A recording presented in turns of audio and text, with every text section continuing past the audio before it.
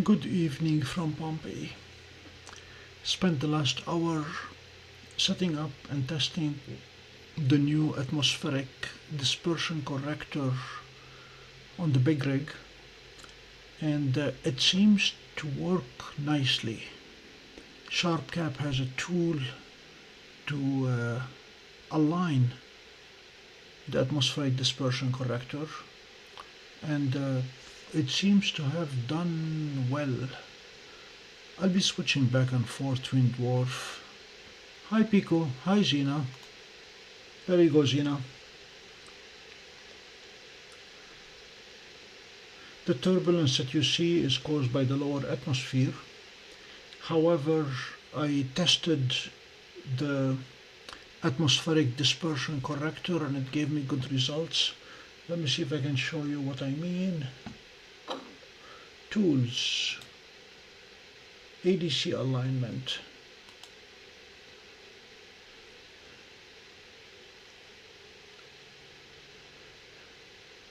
Ideally, those two numbers would like them to be as small as we can make them, but the seeing is not too good. I could not get them any smaller than that, but they were a lot bigger at the beginning. So ideally, we need to have lots of red around, and these are the two prisms, the red and the blue, that are trying to cancel each other out or to cancel out the atmospheric dispersion. Never mind what's going on there, so we're going to go back and look at Saturn. Ta-da!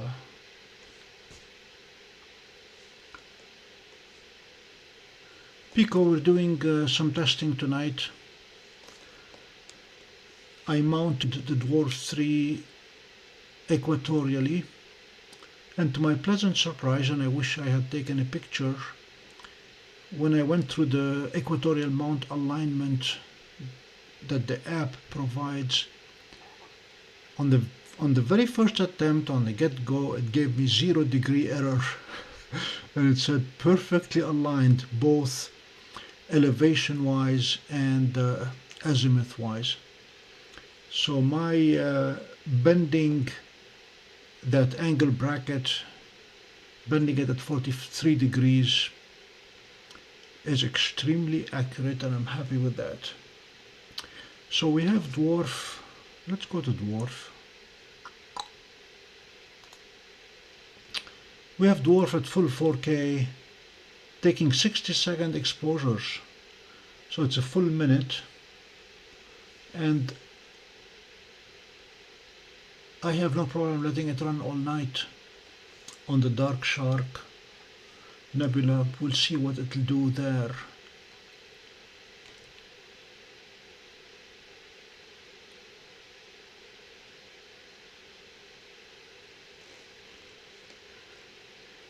Well, it is skill, and people on the web, on the internet, on Facebook, were very critical that I am mounting Dwarf on a spring. I said, there is no spring in that thing. That is a 1-ton, literally, angle bracket. Dwarf is not gonna move it.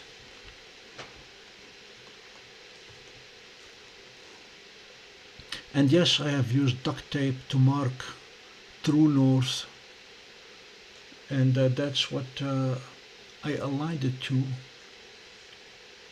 But I want to do due diligence for once and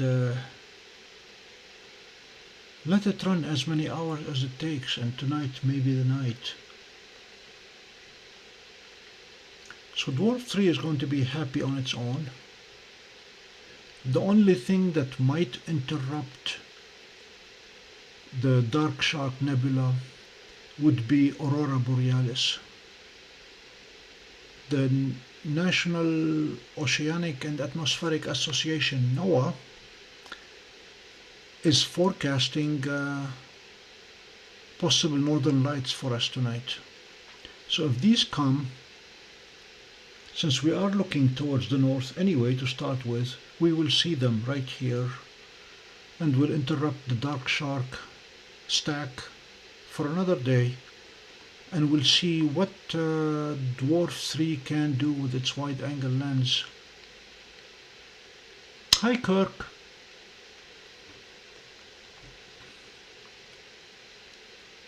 To see what the wide-angle lens can give us for aurora. So in the meantime, Jupiter, the great red spot, will be visible tonight. And according to my notes,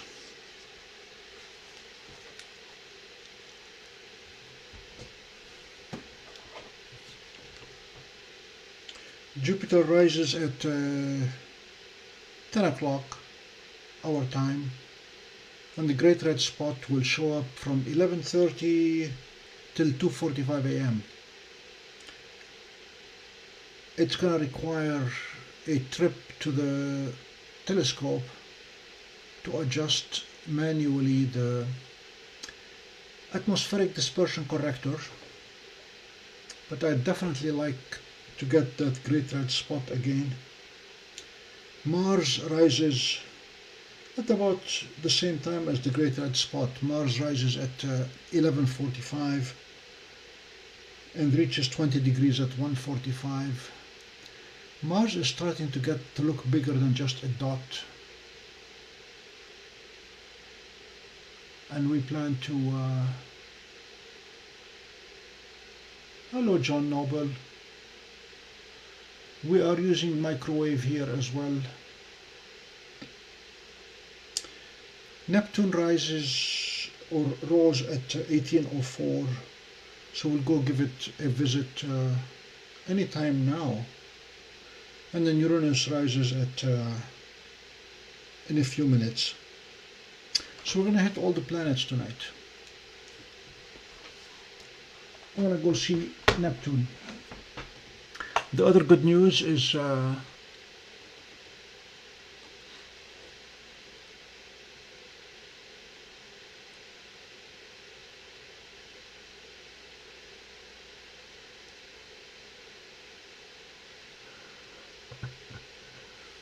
Pico, as soon as the Dwarf engineers come back from vacation on Monday, I will probably schedule a discussion with them. There are a couple of things I'd like to see added or removed. Behind the scenes over the past several weeks, they sent me lots of proposals for app improvements. Some made it in, some stayed out. Okay.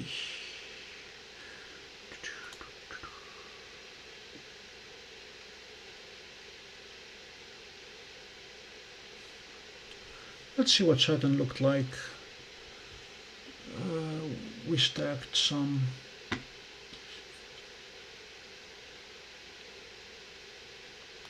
Astrosurface.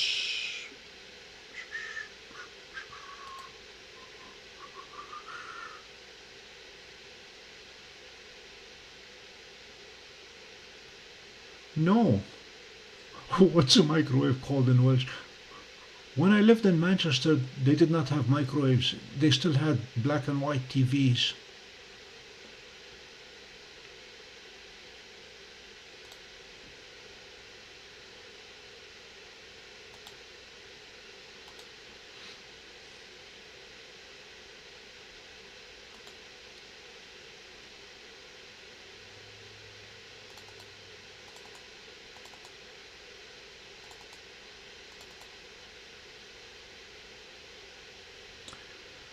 Okay, 2356, 2357, 2342. Let's see what this one looks like. Actually, either of these two should be good.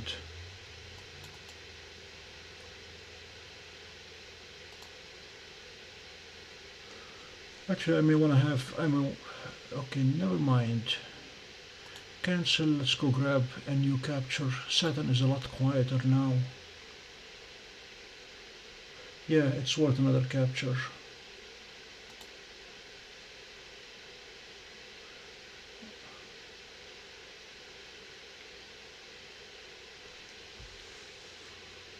Tipping, okay.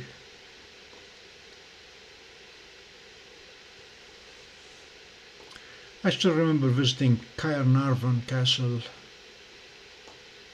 We went to northern Wales a few times. And Llandudno. How is it pronounced? Whatever. Okay, captured 30 frames. Let's go back.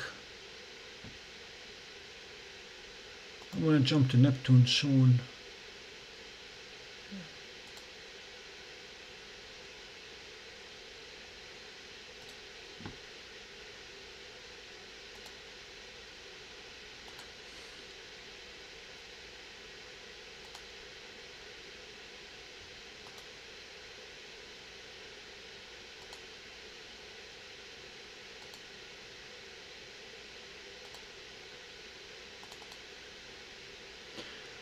So we're going to go with about 20% of the frames.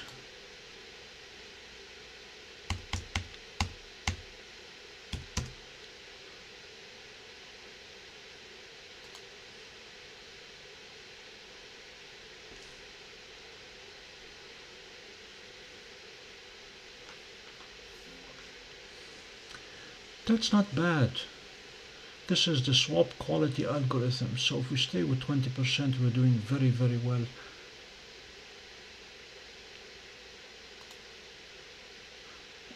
Let us stack it.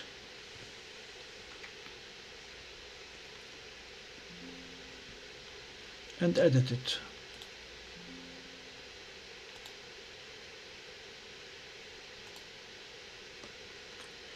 We'll make it just a touch brighter.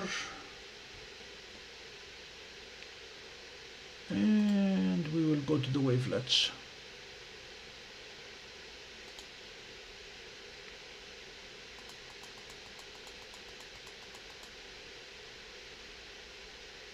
Strength goes down to about 100. And then we'll see how many we can get away with here.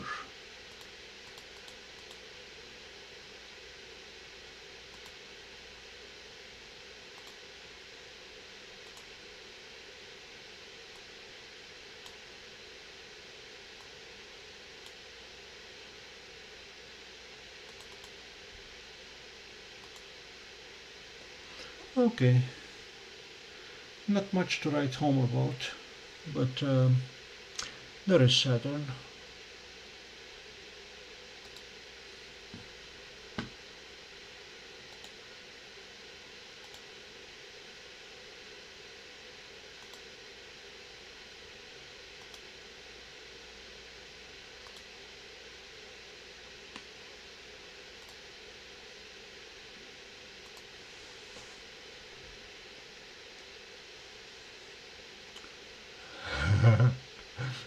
I think we did.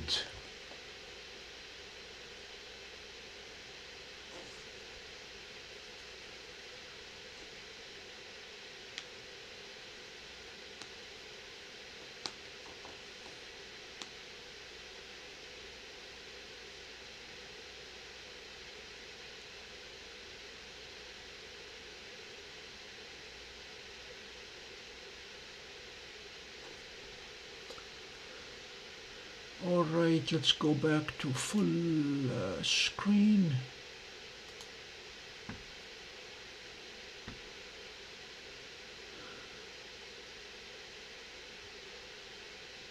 These are from my 11-inch telescope, yes. Yeah, Dwarf 3 will not be able to get Saturn with this much detail.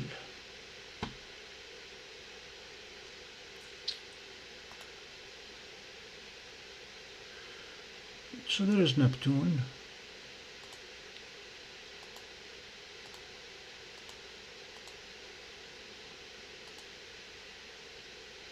Alright, let's search for it.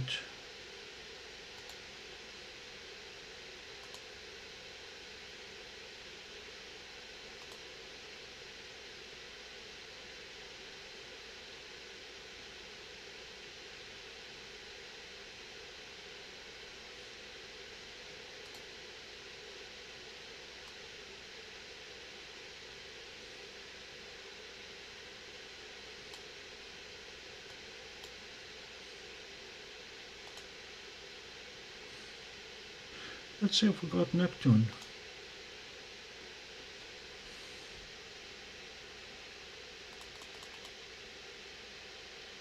Yes, we have Neptune.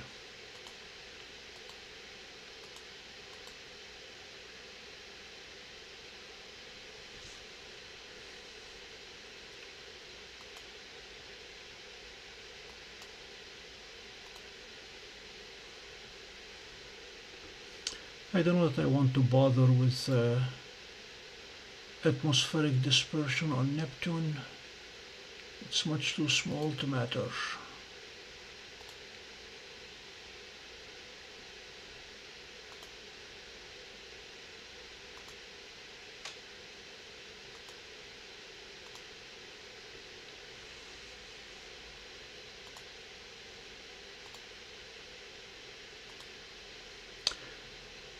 Sharp cap allows us to use only a fraction of the sensor, which is what I'm going to do now. I'm going to go all the way down to 640 by 480.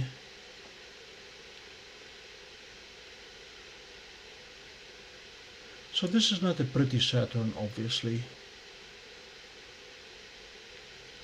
While there is some atmospheric dispersion, most of this wild behavior is due to poor seeing and high humidity in the atmosphere.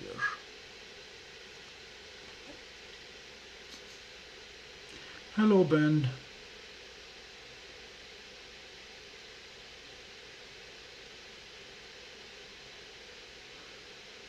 Ben Whisper, thank you for joining us.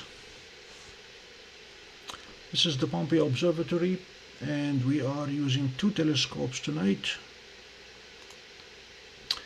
Dwarf 3 in equatorial mode, 1 minute exposure, trying to get the dark shark nebula LDN1235.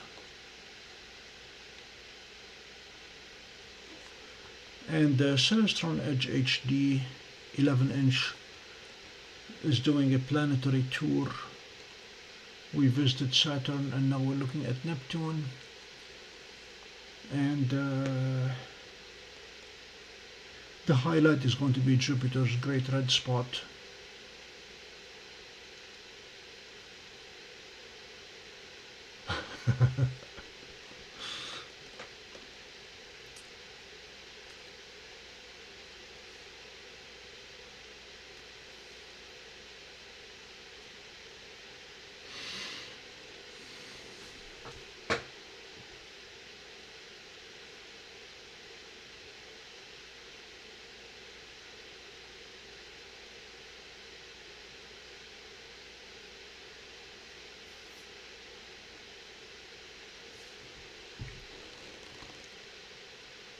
Don't worry about typos. This is the spell check free zone.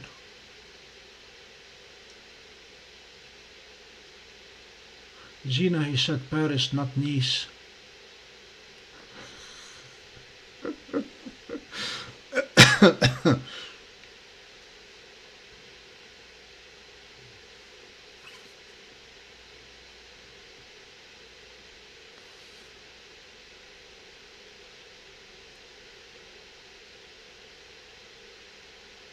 So to the folks who are joining us for the first time, please subscribe to the channel. We are offering 1 year free subscription to anybody who subscribes today.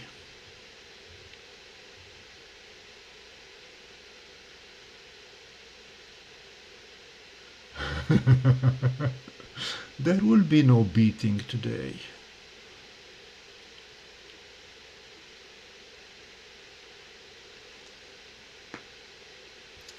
I've been laughing a lot about a comedian, 74-year-old stand-up comedian. He said he went to a website, to a dating website for people his age. It's called carbon dating.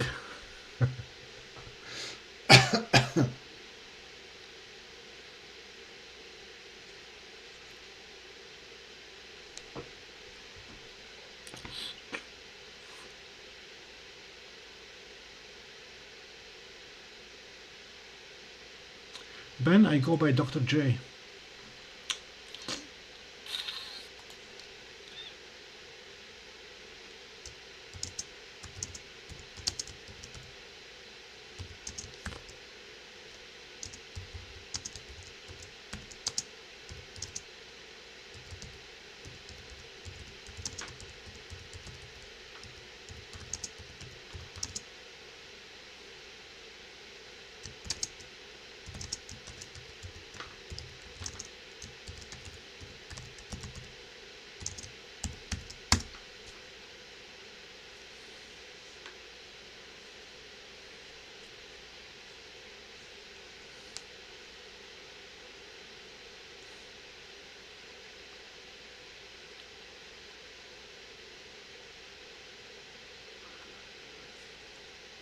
Hi Kitsify. Well, we have others from the Netherlands as well who join us regularly. Please do subscribe. Please subscribe to the channel. Thank you for joining us. We are also waiting for the solar flare. We have one telescope ready to turn over to the solar flare. You're welcome, Ben.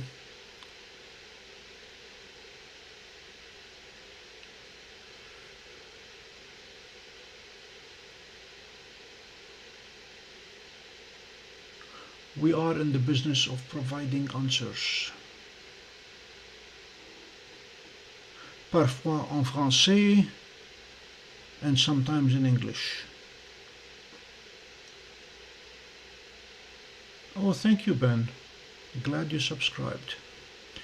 We're trying to make Zina happy by reaching 5,000 subscribers by Christmas. And we are on the way there.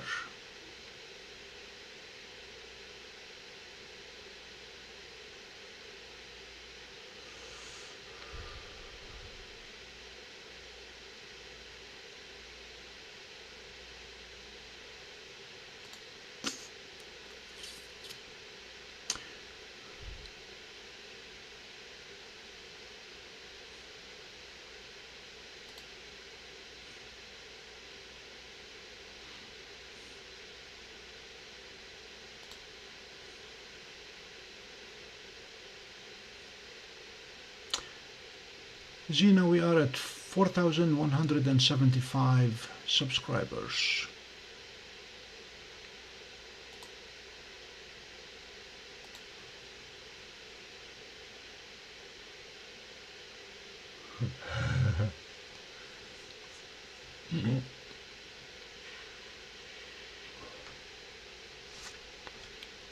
All right, let's do some work while we're waiting. Yeah, this is the badly distorted Neptune.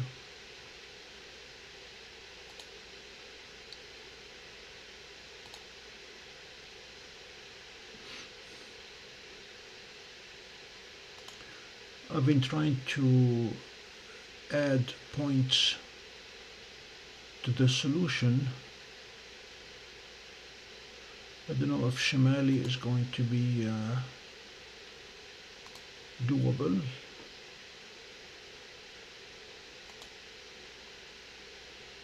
There it is. Nice.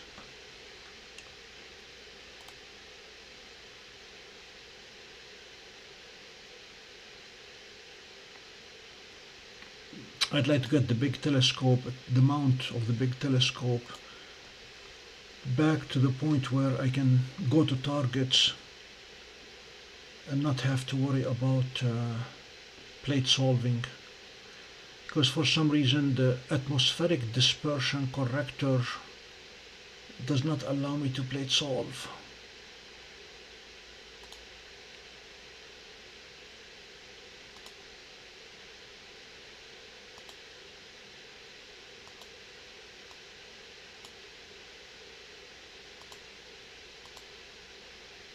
So the algorithm here says bring it to the center, and then the program will accept the error and correct for it centered.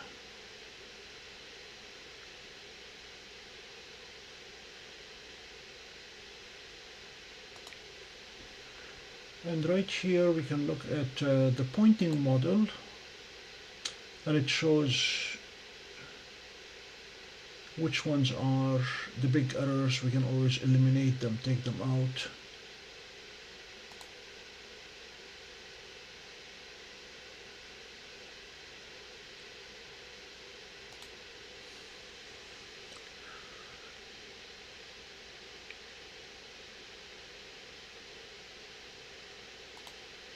Let's go back to Saturn so we can take a look at it.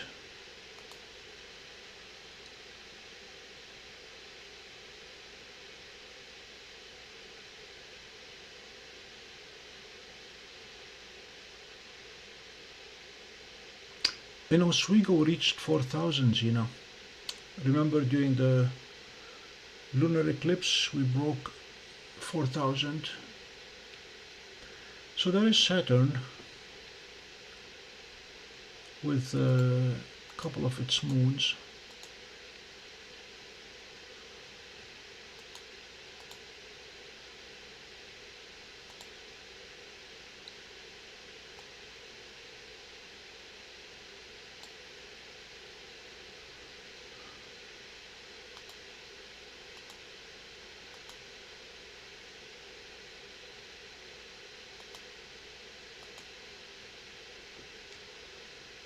Now let me show you something that we accomplished today also. I have a small telescope riding on top of the big telescope, and that small telescope I used for auto guiding, and there is the small telescope showing Saturn. Can we adjust the exposure here a bit?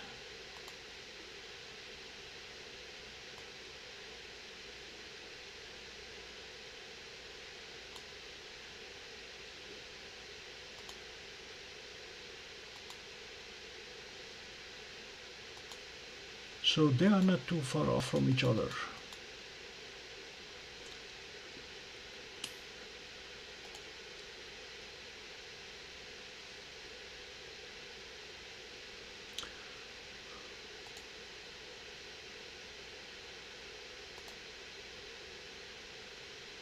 So there is Saturn.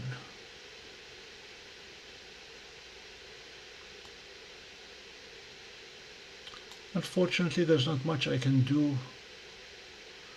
about the poor seeing that we have tonight. Hello, Stephen Ward. Thank you for joining us.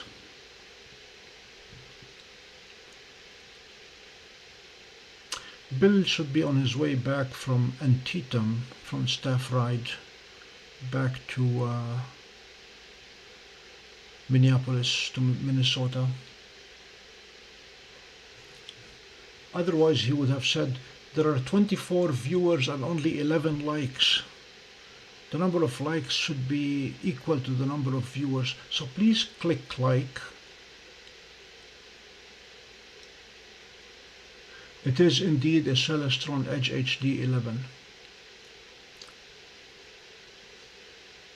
But as of tonight, it has a brand new atmospheric dispersion corrector, the ZWO ADC. It has eliminated the red and the blue to some extent that were around the planet. There is some now as it's moving. But right now our problem is not ADC, it is bad seeing. And I have on it an ASI585.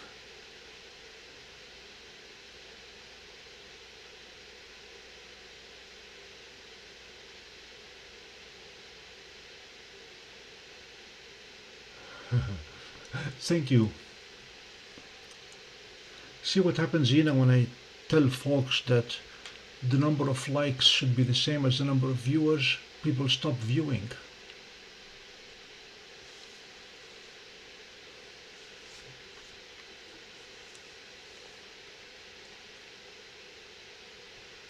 So another test that we'll be doing with the big scope is picking a very hard target and see if we can stack it, if it will do, if the auto guiding will work tonight. So let's see what we have in the sky.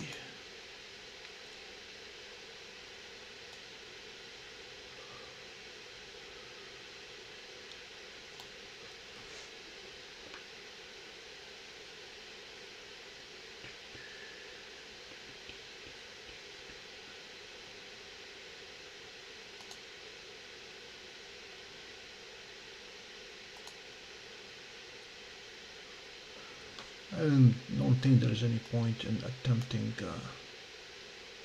Triangulum or Andromeda.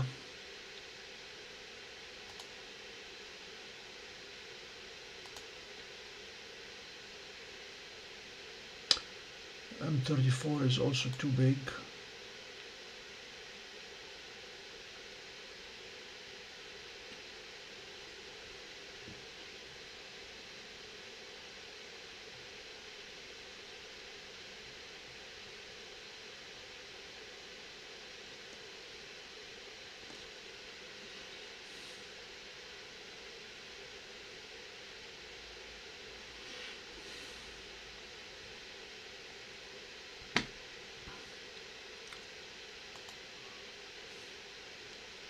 I'm going to take a quick look at the sky tonight.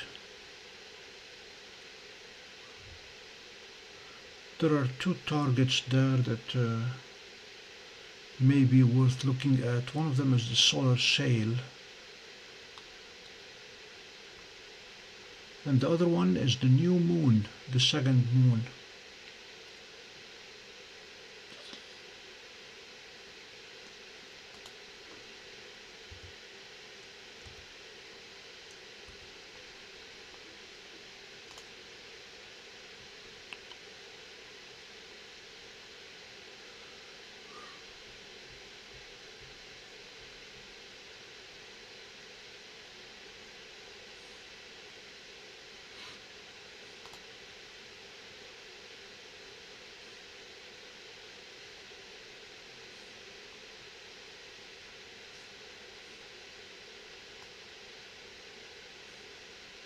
No, it is past north, so it's not an option right now. The 2024 PT5.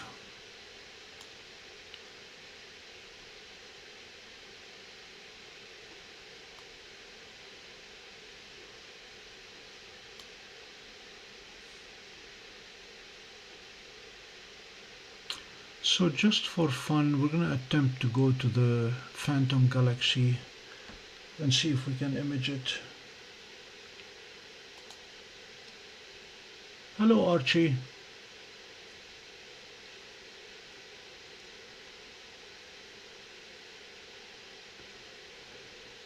Well, I'm glad you like it. We finally succeeded in getting that 4K stream, and I'm grateful to the Dwarf engineers who responded to my request to do away with Bluetooth so we can run the Dwarf app natively inside Windows subsystem for Android. So if you turn the Wi-Fi on when the Dwarf comes on,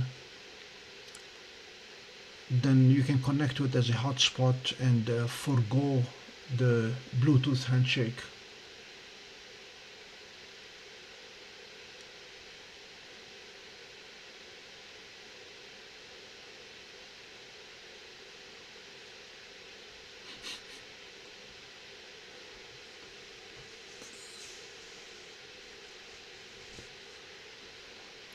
Okay, so the plan is to go to M74. What's going on tonight, ladies and gentlemen, is a lot of testing. I am testing Dwarf 3 in equatorial mode, 60-second exposures. Extremely happy with how round the stars are. And we're trying to image arguably the hardest target in the heavens, and that is LDN1235, the Dark Shark Nebula.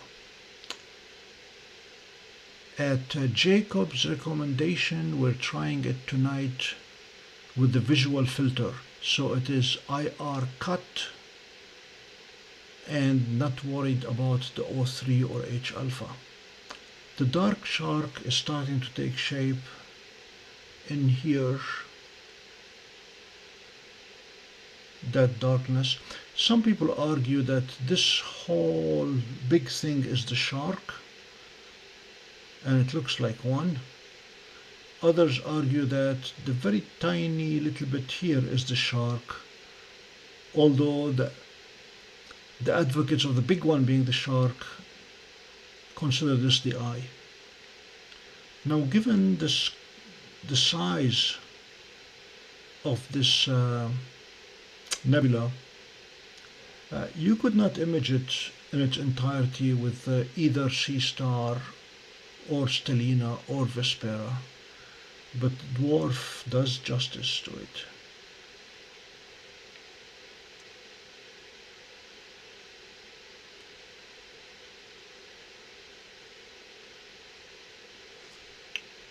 So we're testing that, and we are testing the big scope. We already looked at Saturn.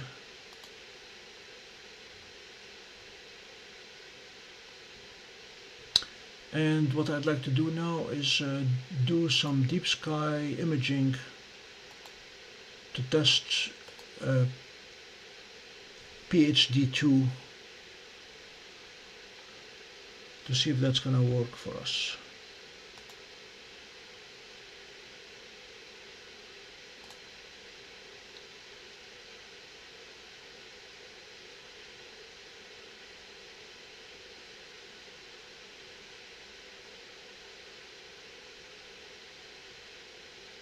Hello, maker guy.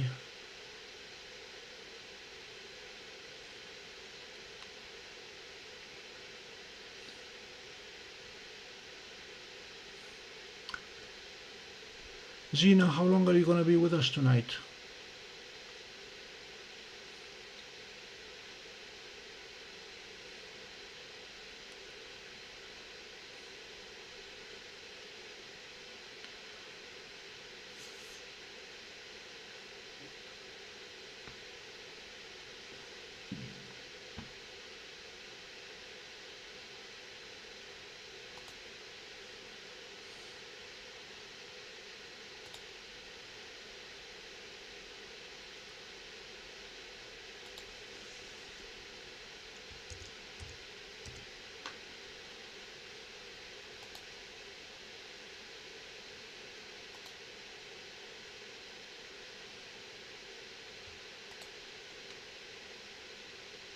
Oh, good. Can I then ask you to please play hostess? Know that there are many people joining us tonight, and I'm being a bad host because I'm paying more attention to the technology that we're testing. So we're going to attempt to go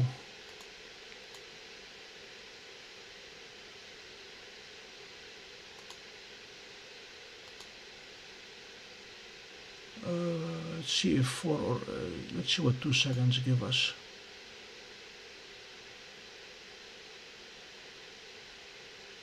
Nope.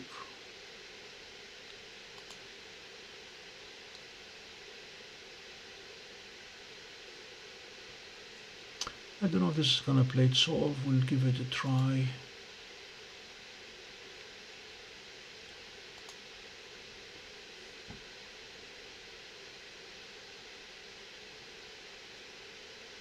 Yeah, there is the galaxy. It's smack in the middle.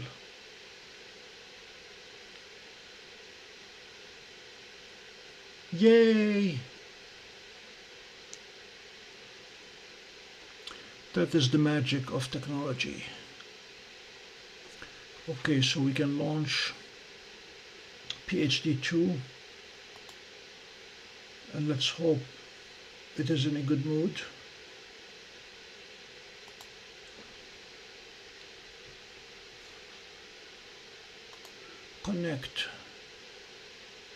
connect all. Scan the sky. Come on.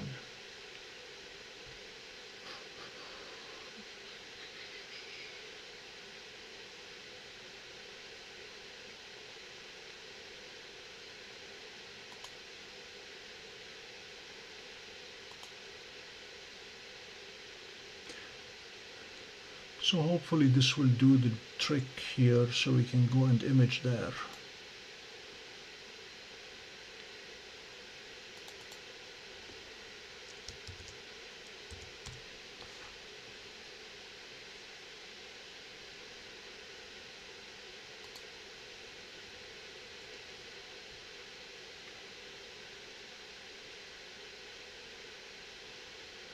Yep, we're stacking. We'll come back to it momentarily, but there is the galaxy.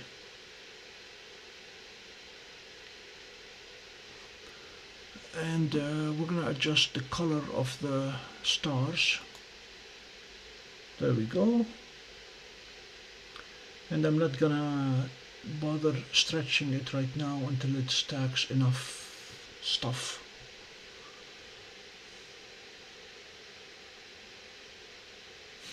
Hello, Rodrigo.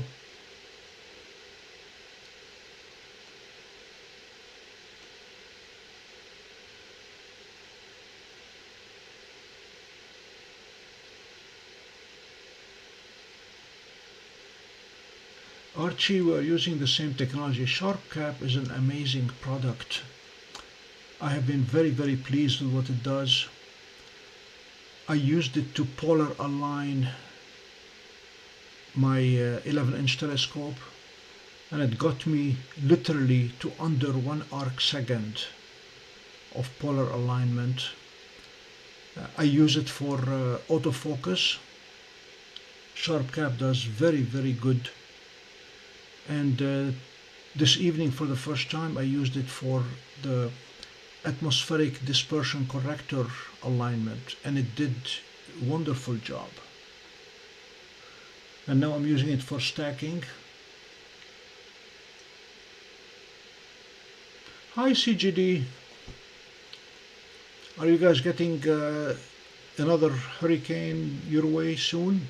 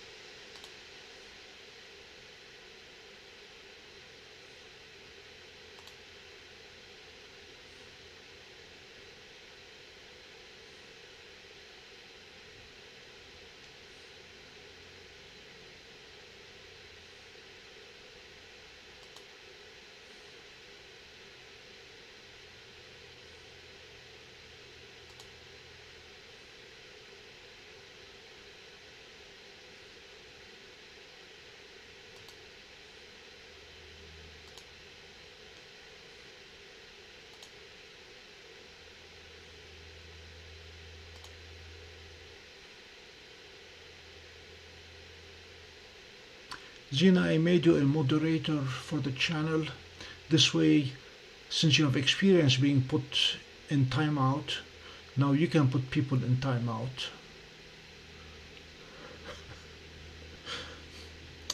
Okay, let's make sure we are looking at the right piece of the sky when it comes to the dwarf.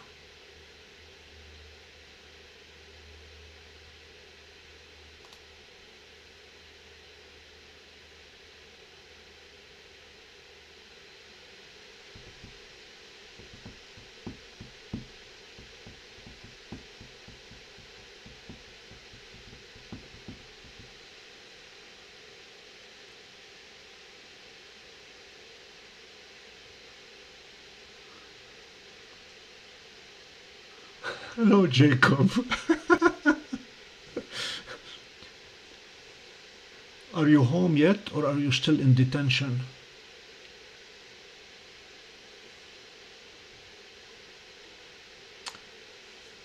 Hello, Mr. Lehman. Hello, Harold.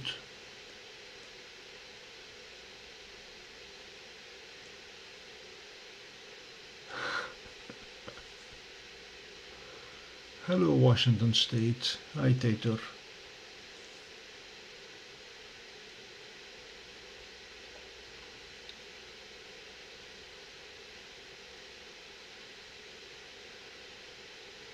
No, Zina, you appear now to everybody as holding a wrench in your hand with the ability to whack people with it. You're free today. Wonderful.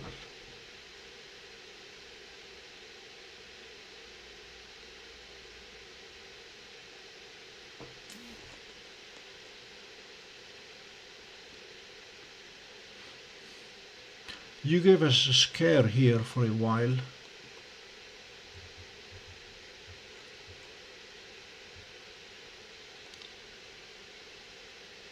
Jacob, here's the plan for tonight. Based on your advice, we are imaging the Dark Shark Nebula in equatorial mode on Dwarf 3 with 60-second exposure and in visual filter mode. So we're not using the O3 H-alpha filters.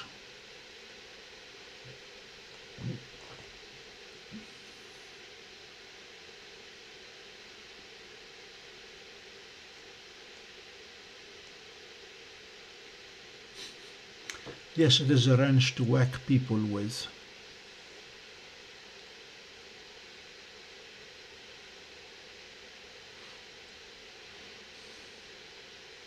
And I am keeping an eye on the aurora borealis. NOAA is forecasting that we will have aurora tonight. CGD, the large scope, is using a 585MC.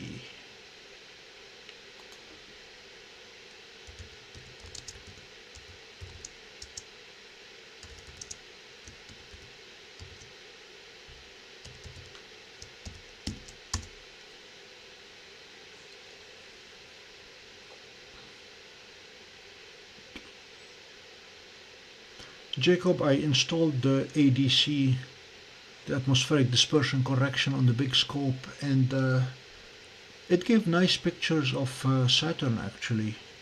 Still have some turbulence in the atmosphere, but I was able to get rid of the red and blue on the edges.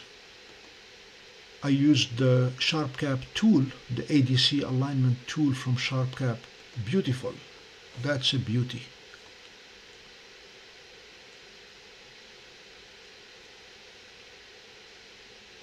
No, it is not cooled. I'm using the cheap one. We live in a northern cold climate, so that thing gets cooled naturally.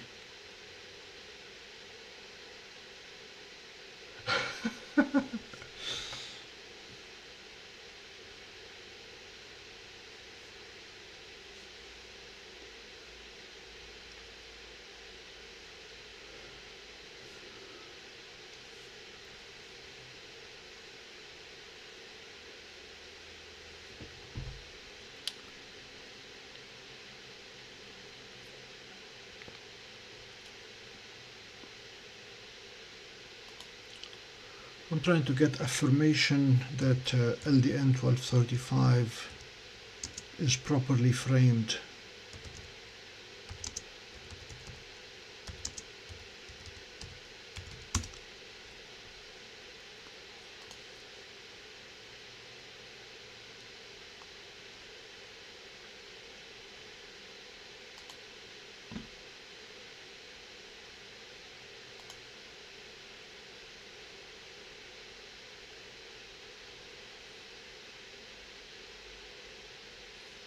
You're welcome.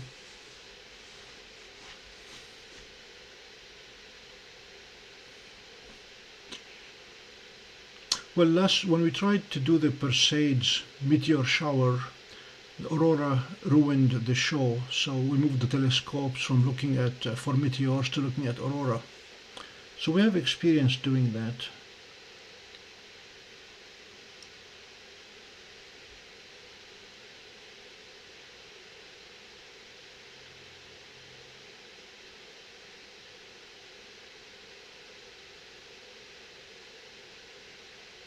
Yeah, the 585 is a fine camera, I like it. Plus it gives me full 4K resolution. It's an 8 megapixel camera.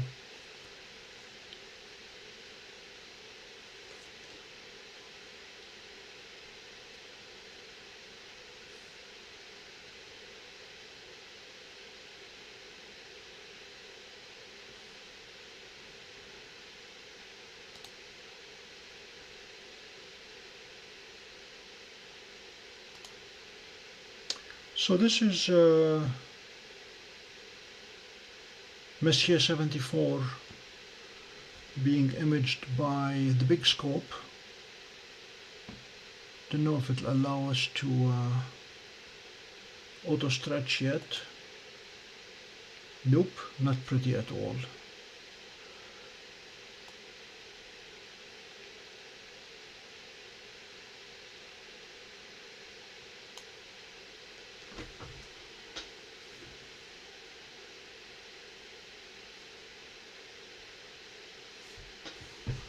We are looking at Messier 74 on the big scope, and we are looking at the dark shark nebula LDN1235 on Dwarf 3 on the small scope.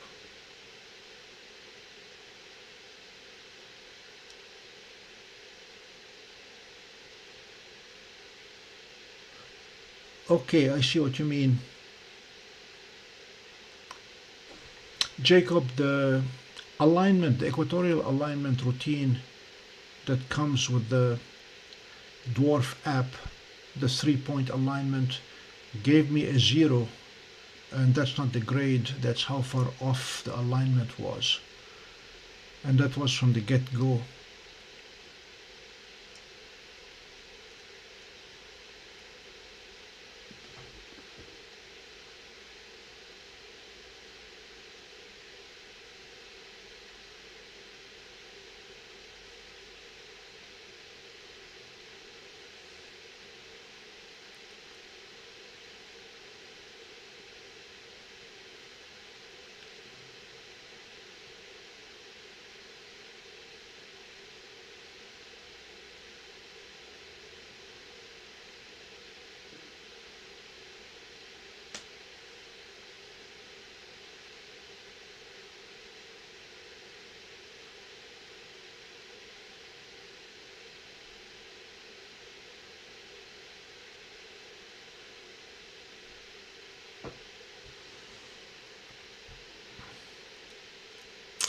Jacob, don't know if you realize that I am running the Dwarf app natively inside Windows subsystem for Android, and that's the only way to get the full 4K resolution out of the scope all the way to your big monitor at home.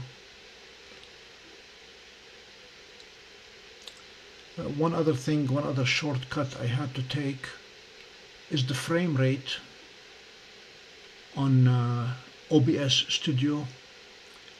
I went down to 10 frames per second, since the images are not updating any faster than that, and that allowed saving a lot of bandwidth to push the 4K out. Otherwise it would have used a lot more.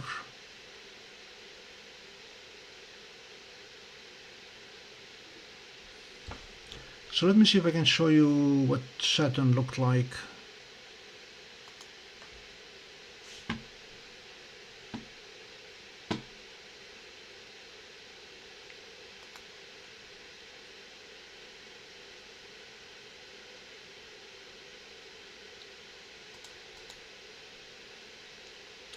This was Saturn as taken a few minutes ago.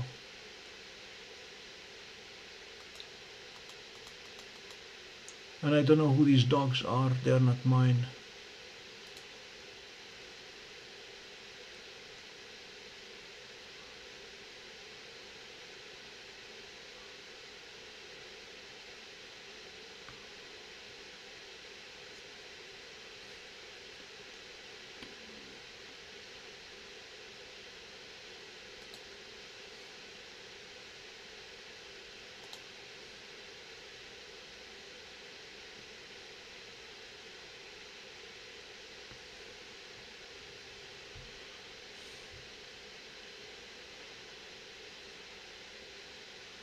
CGD, the exposure length on the big scope, believe it or not, is 4 seconds.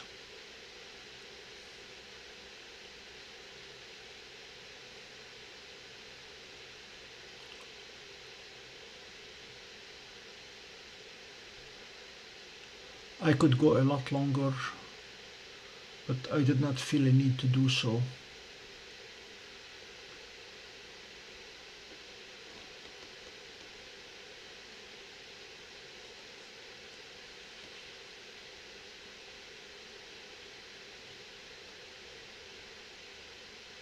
Wow. Yeah, I ordered the first day also.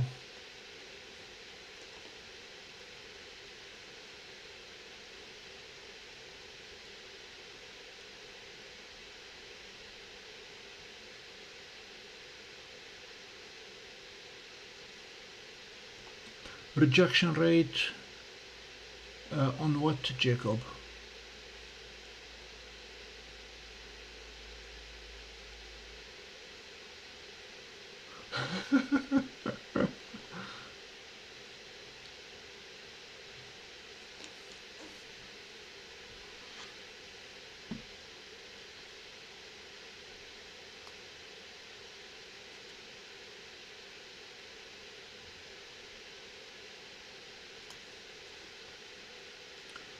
CGD, I tried setting up the big telescope to act like Seestar, like a small smart scope, so that there will be no initial alignment. Just go to the target, use plate solving to center it, and then take very short captures. And Sharp Cap allows me to do guiding without the auto guider.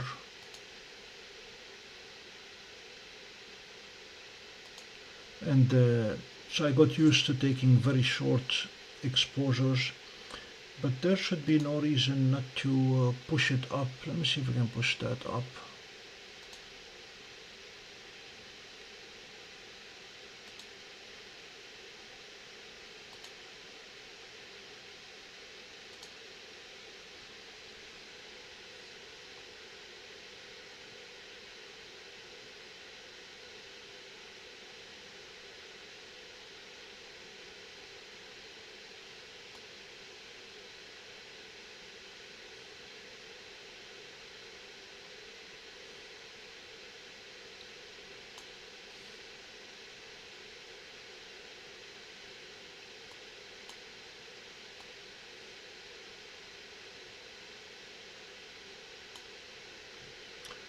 Oh, too much.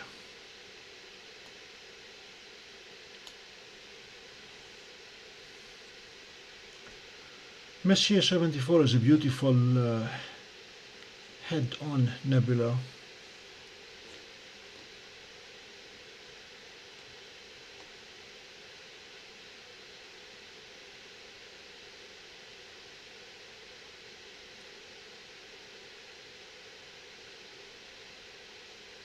Oh, sorry, no, Saturn I captured 3000 frames and took the best 20%.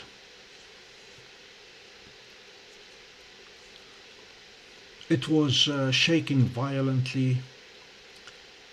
The atmospheric dispersion corrector only allowed me to get rid of the red and the blue on the two edges, but the rings were batting like wings on a bird.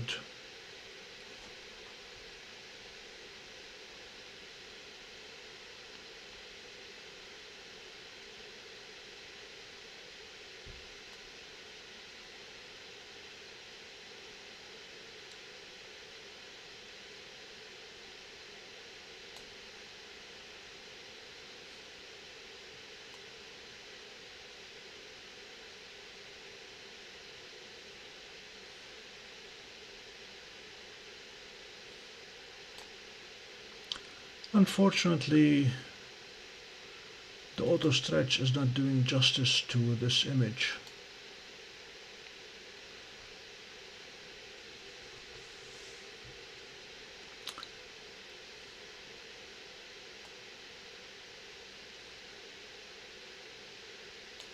For those who question or are not familiar with why we take darks, all you have to do is look at the hot pixels on the 585.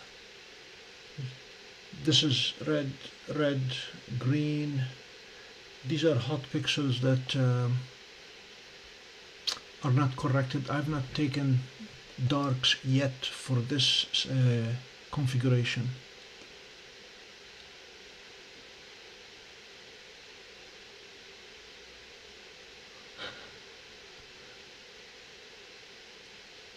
Tostenlof, it was not lucky imaging for Saturn. I took 3000 frames and used astrosurface to stack the top 20%. Sharp cap does, and it is beautiful when you go to guiding, recenter. It will use plate solving and go to recenter the telescope when the image drifts by a preset number of pixels. So before I installed the guide scope on top of the 11-inch, I was doing the auto guiding, the self-guiding with sharp cap.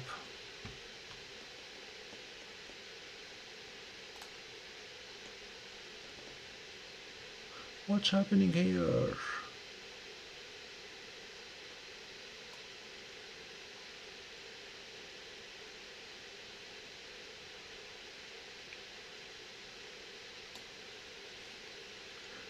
It will eventually save a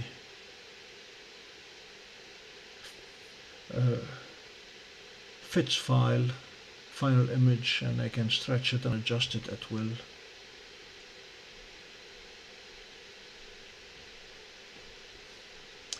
In the meantime, the Dwarf is stacking.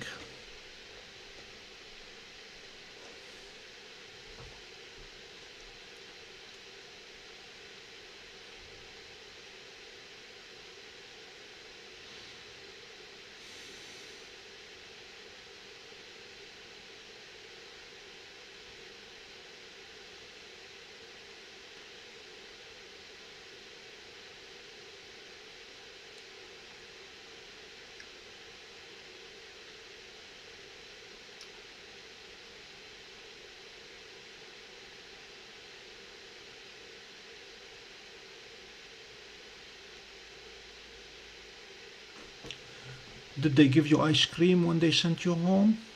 Or did you get your own ice cream?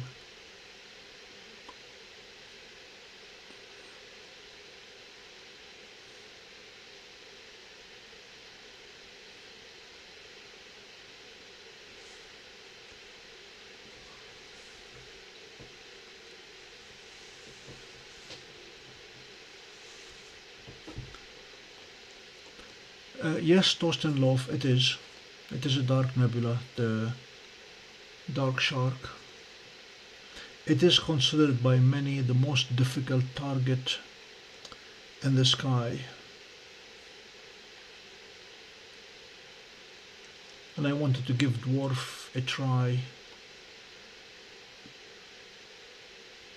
in equatorial mode, 6-second exposure, and let it run pretty much all night.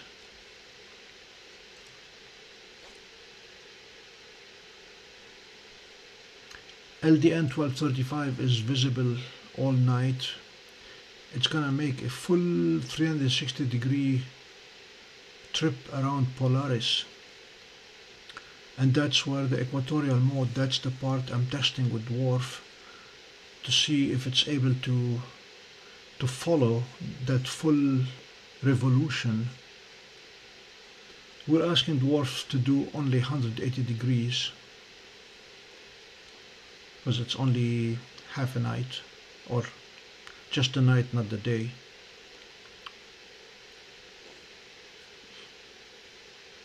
If you look at the alignment of the three big stars, these 1, 2, and 3,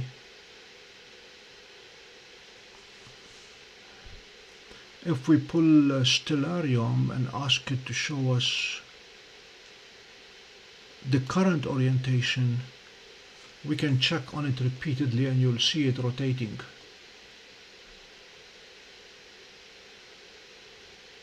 No, CGD, you do not need a guide scope and camera. SharpCap uses the main picture that it is taking, and if it sees the pixels drifting by more than, say, 50 pixels, if it sees the stars drifting by more than 50 pixels, it will do plate solve and recenter the image. That's the advantage, is that you do not need a second scope.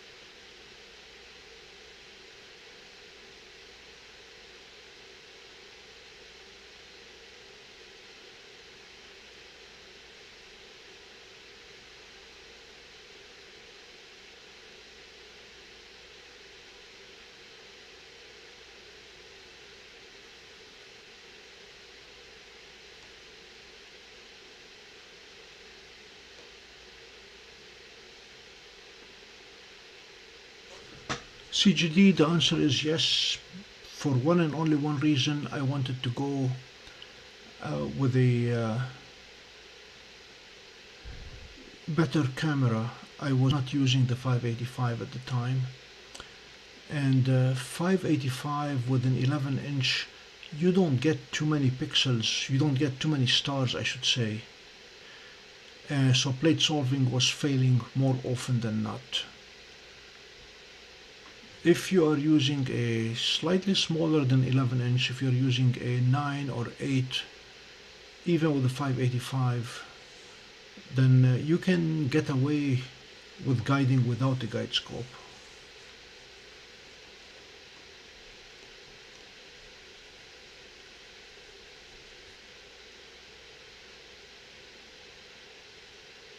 You're welcome, Key.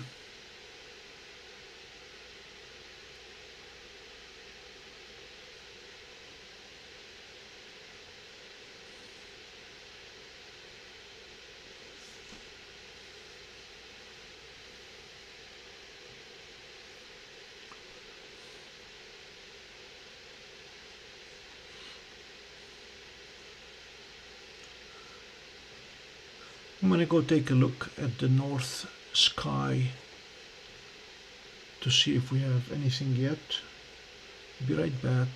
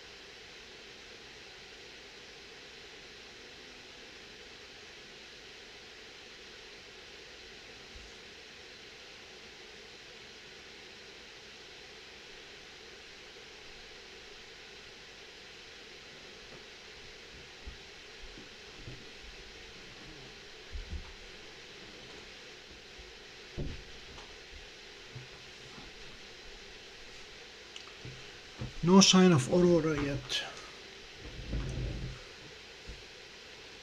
CGD, one more thing to note about the sharp cap auto guiding. It plate solves with 2-second exposures. So whatever exposure you are using to stack, when the stars drift by more than, say, 100 pixels, it will plate solve to recenter them. It plate solves by taking a 2-second frame. So if you have your gain set in such a way that you are taking 15 or 30 or even 60-second exposures, and it goes and takes a 2-second frame, it may not have any stars to plate solve, and it will fail. So that's why if you're going to use it, try to stack 2-second frames so that when it plate solves 2 seconds, it's still good.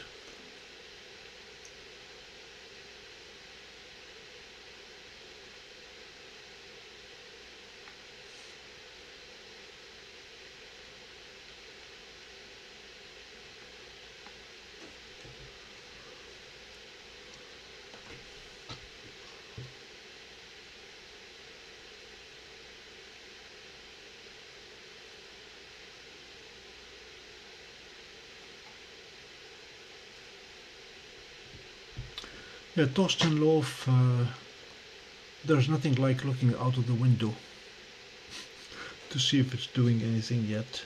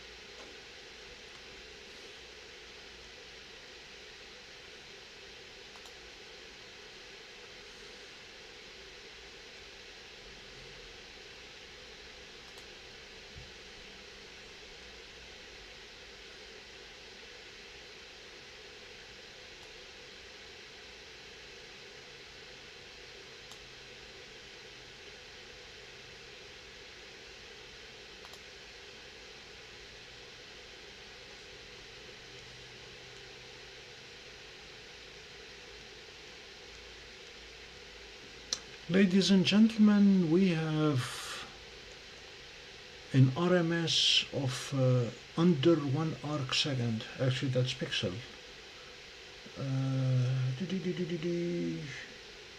How do I switch that from pixel to arc second? Settings.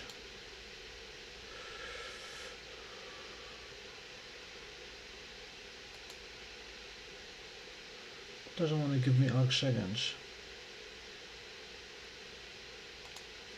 Strange.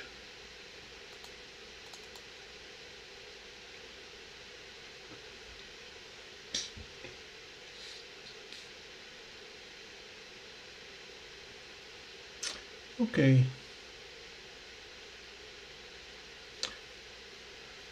It's less than a pixel.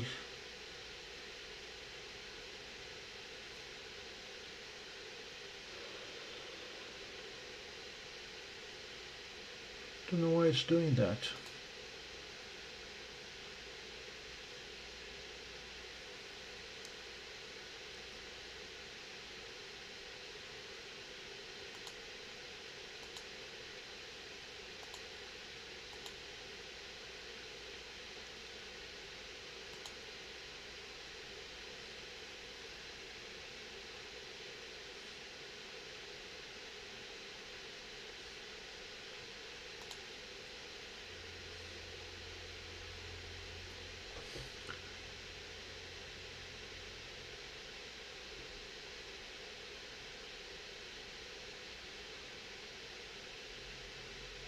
Jacob, do you have any idea why PhD is graying out my y-axis units arc seconds? It's only allowing me to see pixels. Never happened before.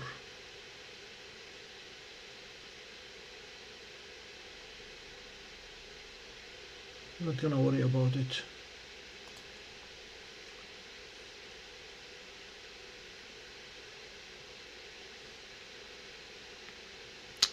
But still, for those who are familiar with PhD2, this is a very, very clean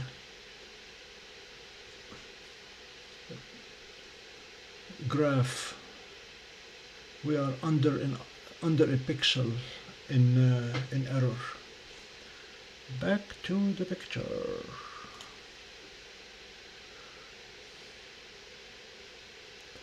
And the Norway histogram does not want to stay where it's supposed to stay.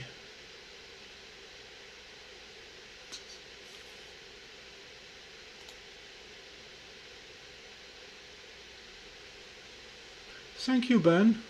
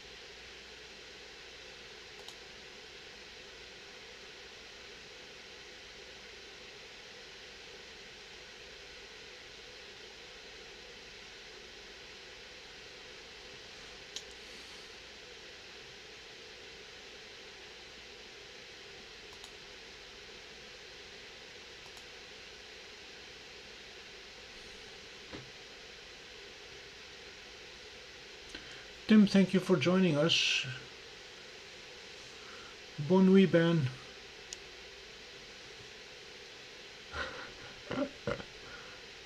Thank you very much. Tim, this is the Pompey Observatory. We go live whenever the clouds permit. Tonight we have 2 telescopes. We are conducting experiments on both. We are a Dwarf lab beta test site for both hardware and software. So testing the Dwarf 3 right now.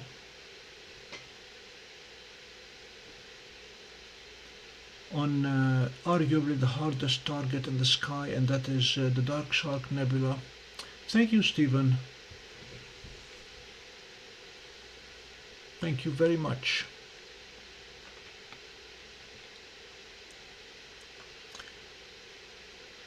So the Dwarf is mounted equatorially with an exposure of 60 seconds, and I'm very, very happy with how round the stars are. Nice and round.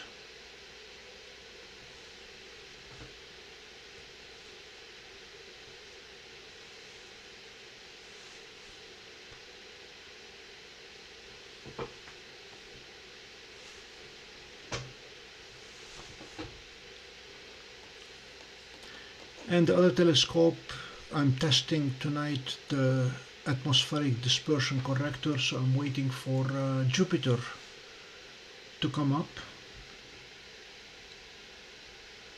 Jupiter is just about to rise, but we're going to give it some time to get to 20 degrees. Hello Iceland, do you have any aurora? Because I don't have any here.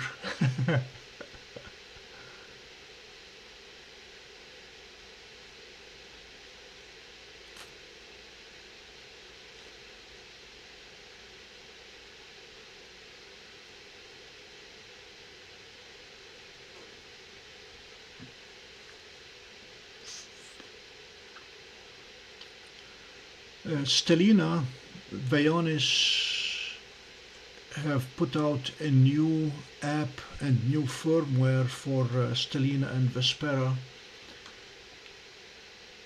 that allows you to, Jacob, I don't know if you heard that, but the new app allows you to continue a capture the following day and the following day, and it will resume stacking from where it left off. So I'm eager to test Stellina on LDN1235, because it will do multiple nights and just keep stacking, and it'll correct for time of day and position in the sky, because Stellina is the only device out there with a sensor derotator, a physical derotator on the sensor.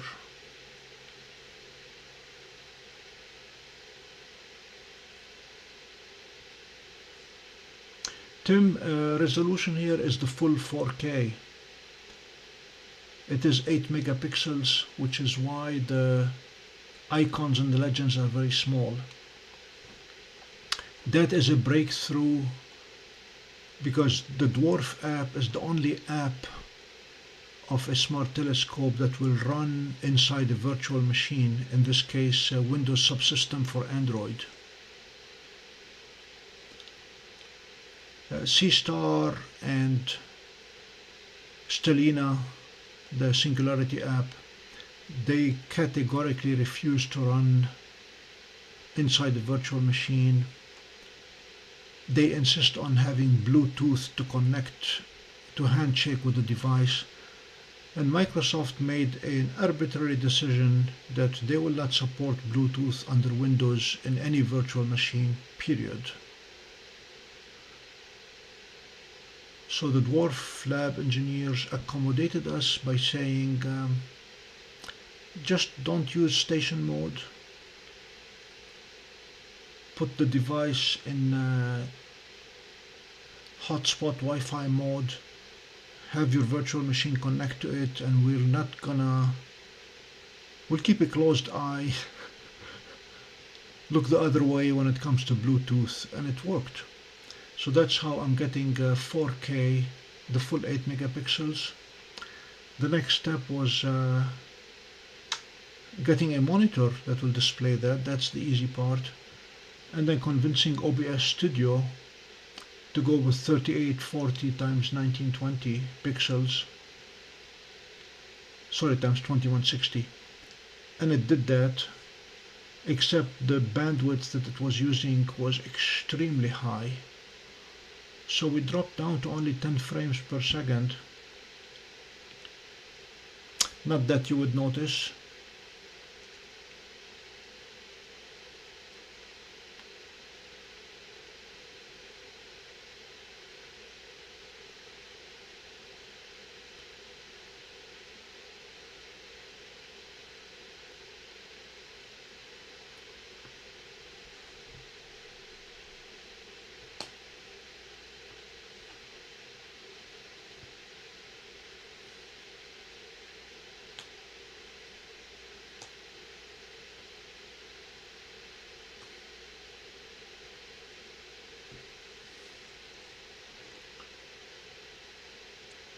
Yes, Gina, you are. I see you.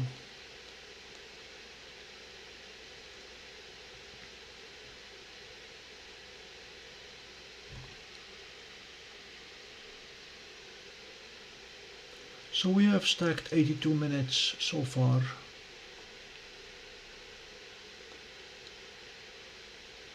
And I'm not going to jinx it, but we have not had any Starlink visitors so far photobombing the image.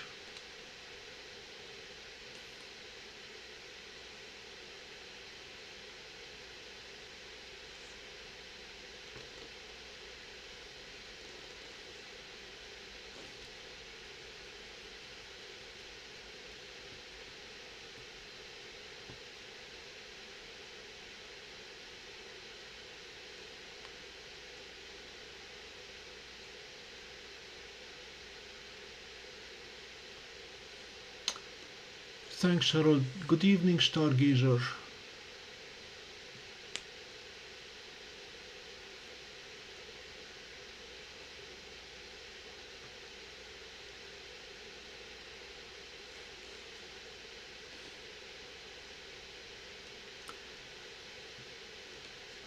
For those who joined us recently, we are carrying out a 2-telescope night.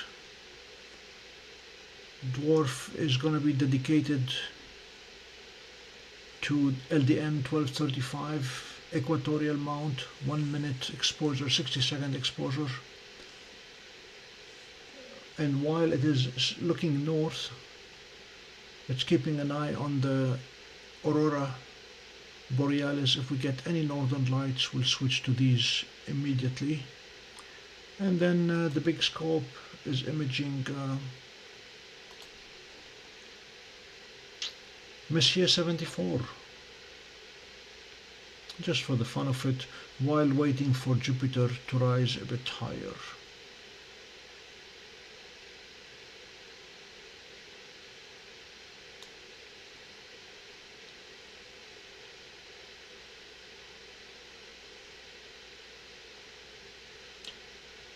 Jeannie, YVW is French for "you're very welcome."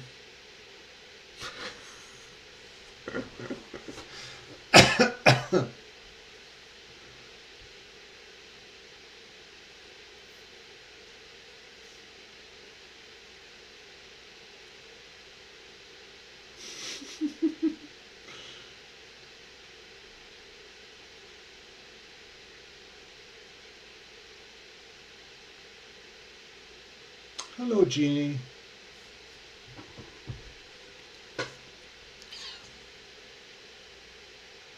Might as well show Jeannie what Saturn looked like earlier tonight.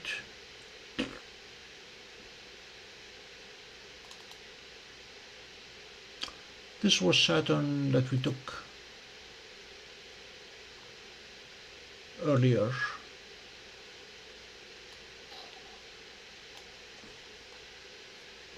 Sky is still very turbulent and the seeing is not too good, but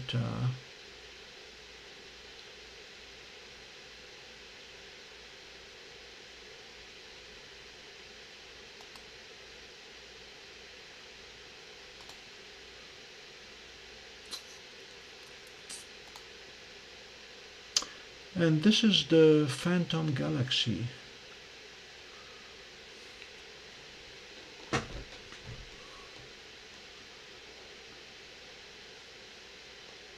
And public service announcement, we are planning a Halloween special in the last week in October, probably early in the week if the weather permits, where we will cover all sorts of targets with a Halloween theme. So we're going to be looking at, here they are. Ghosts of Cassiopeia, Wizard Nebula, Skull Nebula, Witch Head Nebula, Medusa, Phantom, Eye of God, Crucifix, Cluster, Chinese Dragon, Eye of Sauron, Spider, and Scary Face Nebula, and finish it with the Moon. So stay tuned for what will be a fun night late October.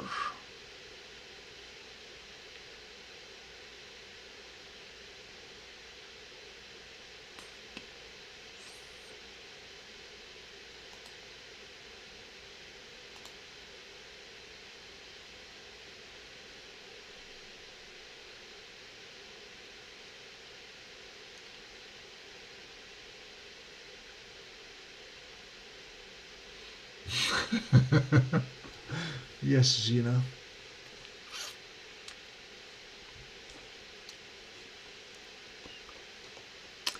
I checked the package that's coming my way on Monday, and tracking says it should be arriving here late Monday. So we will have an unboxing, or sorry, yeah, unboxing of the latest gadget joining the Pompey Observatory. If it doesn't get here in time on Monday for a Monday live unboxing, we will do the unboxing on Tuesday.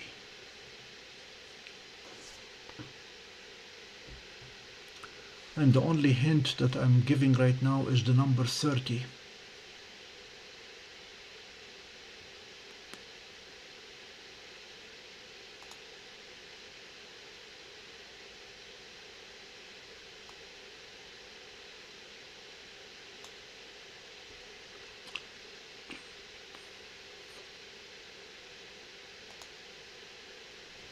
Back to Dwarf.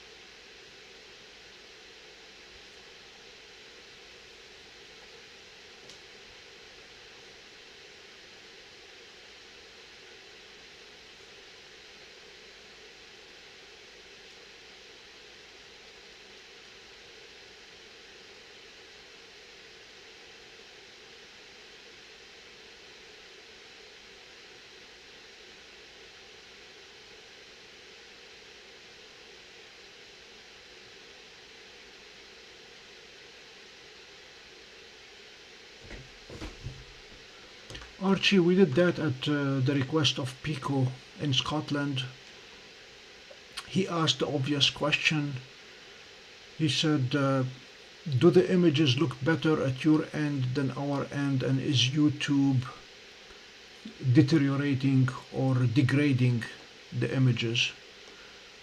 So I took it as a go-do task to get the full 4K to you guys, and looks like we succeeded.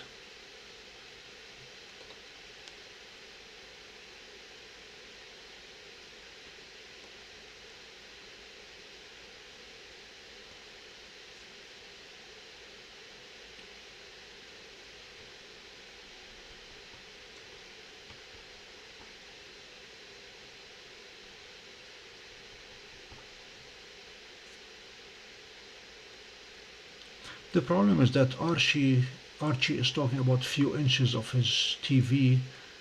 The folks in Europe talk about few centimeters from their TV. Yes, Pico, you can take credit for giving humanity high resolution space imagery.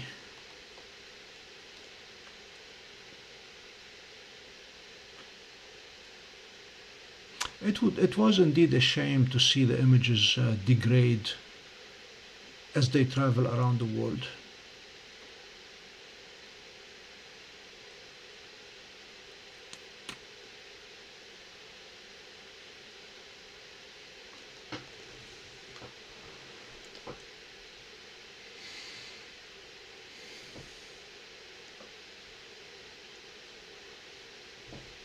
And tomorrow morning we're going to attempt one more time to look at the comet. Of the past 10 days we have had 9 days with clouds at sunrise in the east.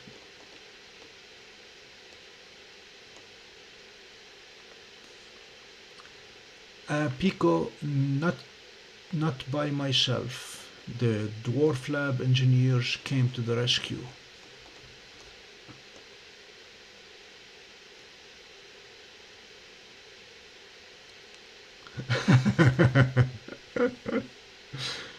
Yes, I find myself working with both centimeters and inches.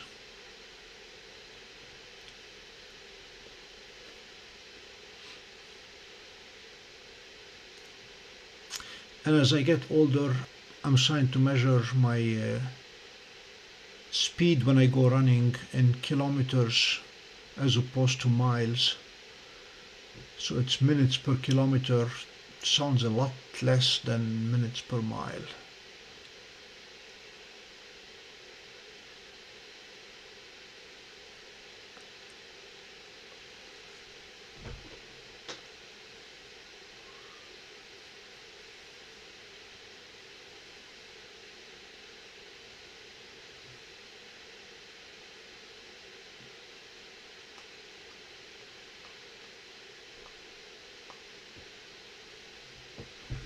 That is correct, Pico. That is the aperture of Dwarf 2.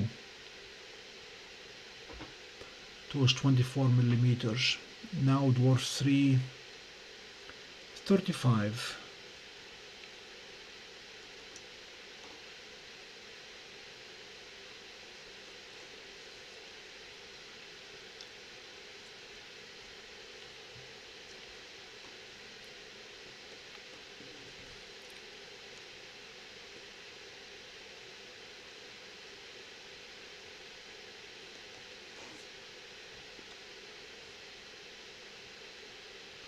Ladies and gentlemen, it's just after 10 p.m. Station identification. This is the Pompey Observatory, where we pride ourselves to not taking anything seriously. We're imaging the heavens with a variety of instruments.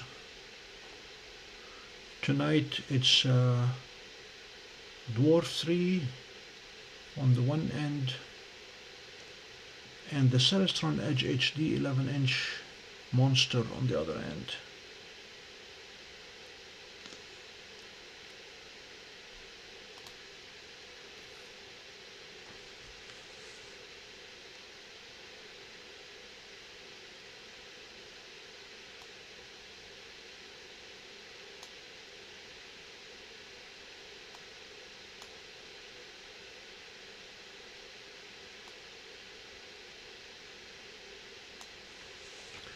So we have stacked a total of 56 minutes on Messier 74.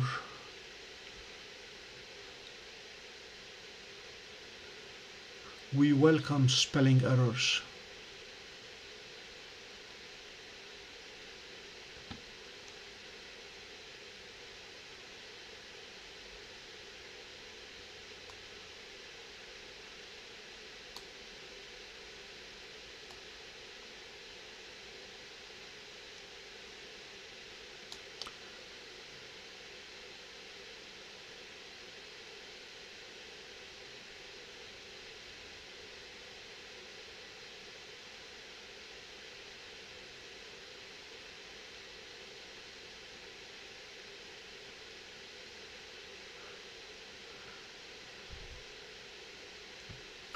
Okay, any request for what target you want the big scope to look at next?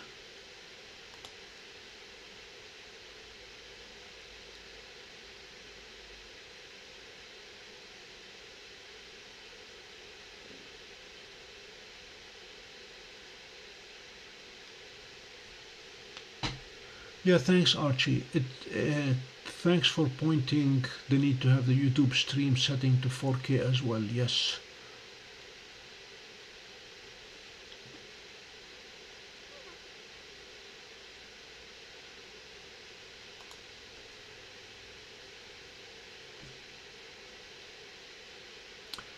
Jan, M31 is not gonna look good at all on the big scope.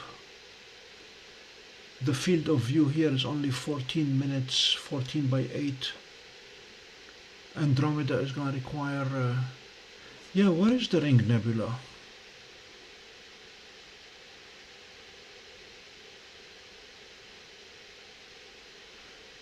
M57, let's see if we can see it.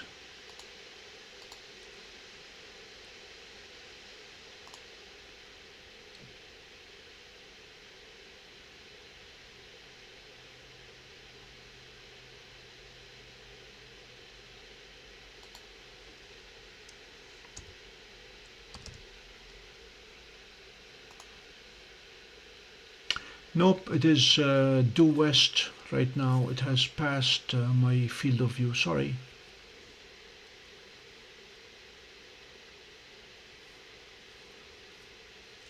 Yeah, M57 is out of my field of view right now.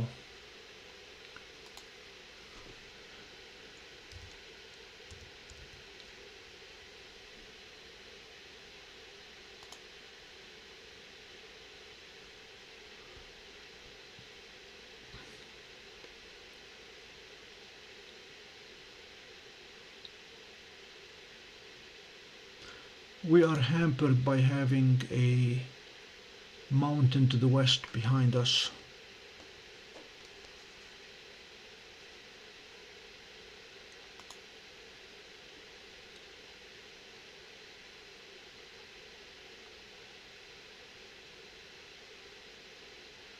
Horsehead is also gone. No, Horsehead has not risen yet.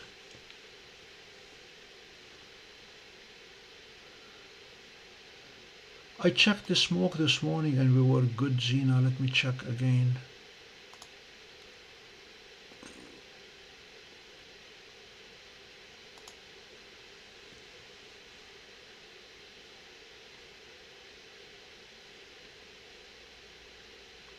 Stephen, if you're staying with us,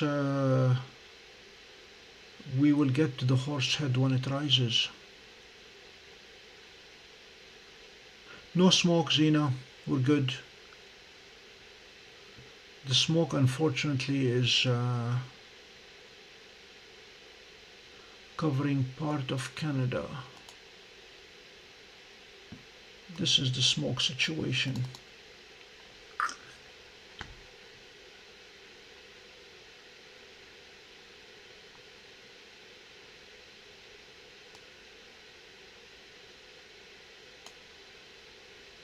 So we're clear right now.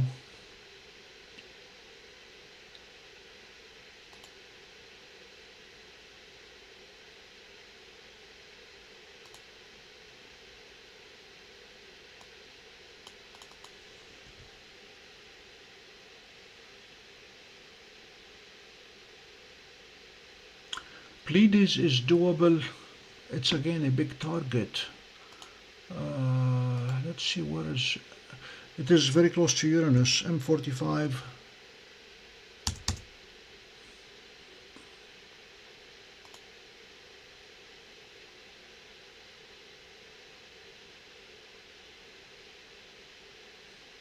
Tim, right now my field of view is mostly between northeast and southeast.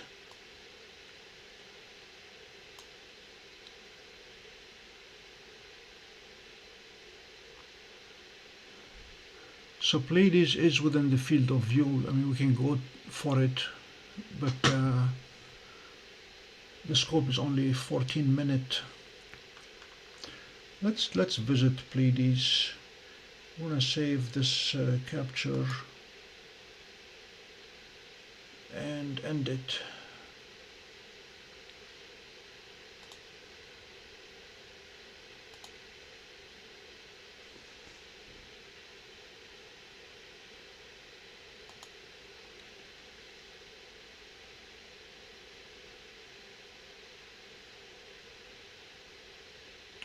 Crescent would be a good one, CGD. Where is M1? I don't think it has risen yet.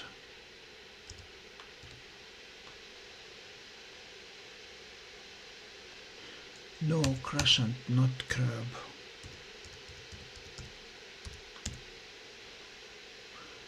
C27.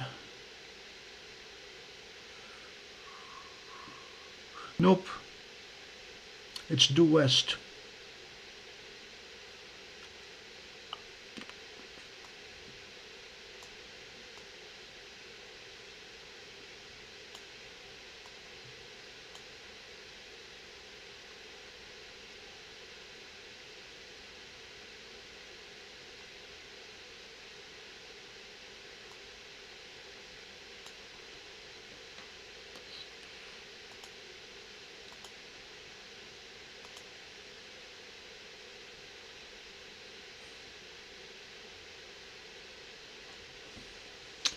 Alright, let's go to M45.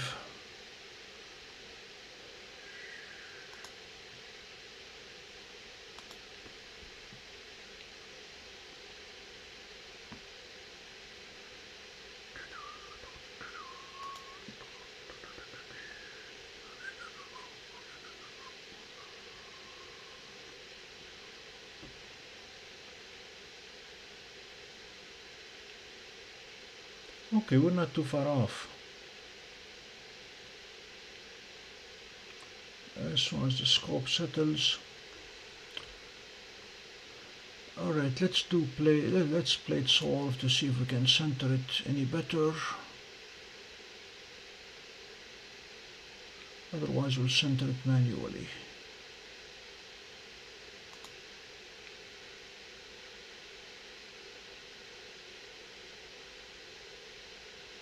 Oh goody. It says we're off by 0.02 degrees.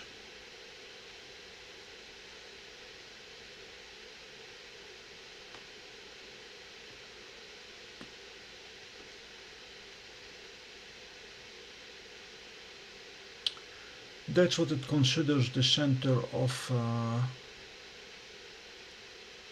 the Pleiades universe.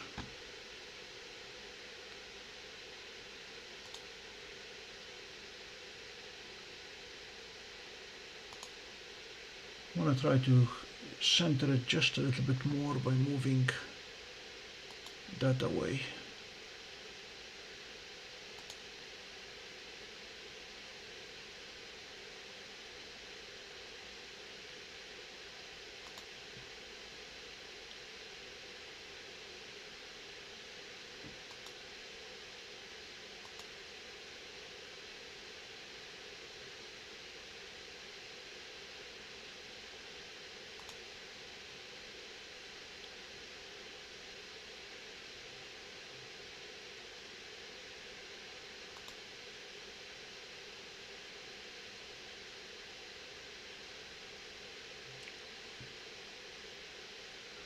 Just to point this artifact up here, when we have a bright star, the atmospheric dispersion corrector is creating this problem. So we're going to reduce the exposure quite a bit.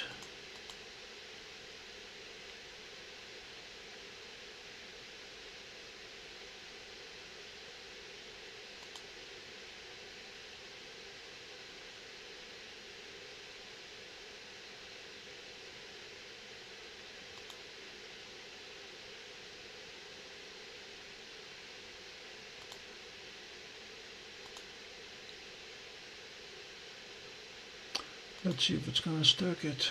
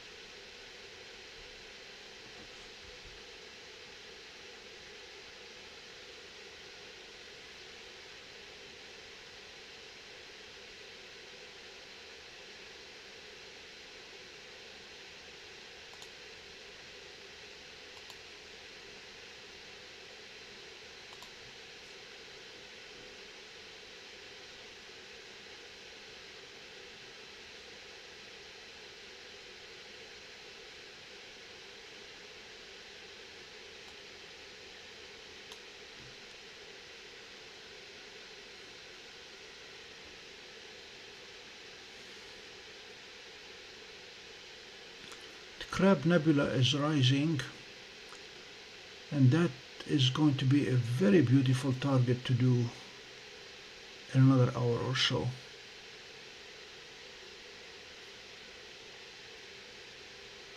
We have to pay a visit to Uranus soon.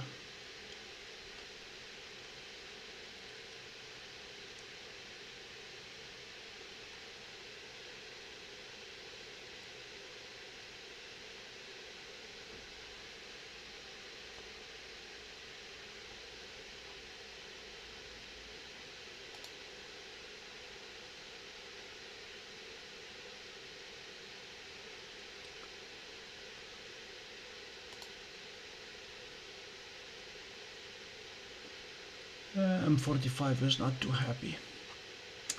Okay.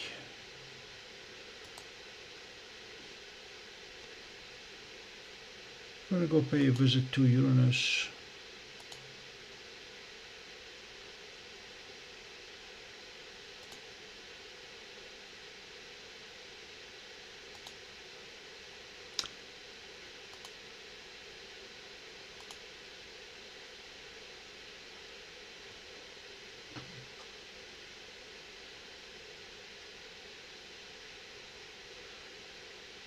So it put Uranus smack in the middle of the screen, not too bad.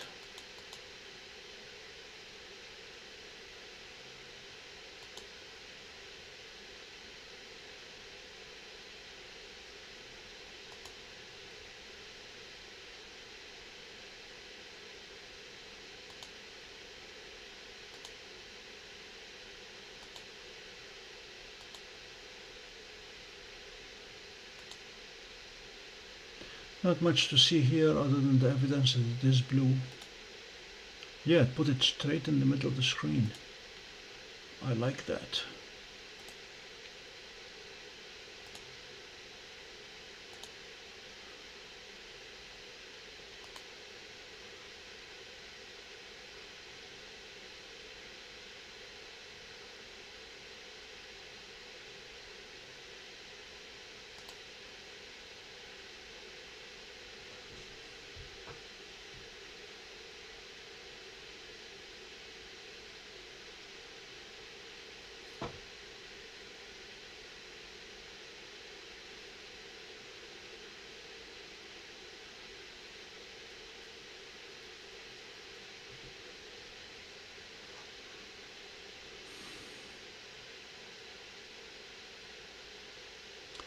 And Jupiter will be visible soon.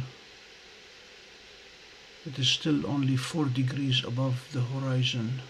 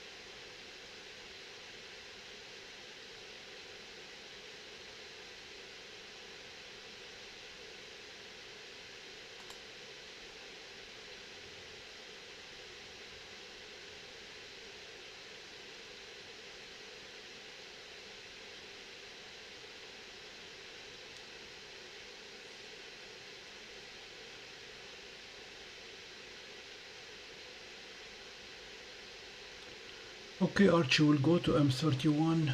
I have no problem with that. Let's see how high it is.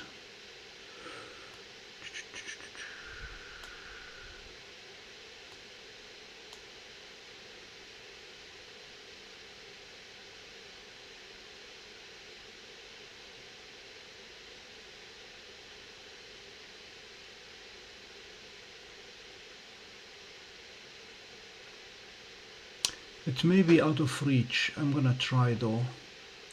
And the one that we missed, that we should have done, was M76, the little dumbbell.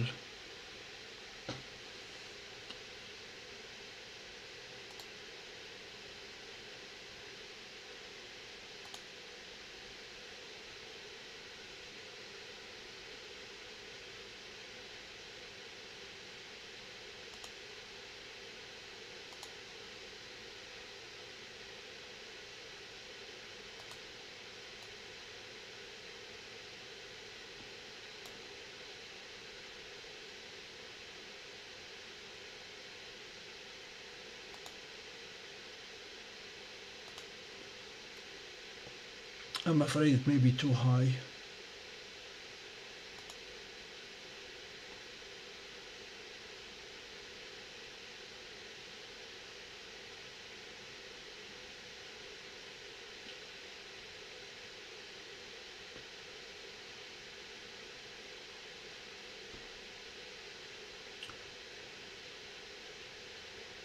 Yup, the telescope is looking into the roof of the dome.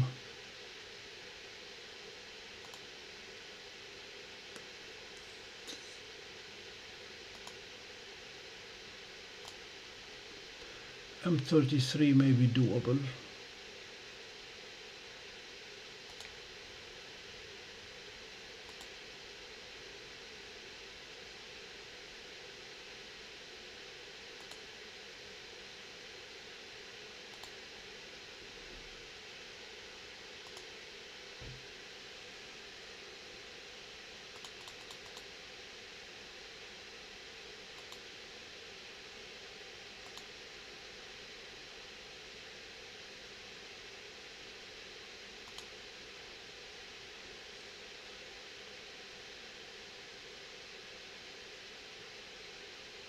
Oh, M13. Sorry, I misread it.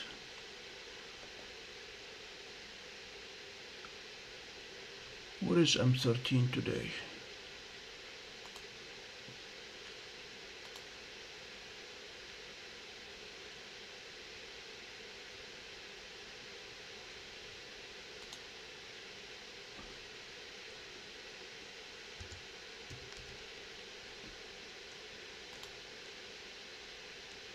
M13 is west right now, no joy. But we do have M33, especially if it let me play its orbit.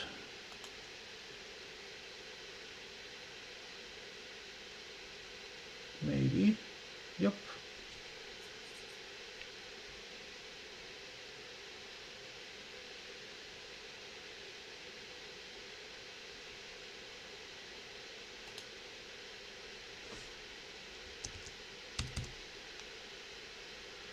So what we're going to do as soon as it centers is to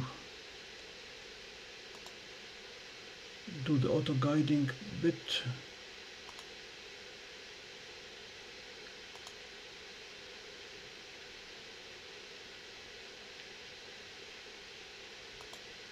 And start stacking.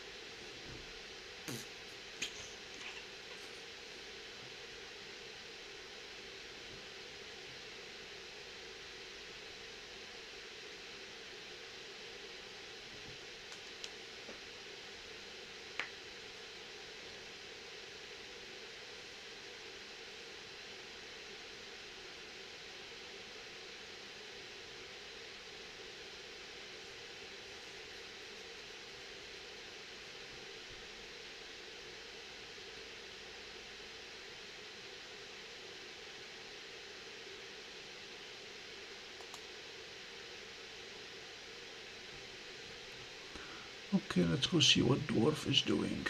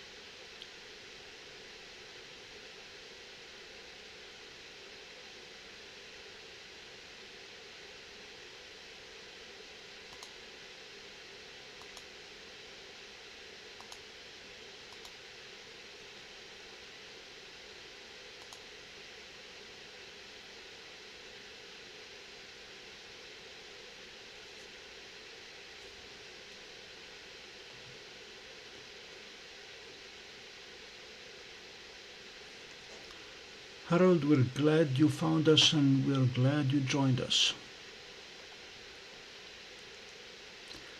If at any point you have any question, now or later, you can put them in the comments, and I look at every comment every day and I respond to all of them, especially if you have technical questions.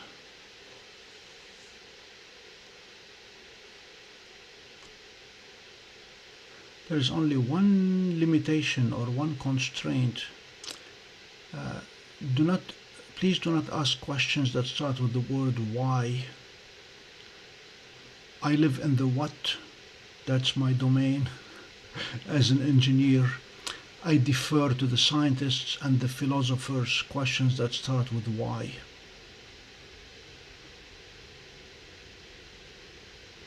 Thanks for liking, Jeannie.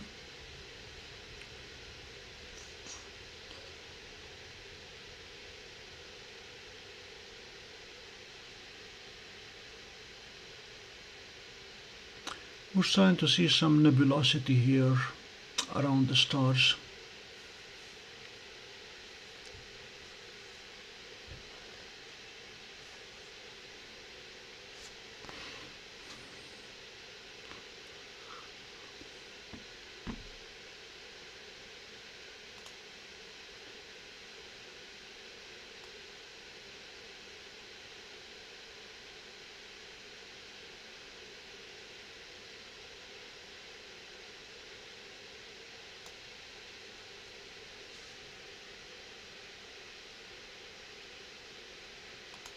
Trying to adjust the curves here, the stretching. It is starting to show the dark shark right here.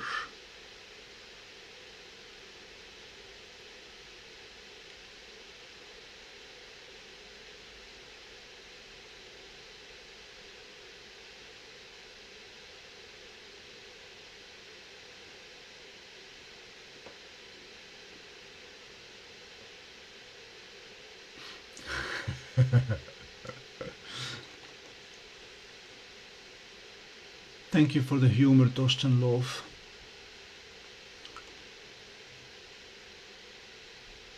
When I retired, I made a decision that there are two things I will not answer in retirement: questions with why and the telephone. And it has worked out very well.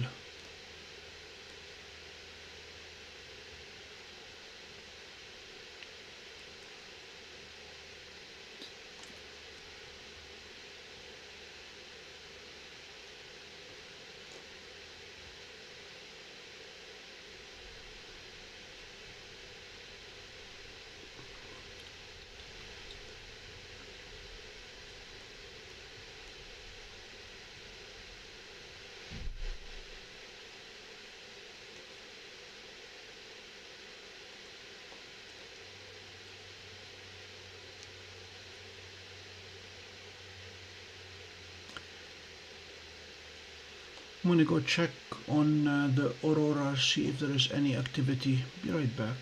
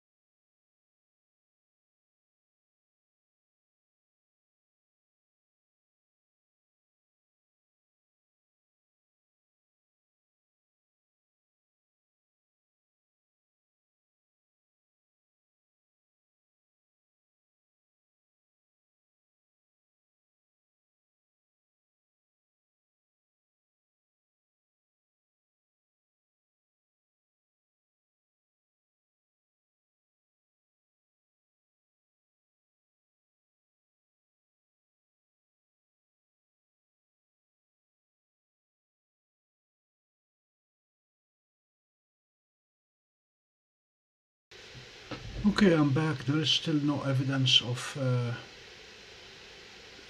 aurora. I'm going to attempt to put a scope to put Dwarf 2 looking at the aurora, see if that works.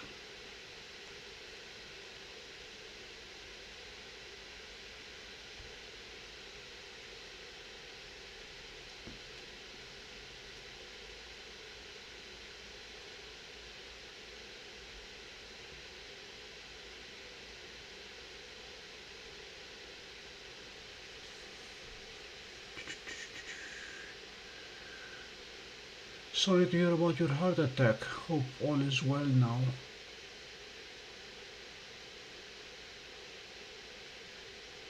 Hi, Brian.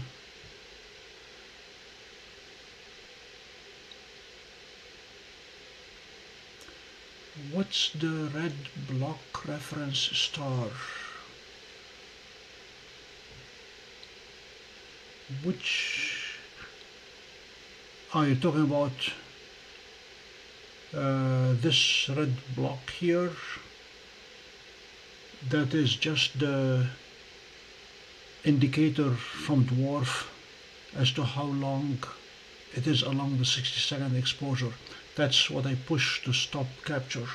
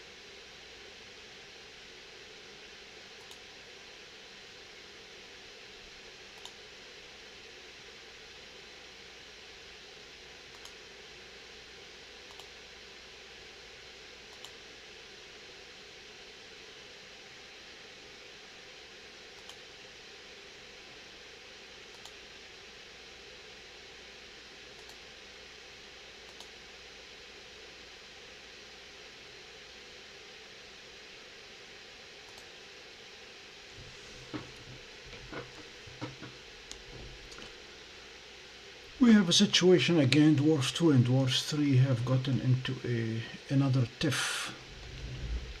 So we're gonna retire Dwarf 2.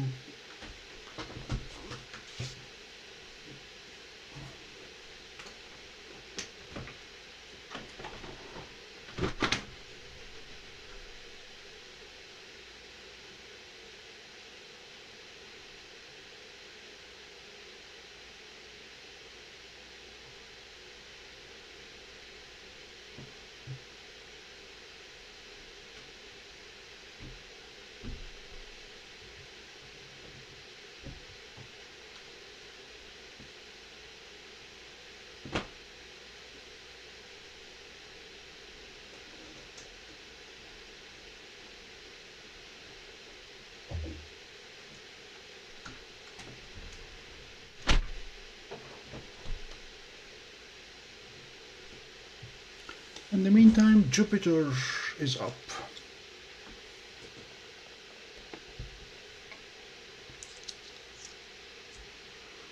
And I'm starting to see some semblance of that dark shark. And there is evident nebulosity starting to show on the dwarf.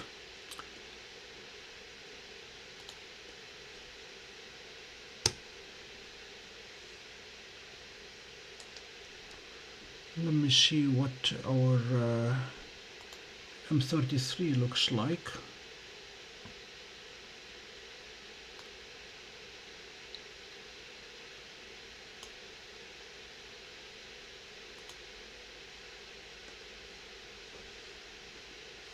That's what happens when you zoom in onto a very big galaxy.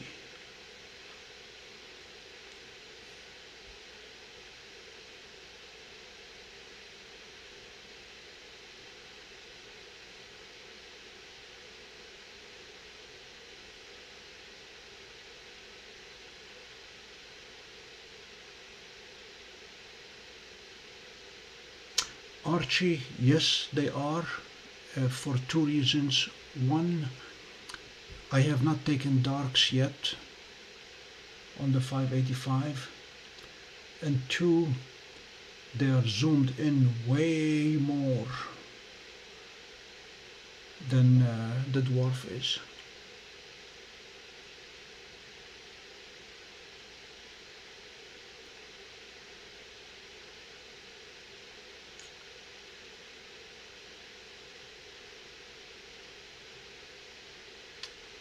Archie, I need to take darks on the 585 and then subtract these automatically from every stacked image, and then things will look better.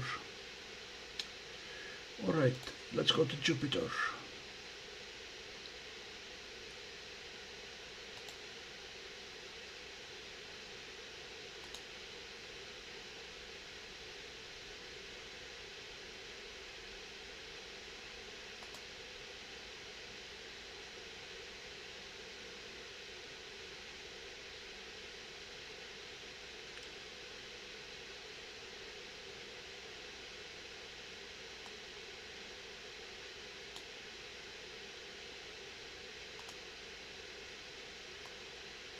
It's still very low, and I may have to go downstairs.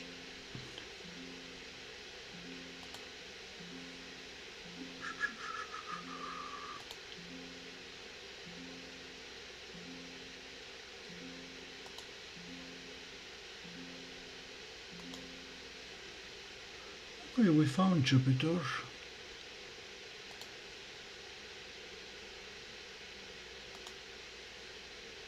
And it's a bit bright.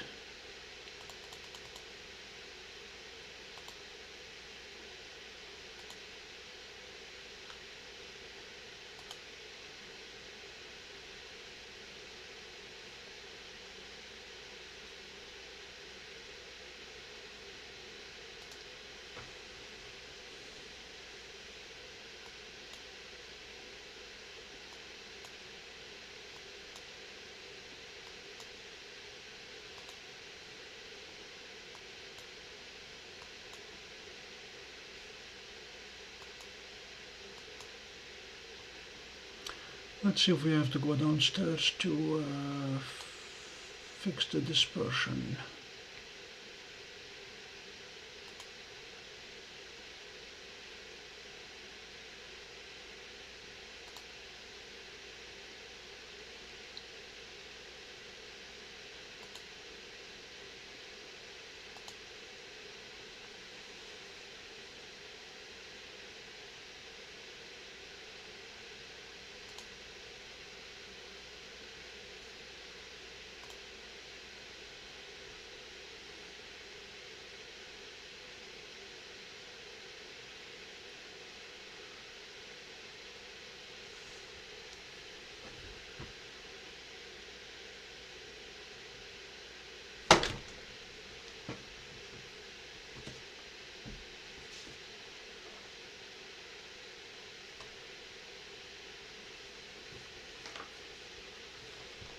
Not very pretty, we'll come back to it.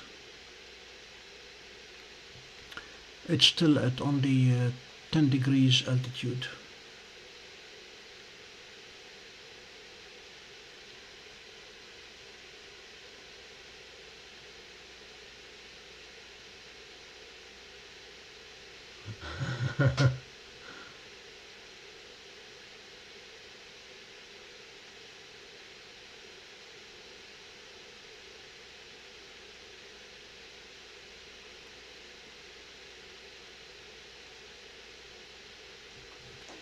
Do you want to see the moons next to Jupiter? We can do that while waiting for it to become reasonable. The great red spot is gonna come up soon. Let me check. Great red spot beginning 11:30, so it's another 40 minutes. It'll make its entrance.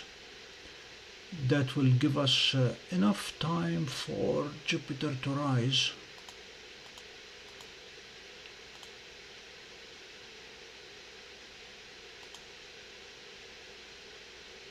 And let's see who's who right now.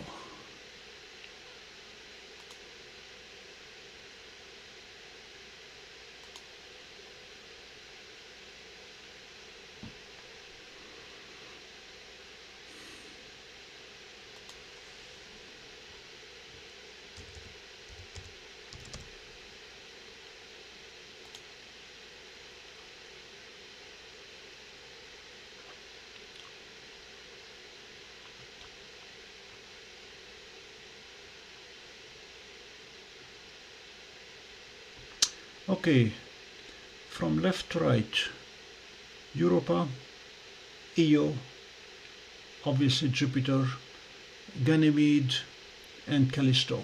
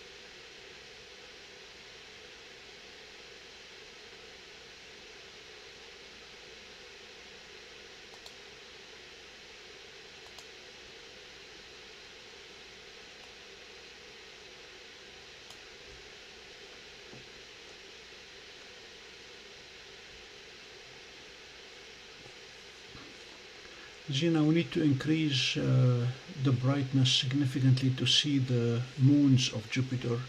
Jupiter itself is very bright, the moons are not as bright.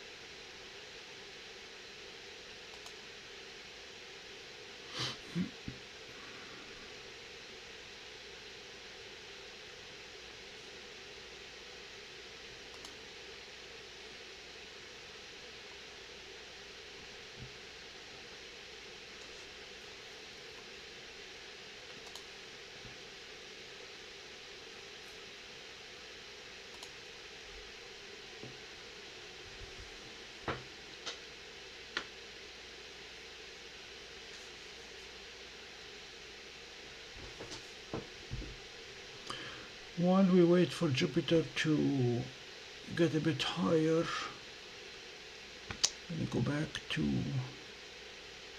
dwarf.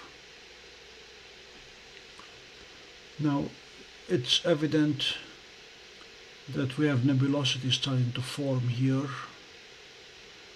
and this area is darker than the surroundings, and this is where the shark is going to appear. So there is the small shark inside the big shark.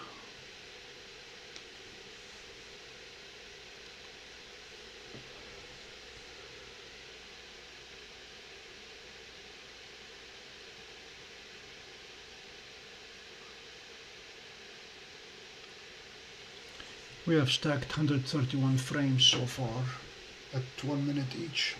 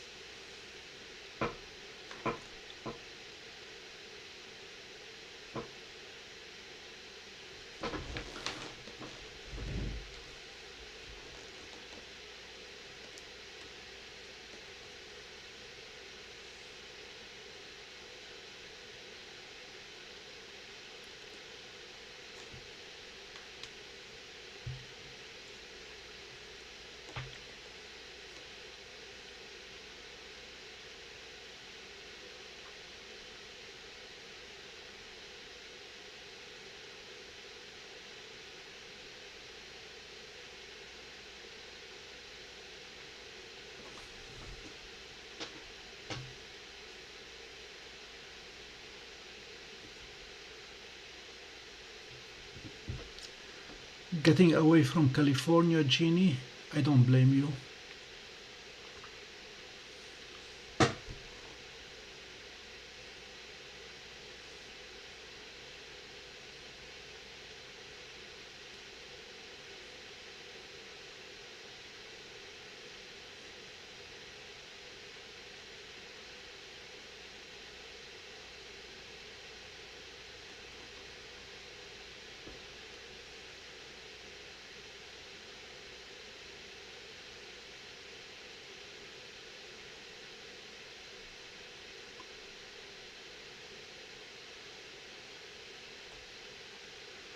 Yeah, my son called the other day and said, I think we need to talk about end-of-life arrangements.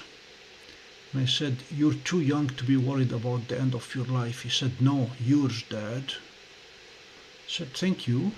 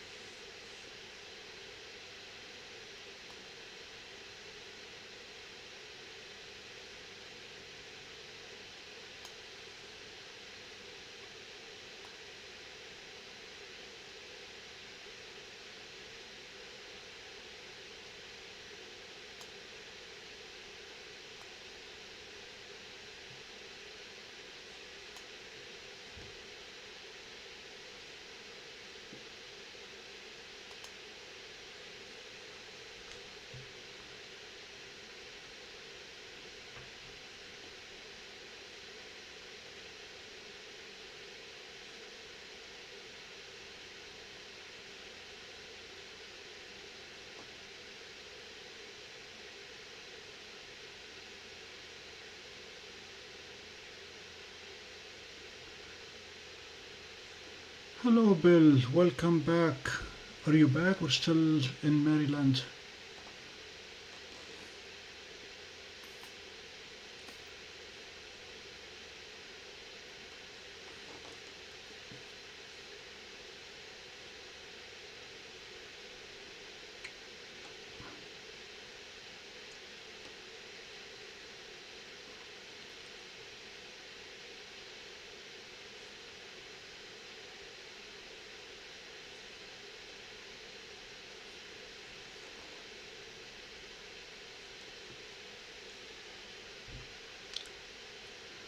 Bill, to catch you up on what's going on, Dwarf 3 is streaming at 4K full resolution.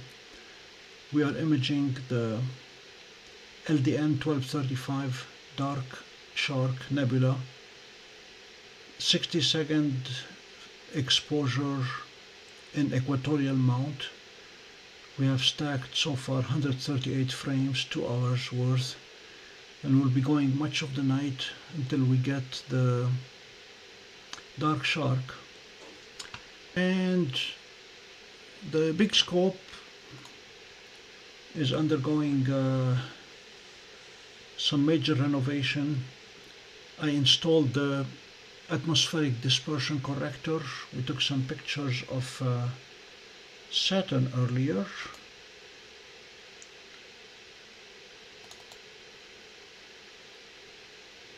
This was Saturn earlier this evening. And now we're waiting for Jupiter to get high enough so I can go downstairs and adjust the atmospheric dispersion. The great red spot will be showing up in about half an hour and will be with us for 3 hours. So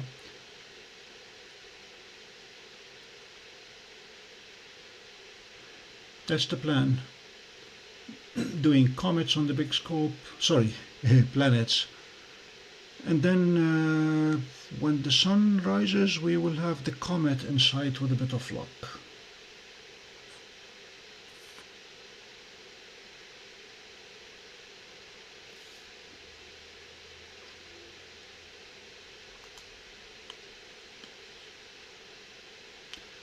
Actually, it may be worth asking SharpCap what it thinks of the current alignment. That's not bad. That's not bad. This is the new tool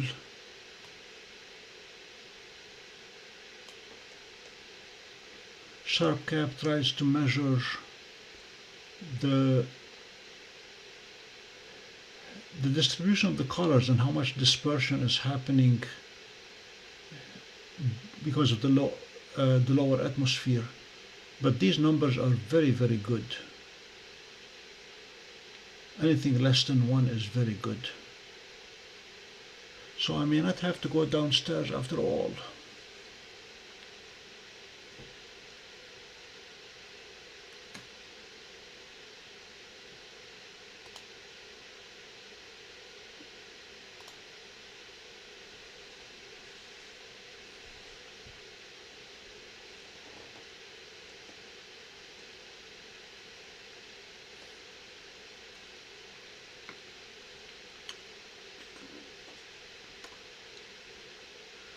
Don't know, Bill, if you saw the plan for Halloween.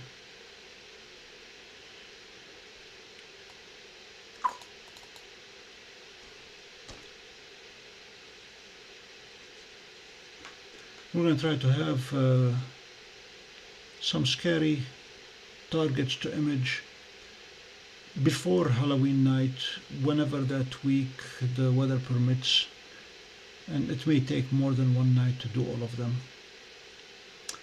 Ghost of Cassiopeia, Wizard, Nebula, Skull, Witch Head, Medusa, Phantom, Eye of God, Crucifix, Chinese, and so on.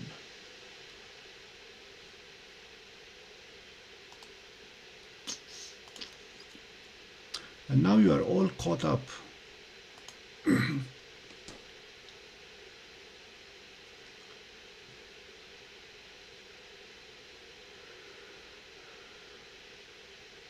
No TCRB is still there.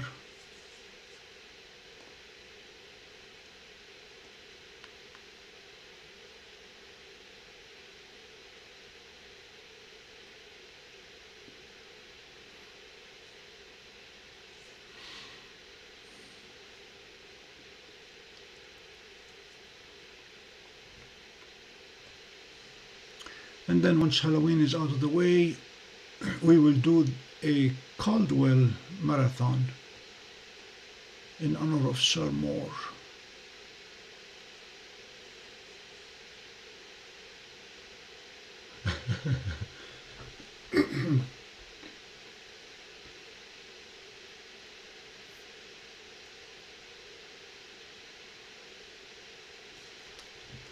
And we are working on Zena's target of 5,000 subscribers by Christmas.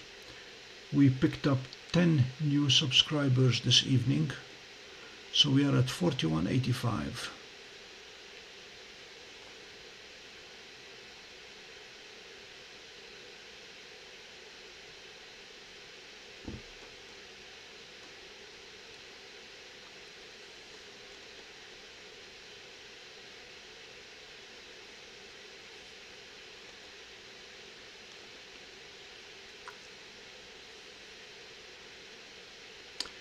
Bill, we are planning a major unboxing early next week.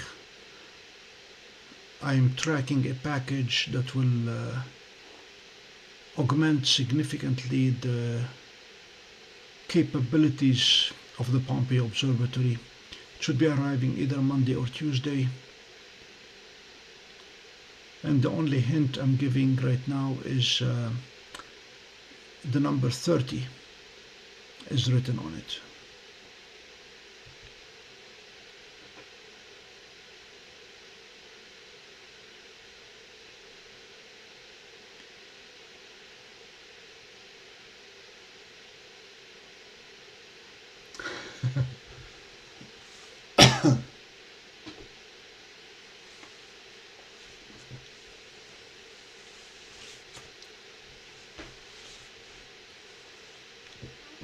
So to those who joined us recently, this is the Pompey Observatory, and we are putting Dwarf 3 to the ultimate challenge of imaging the Dark Shark Nebula, LDN1235.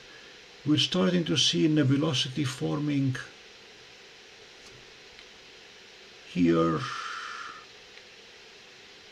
and there, and the dark shark is really starting to appear here, although some people argue that the whole thing is the dark shark, which is fine. So it's a dark shark inside a dark shark.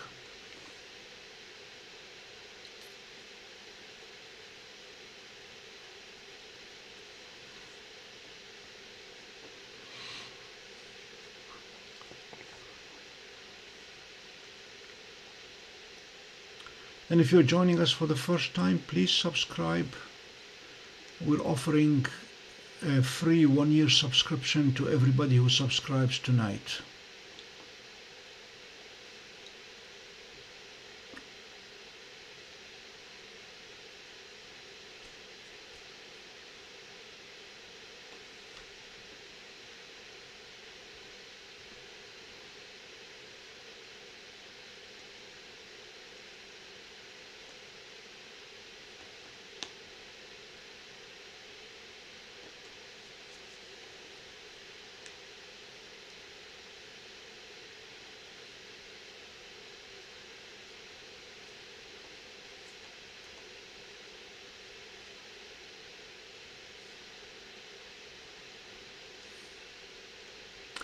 And we're keeping an eye on to the north. NOAA is forecasting Aurora Borealis tonight, so I'm keeping an eye.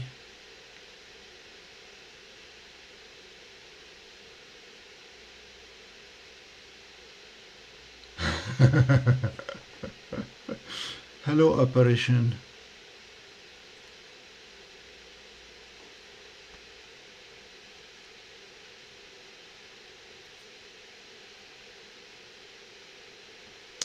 Yeah, YouTube has been harassing me, emailing me every other day, urging me to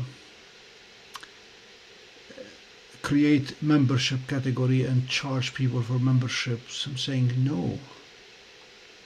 No, thank you. Thanks, Stephen.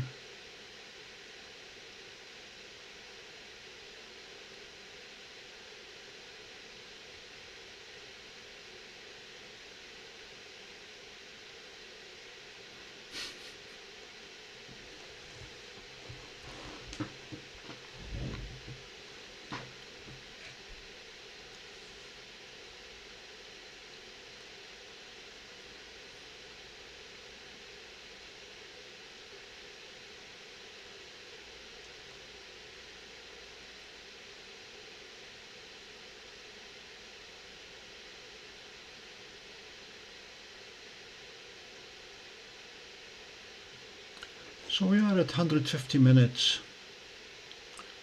on the Dark Shark.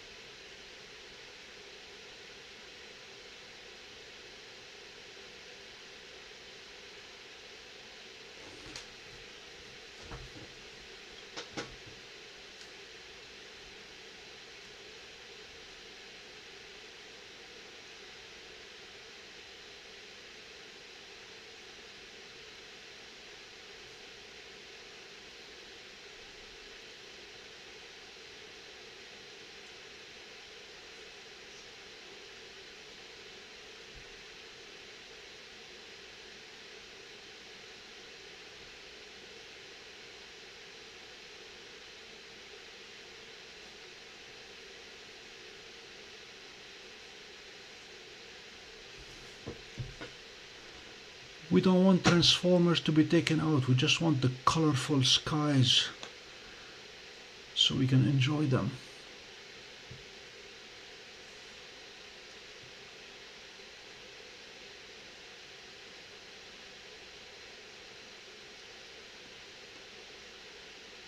They might take out some satellites as well on their way in.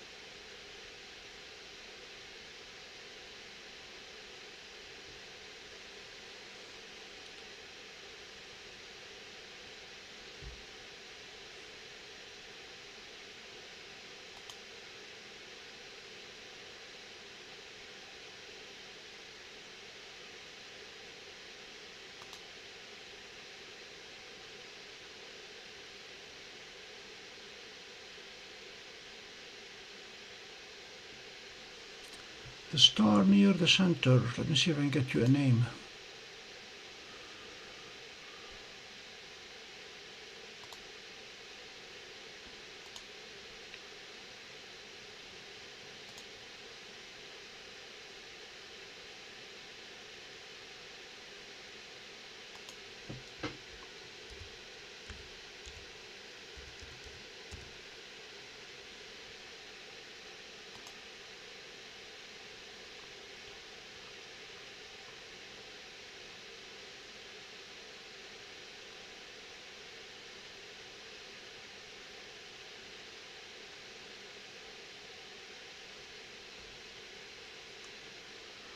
It appears to be a double star. HD211300. Nothing of consequence, it's just a numbered star.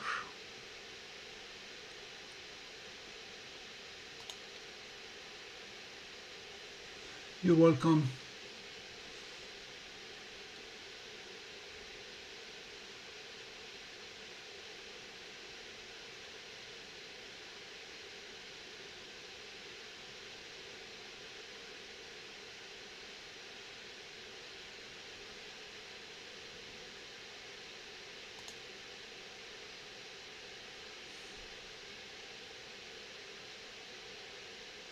Hi, Larry.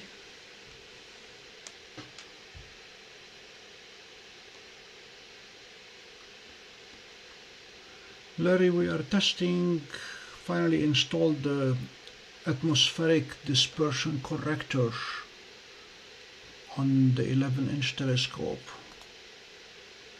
We're looking at Jupiter, but Jupiter is still very low, and SharpCap has a fancy tool that will measure the atmospheric dispersion, and these are very, very good numbers.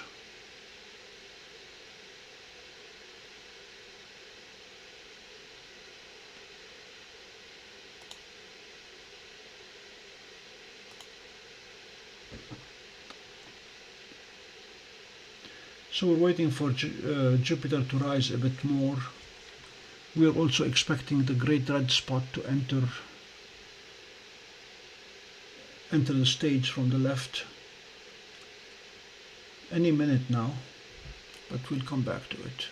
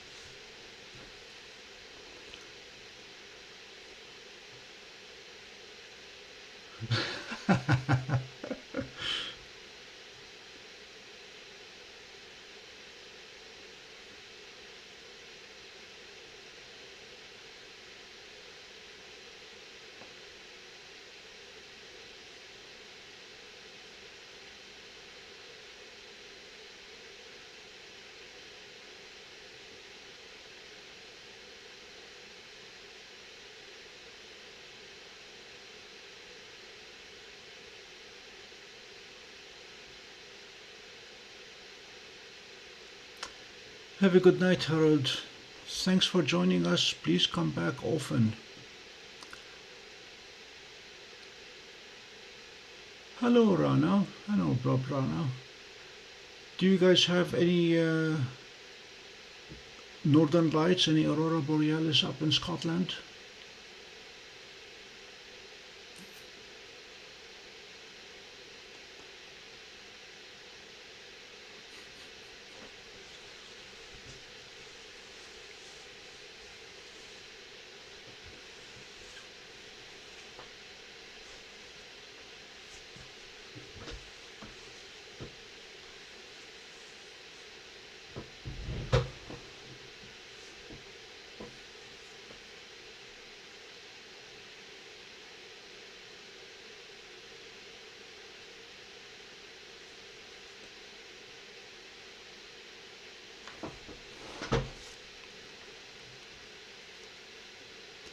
We had one good sighting of the comet with Dwarf 3 2 days ago.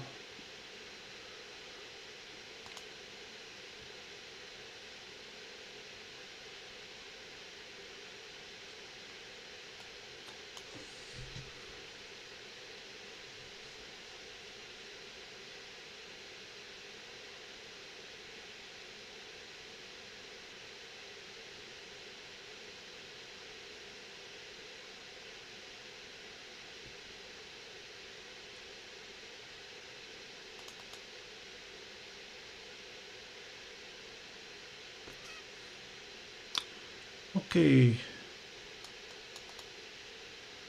this was taken by Dwarf 3. Haven't had a chance to do any editing to it yet, but the tail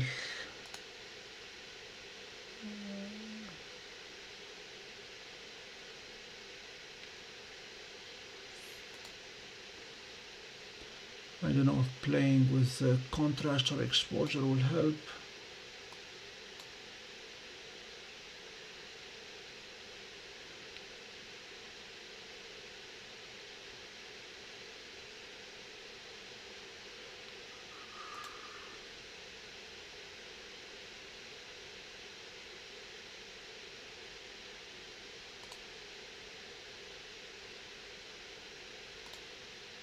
And then this one.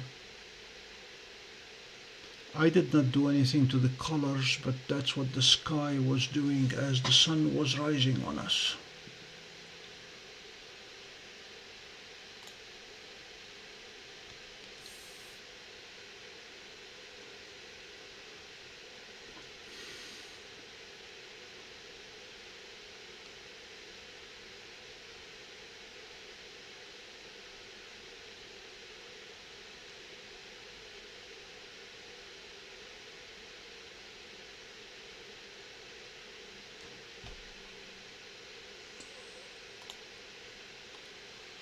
That is one thing that Dwarf 3 does that no other smart telescope does yet.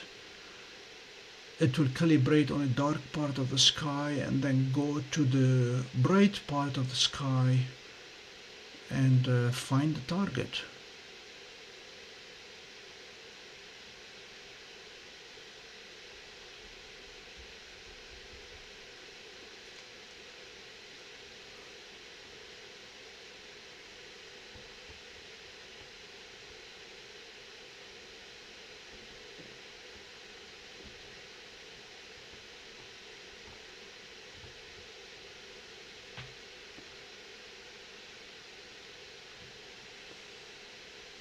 Stellina, Vespera and Seestar would have struggled because they could not have plate solved in a sky that was totally devoid of any star.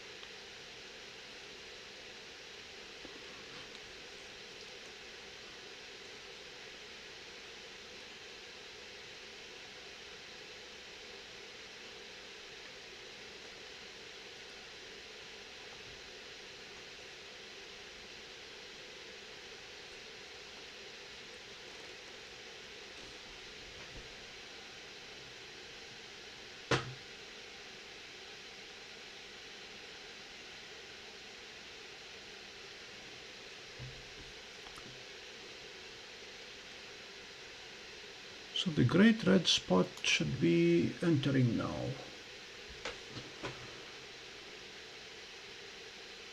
Not visible yet.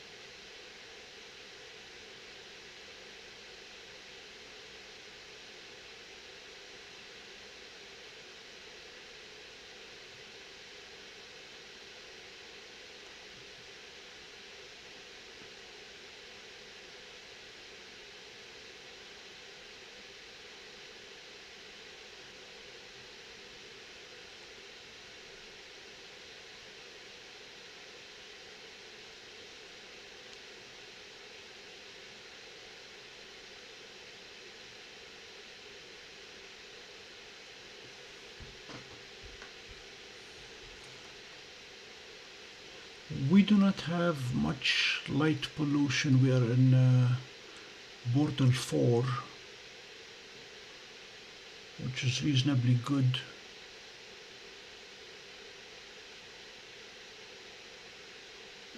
Seestar and Dwarf both have light pollution filters. The big telescope does not.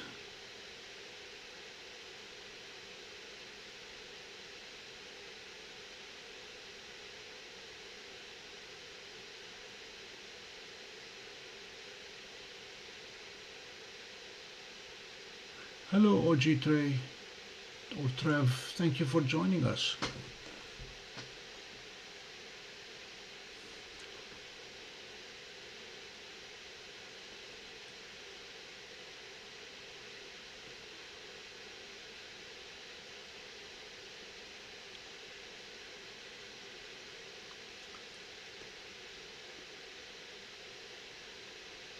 Trying to do the autofocus the slow way on the big scope using sharp cap.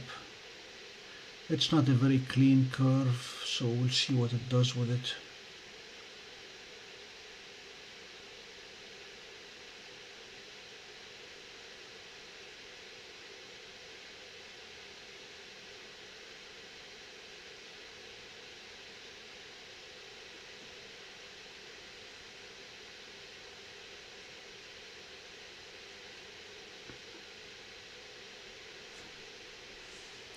Okay, so I'm going to go to 1700.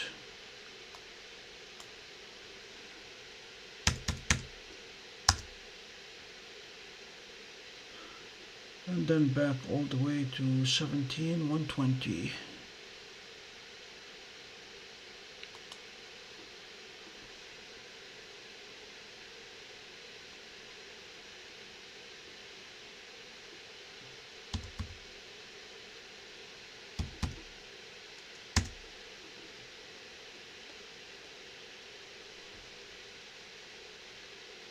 Okay.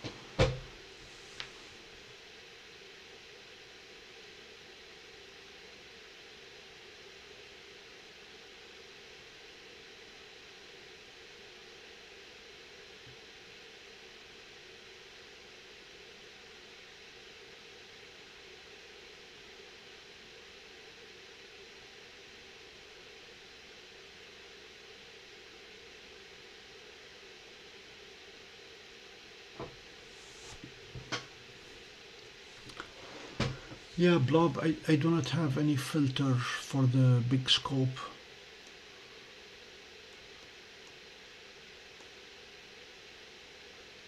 As you can see from the turbulence in the atmosphere, the bands are coming dark and then they go away and then they become dark.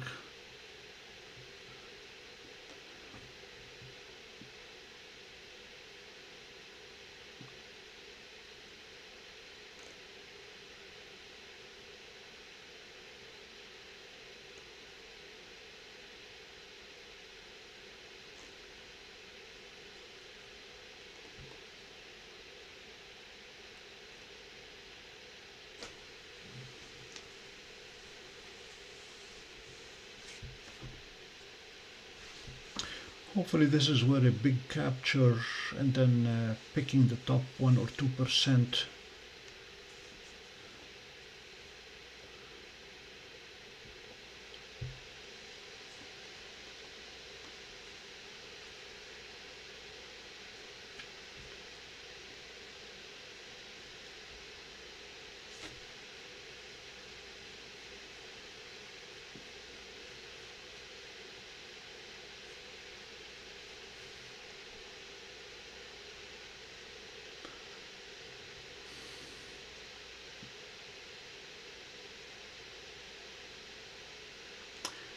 Build Dwarf 3 has been wonderful. It did an incredibly nice job with the Rosette Nebula. Was it this morning? Yeah, I think it was this morning. And then M45, the Pleiades, and then M44, the Beehive cluster. These are all targets that are too big for Seestar, and Dwarf 3, with its wide field of view, did very, very good.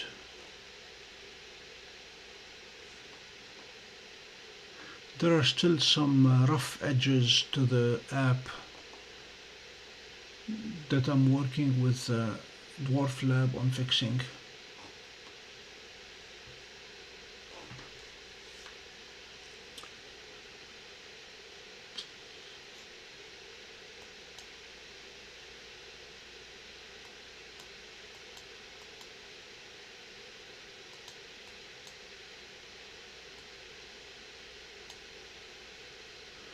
Alright, let's start with our first capture of the night.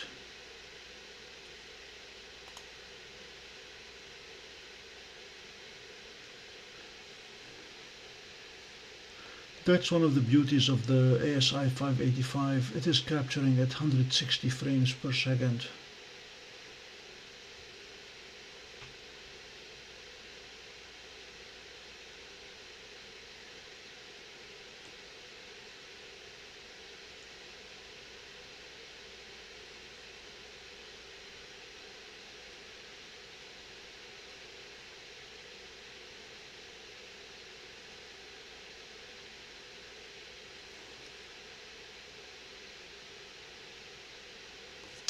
Okay, let's see if we can stack it and let's see what it looks like.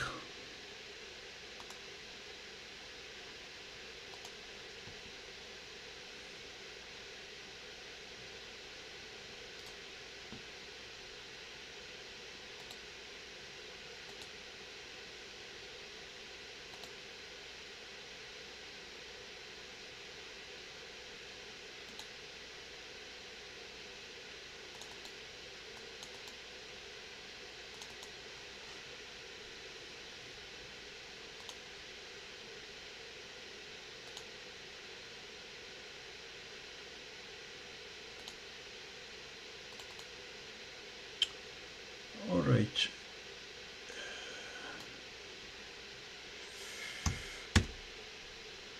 That is 1%, which will give us only 50 frames. Let's see what the best 50 frames look like when we stack them.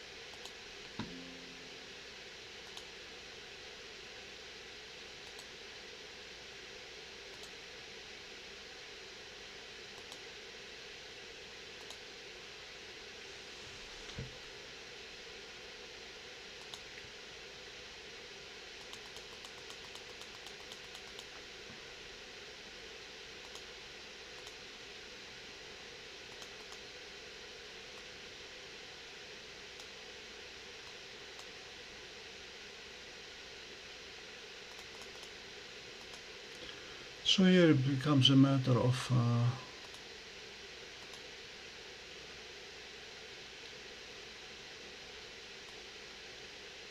personal preference as to what you want to do with the colors.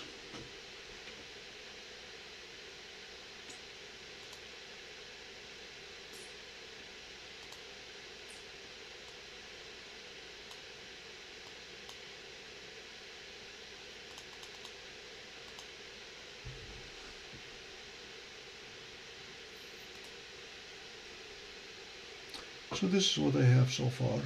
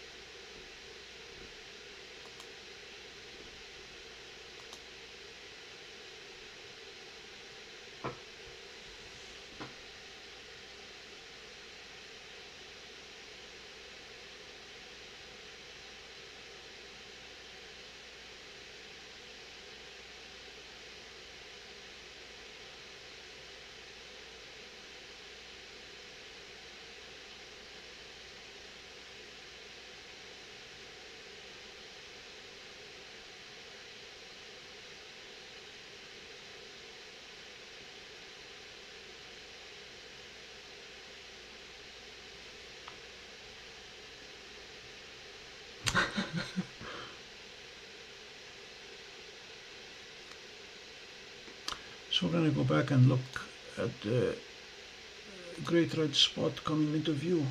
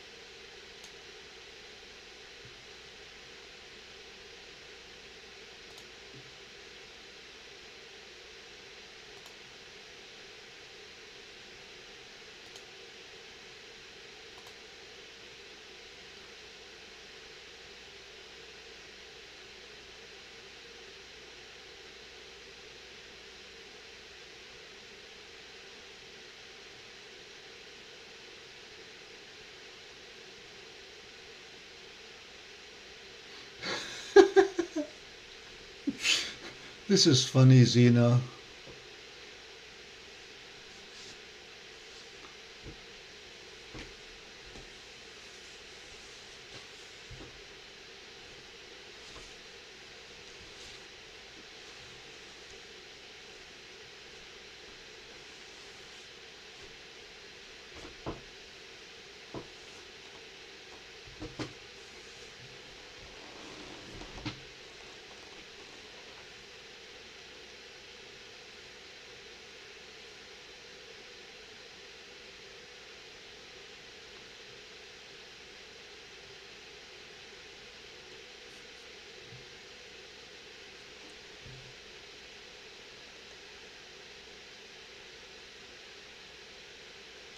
We're going to find ourselves jumping back and forth between Dwarf and Mars soon. Sorry, between Jupiter and Mars.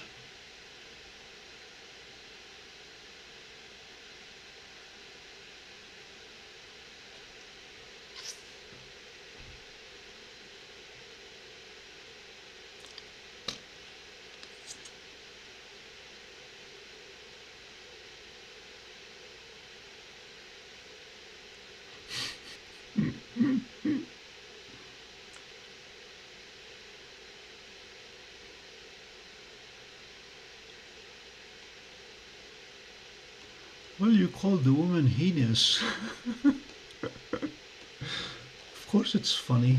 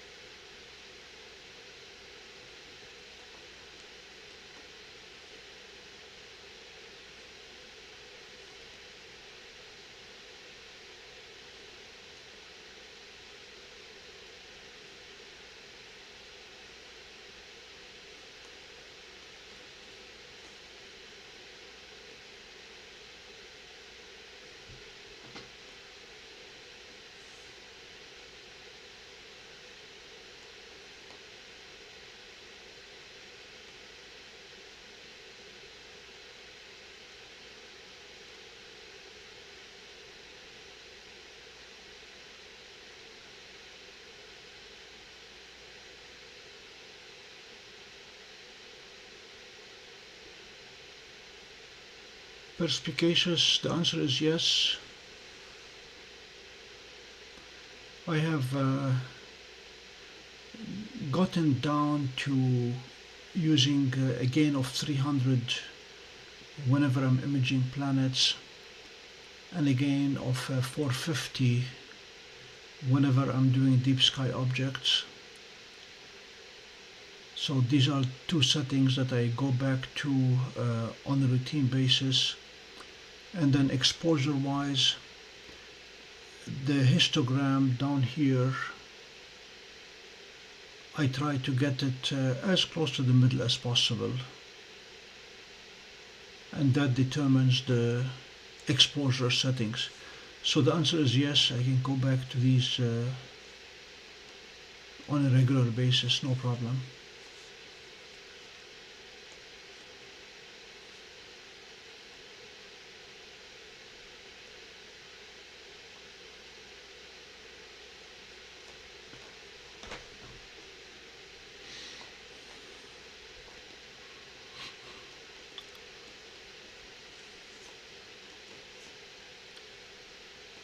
One target I wanted to add to the schedule tonight, but it did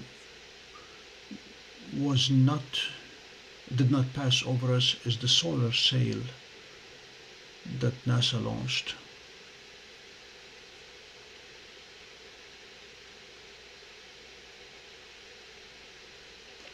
It was not on the schedule for tonight in terms of passing over us.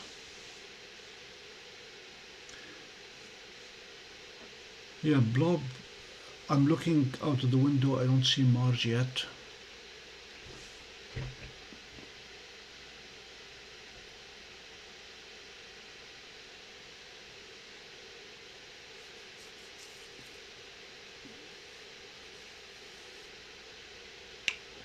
We'll be back to Jupiter, see what Dwarf has done.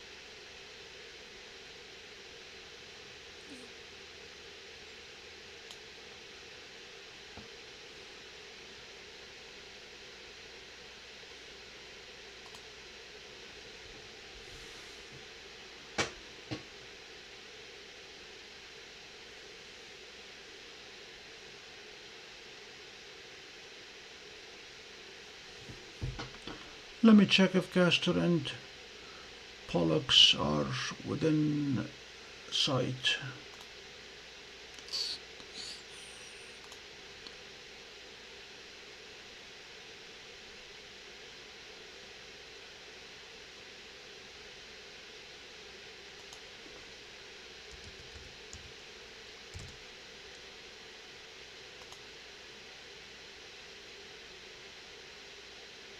Castor is just about to rise, it's near Mars.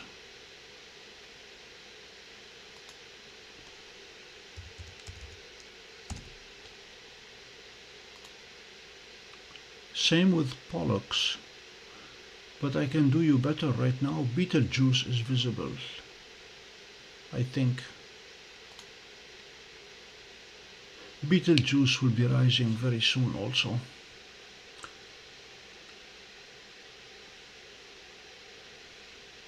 So we'll be able to look at the Horsehead Nebula before long with a big scope. That always comes out very, very nice.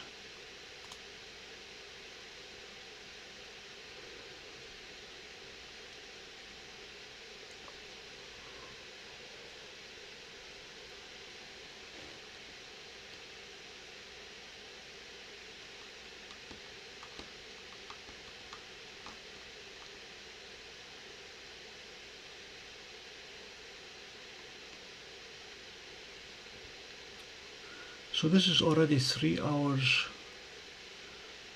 on the dark Shark Nebula.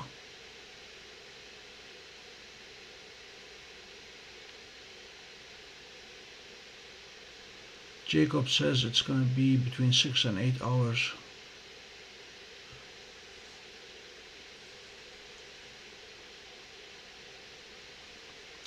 Bill, Vaonis released new firmware and app for Stellina and Vespera, and the biggest contribution is allowing multiple night captures of the same object. It will save at the end of the night and then resume the following night from where it left off and just continue stacking. So you can have days on end on the same target and keep stacking them.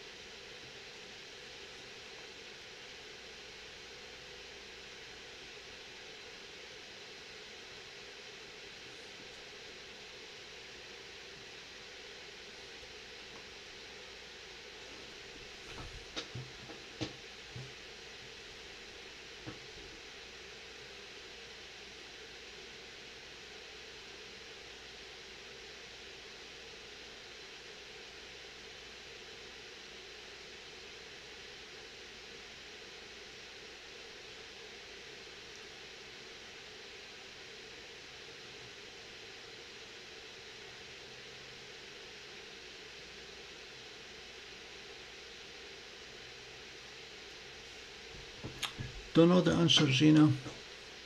I had never done Dark Shark with Dwarf 3 in equatorial mode. The very first week we had Dwarf 3, we attempted to do Dark Shark in Alt-Az mode, and we did not get much. Here it's looking good. But for some reason it has stopped stacking.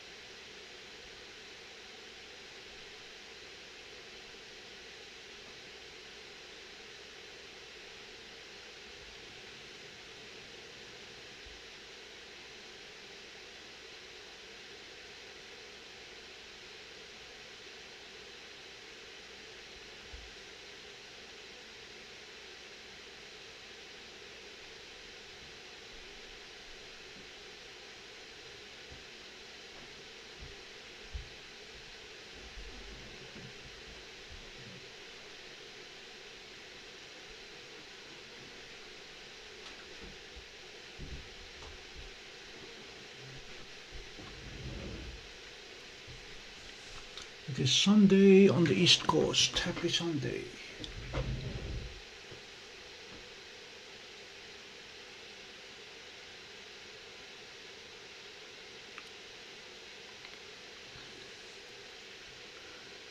No, don't know if it's bugs or gremlins, most likely clouds or satellites.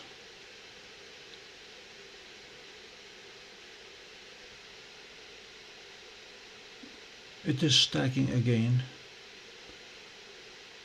It had captured 184 frames but stacked only 179, so dropping 5 frames out of 200 is not a big deal.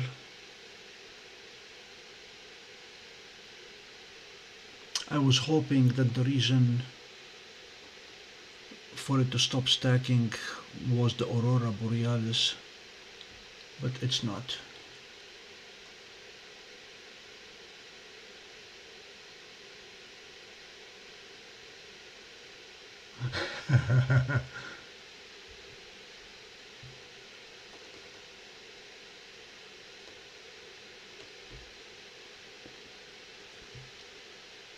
Bill, I have bored people with my explanation of how we are able to stream at 4K, the full 8 megapixels. But once more, I take my hat off to the Dwarf Lab engineers who are willing to break the rules and look away from checking on Bluetooth, because Microsoft is preventing any application from using Bluetooth inside their virtual machines.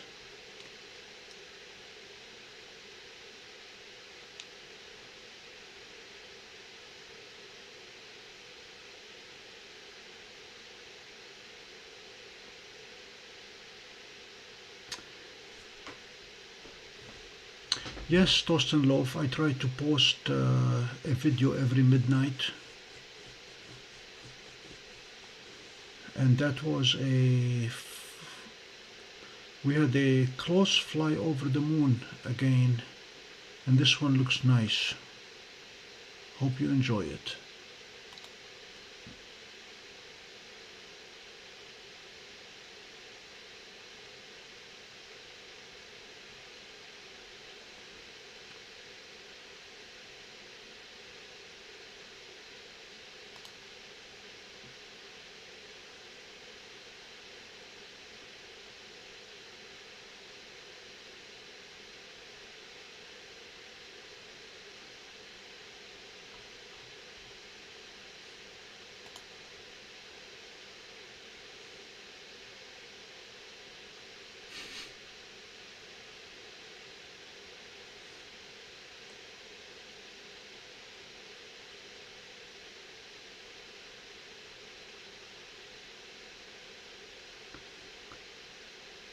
Yeah, Seestar does well with the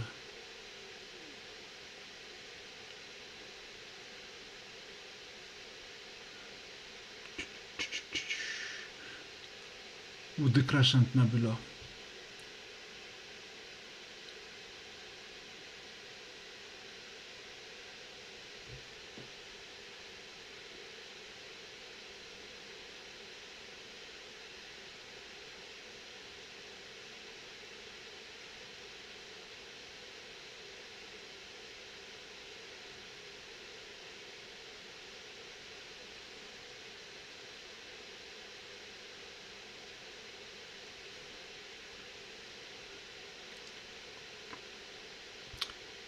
Betelgeuse, how high is it now? It should be coming into sight.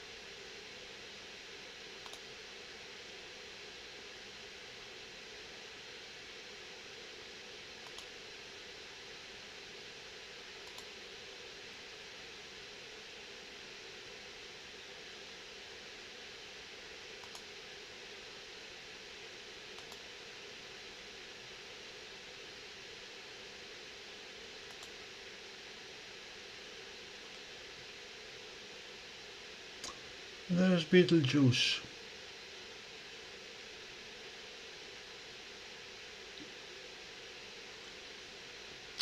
It's only 6 degrees above the horizon.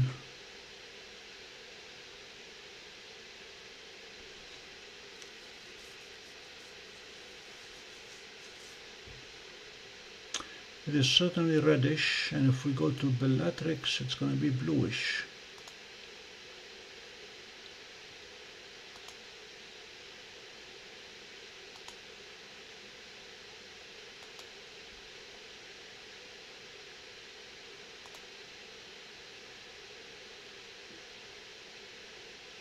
And there's Bellatrix bluish.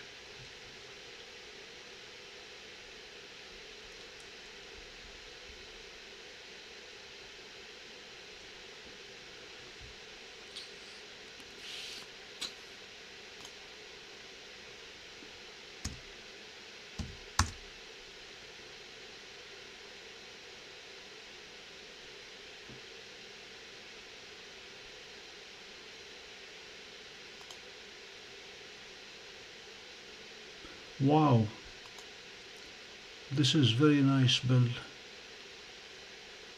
Thank you.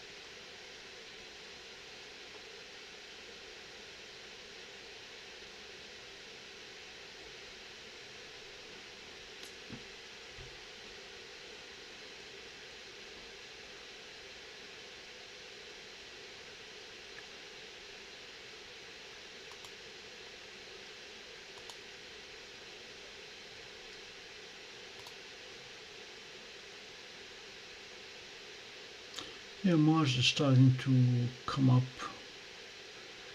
Back to the great red spot.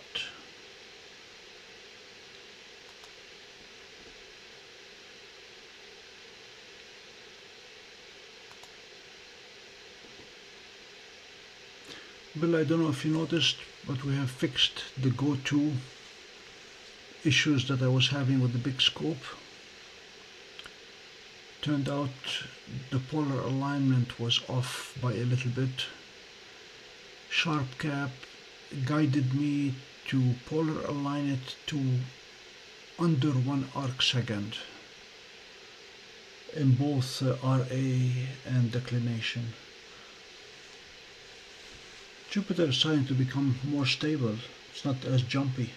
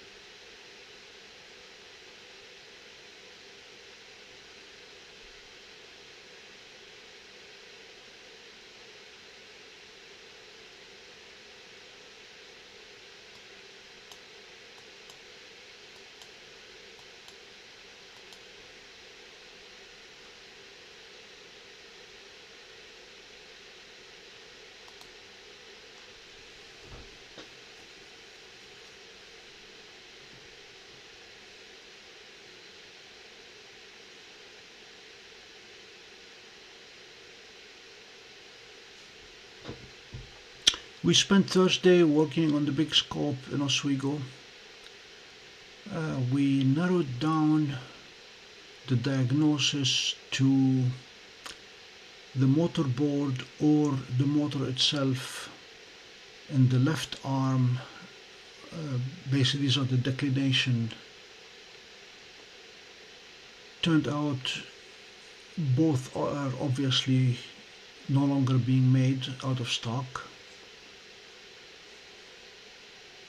But we discovered that the 8-inch Meade uses the same identical board, so we're going to be cannibalizing and swapping boards around.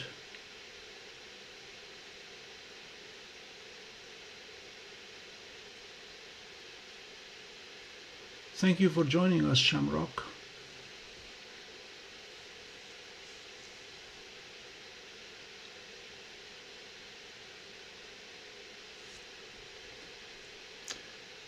It's capturing at 158 frames per second, 160 frames per second. We can make it longer. Do you think it's gonna matter? Let me see what this one looks like.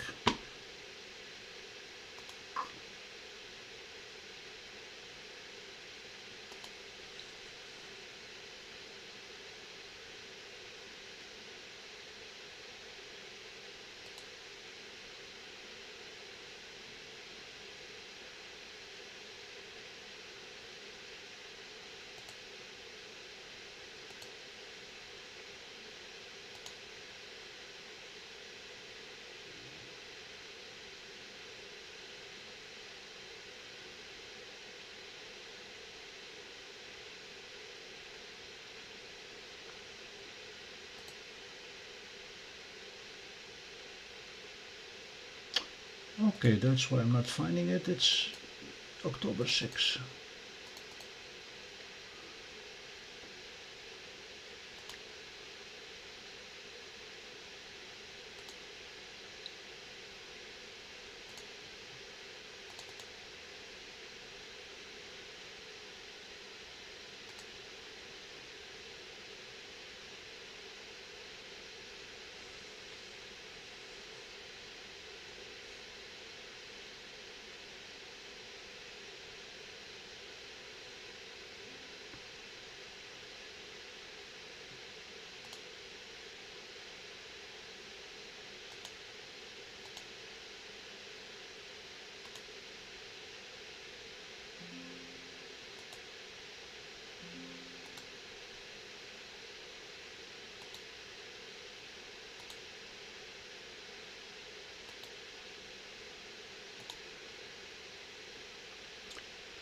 Okay, the great red spot is not that great, but it is there.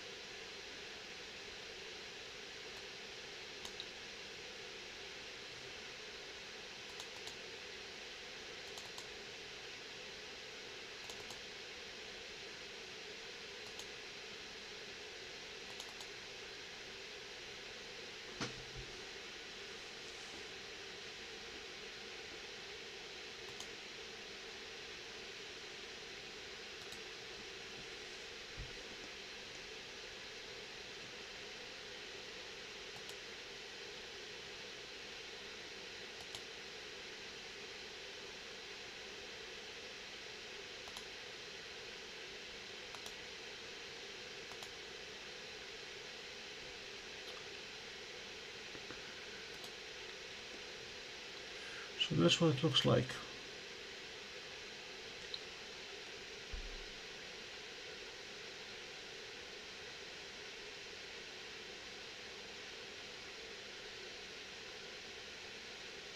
Thanks, Shamrock.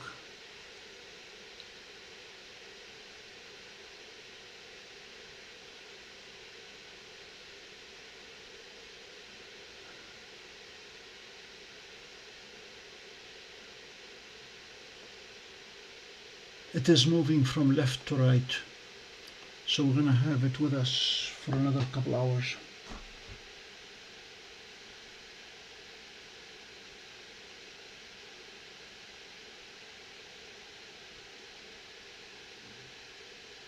Yeah, it'll be with us till 2:45 Eastern.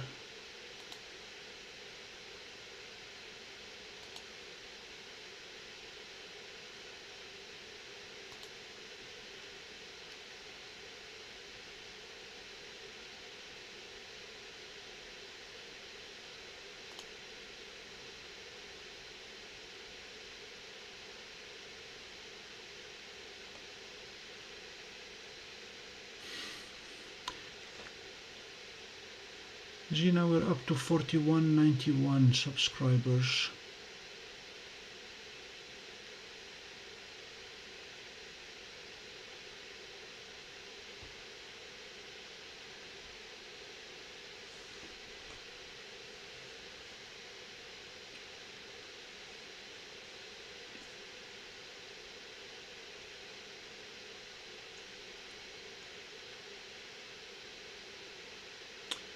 Blob, one thing worth trying, and I can do that easily, is to see if it makes a difference if we stack more than just 50 frames.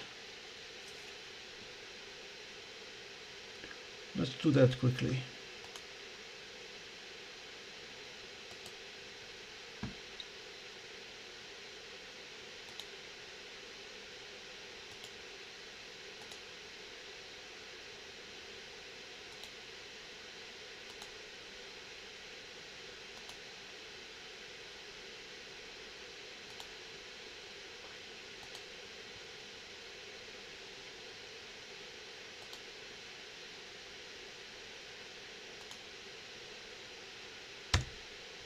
I'm gonna go 10% of the stack.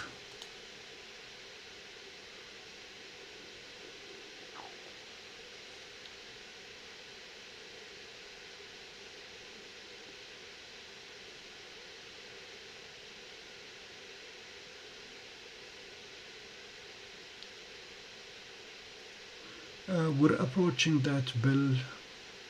It's probably end of October before we lose it, we lose sight of it.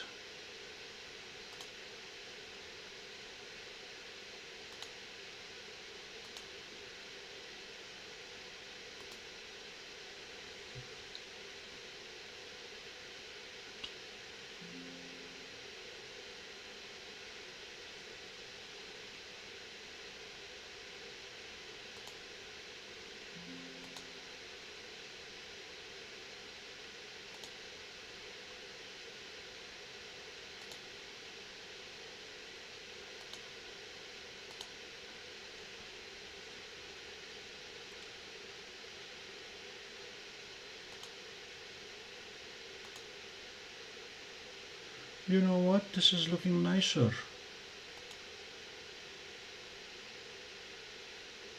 This is a lot nicer.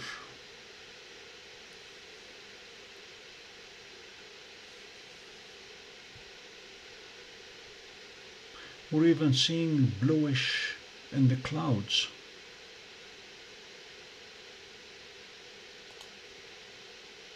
Not that nice.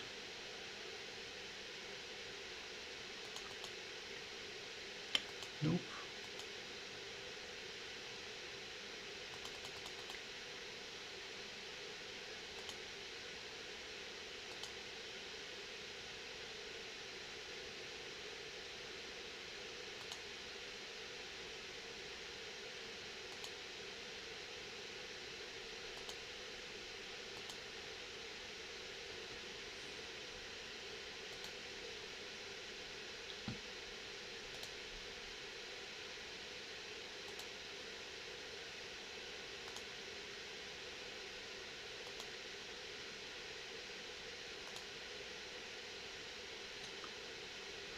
So we definitely have a comparison here between 1% and 10%.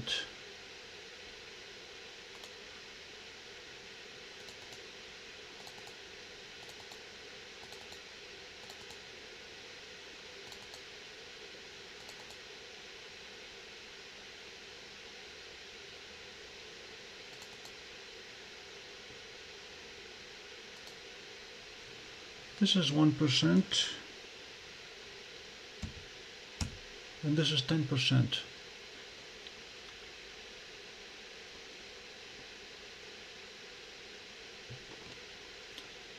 I like this one a lot more than the previous one.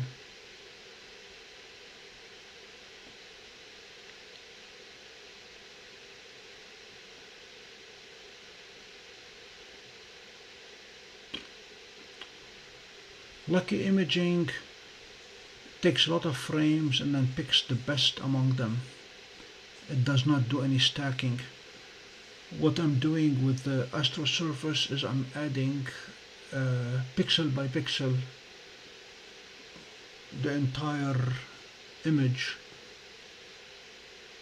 We pick, I asked to pick the best 1% and then pick the best 10%.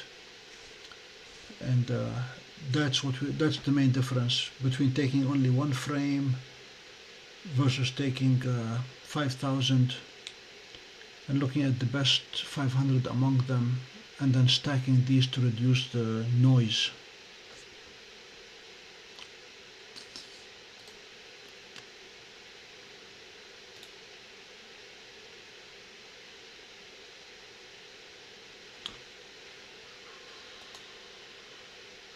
I can do lucky imaging here by asking it to tell me what is the best frame.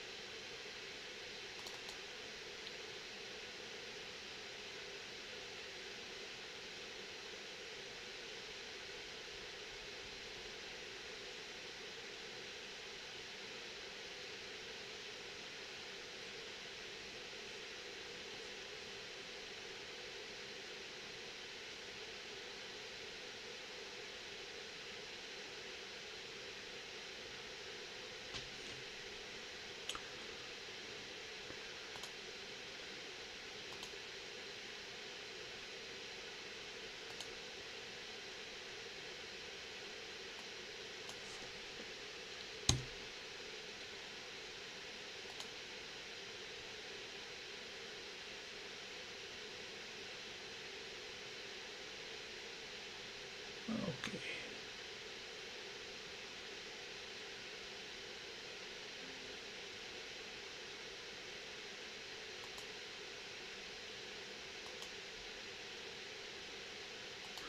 We'll come back when we take another big capture. The great red spot is moving.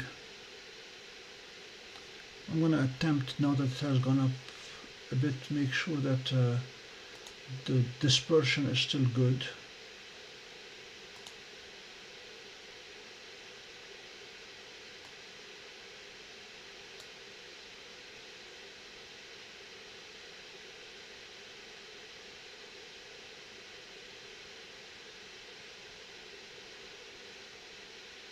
It has gotten a touch worse.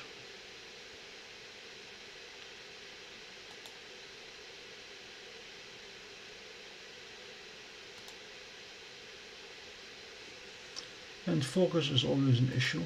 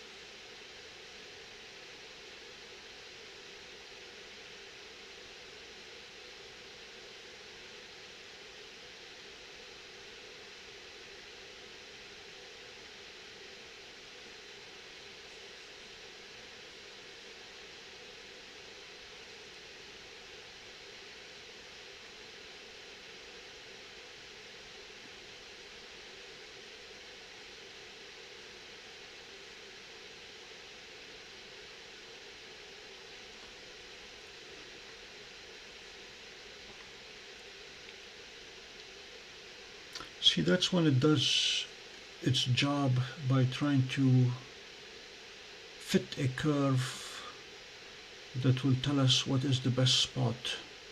And then it moves the focuser and then back, and we're done.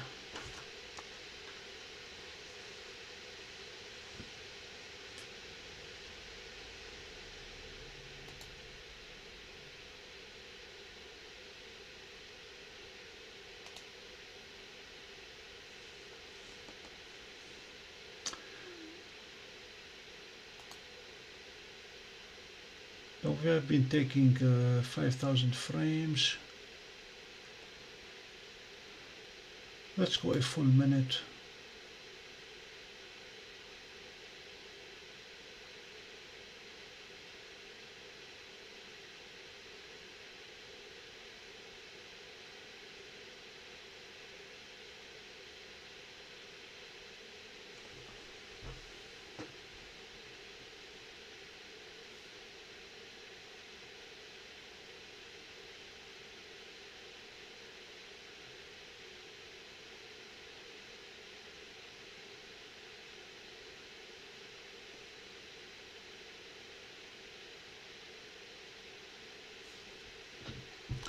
Blob, we are way beyond a gigabyte per capture.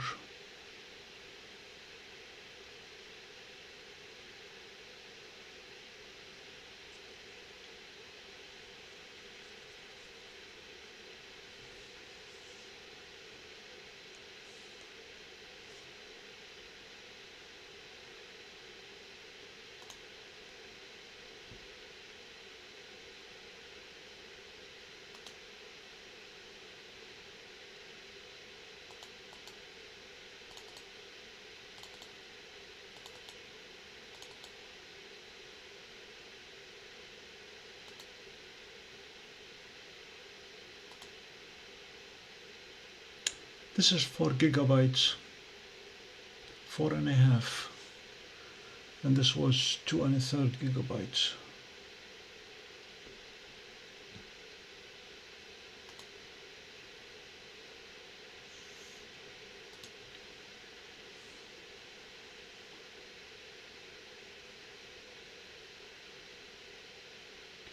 Yes, this last capture was 4.5 gigabytes.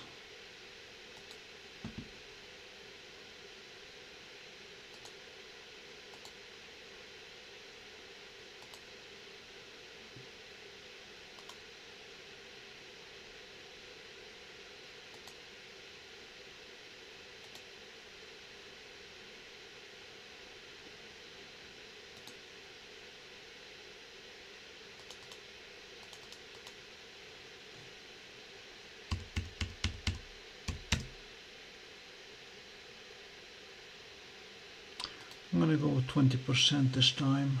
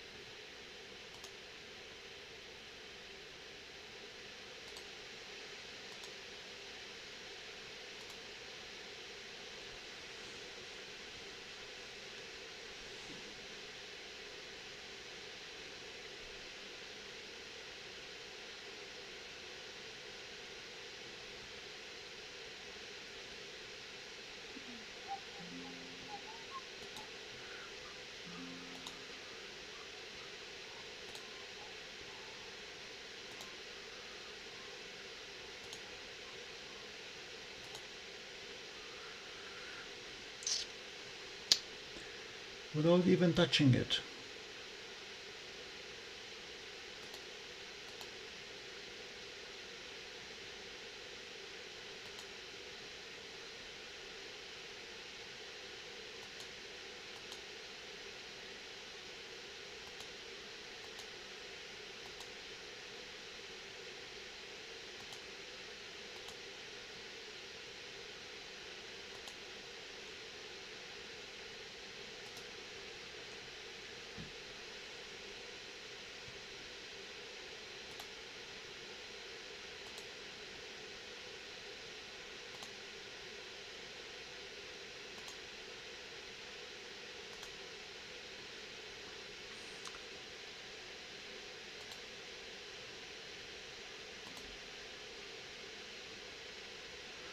So this is the third one.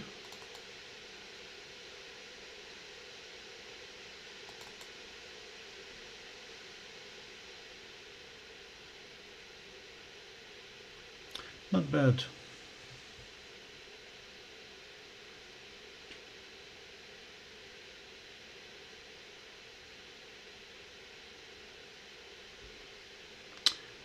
Okay, let's go visit to the shark.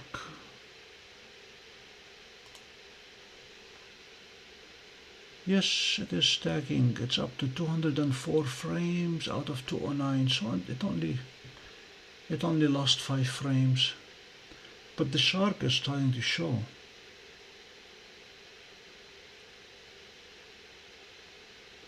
This dark area is starting to take shape.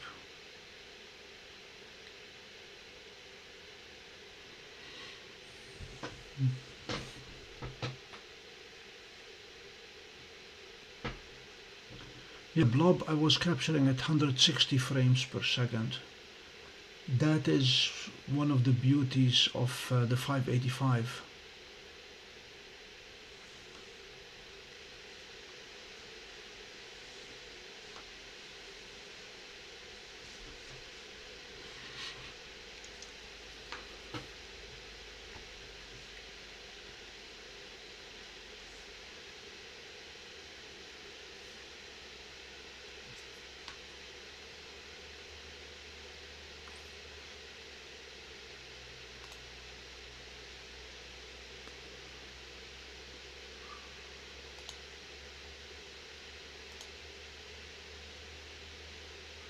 Okay, we're going to make our first visit to Mars.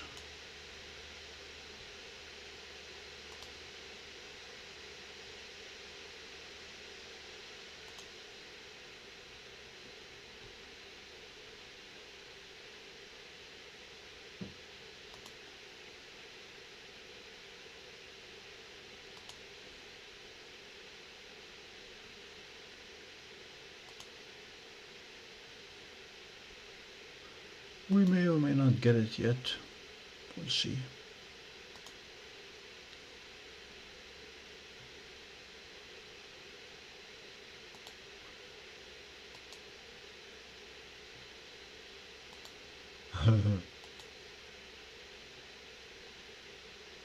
There's Mars.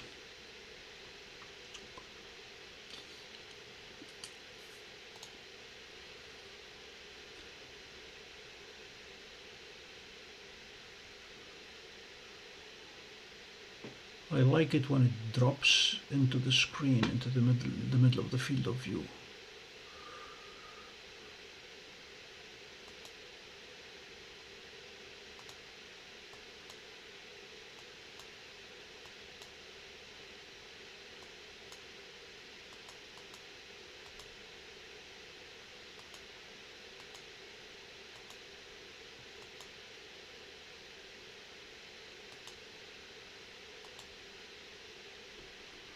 Let's see what we can get from Mars.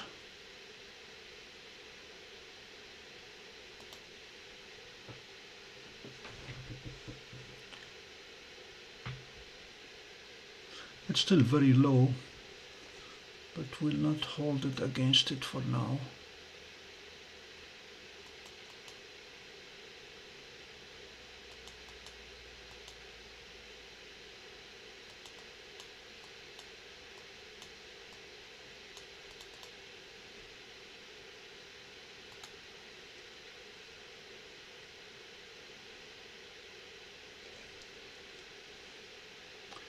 It's taking 255 frames per second. Hopefully we'll have enough good frames.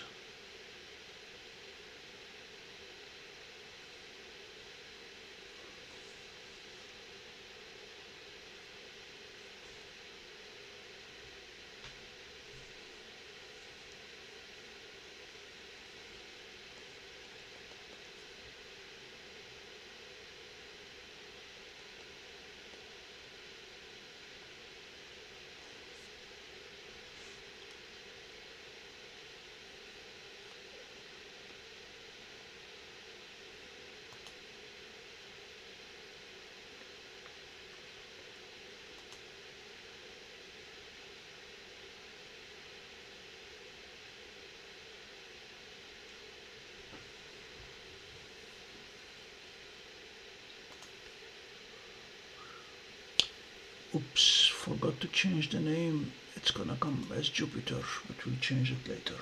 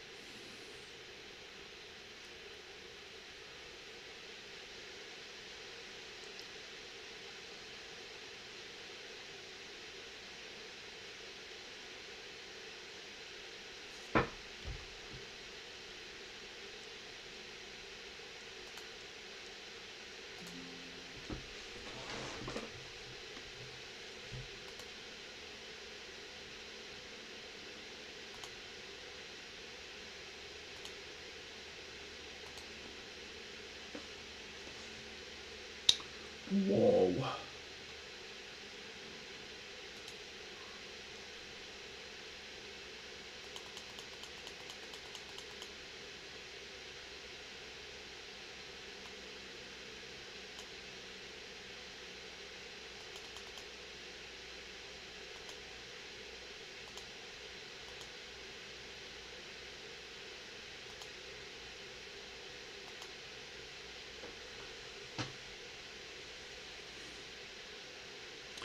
It is still too far from the Earth for it to make much difference.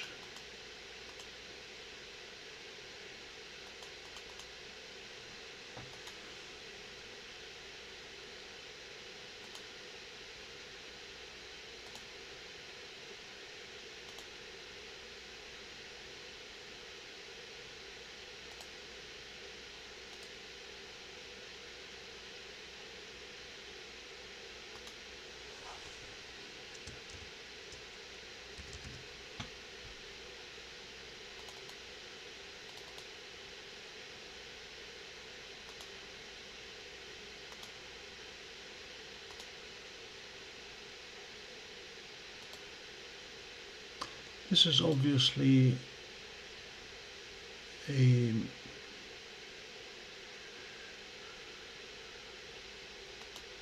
incomplete planet.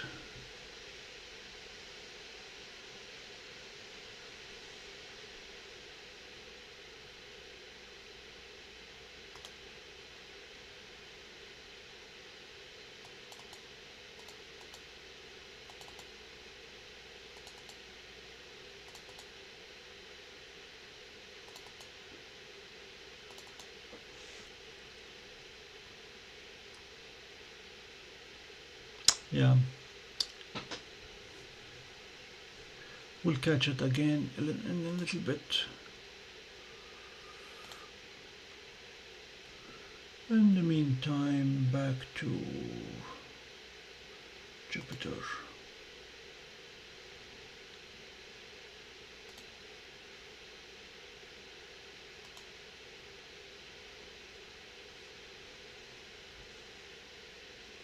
Venus is a morning planet right now. It's very close to the Sun.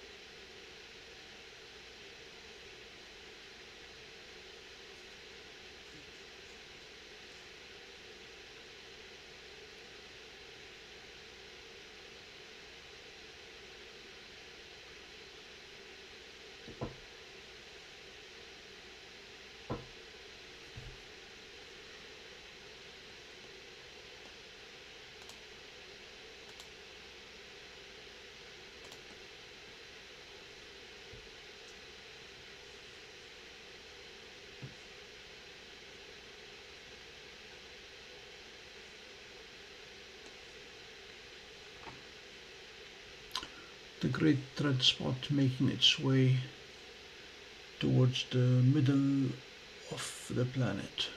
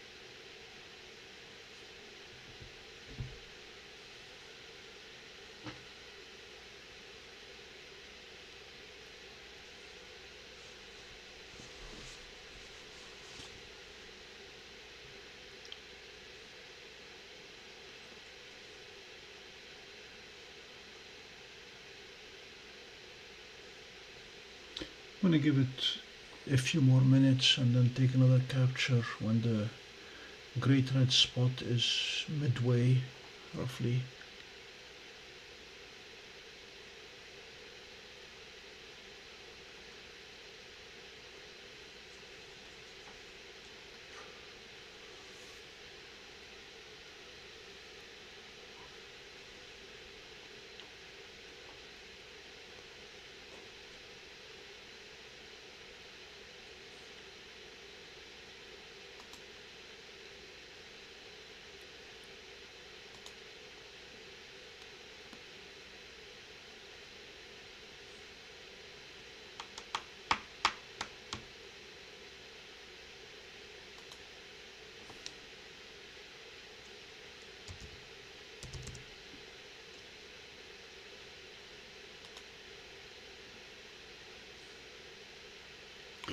The Horsehead Nebula is 10 degrees up now.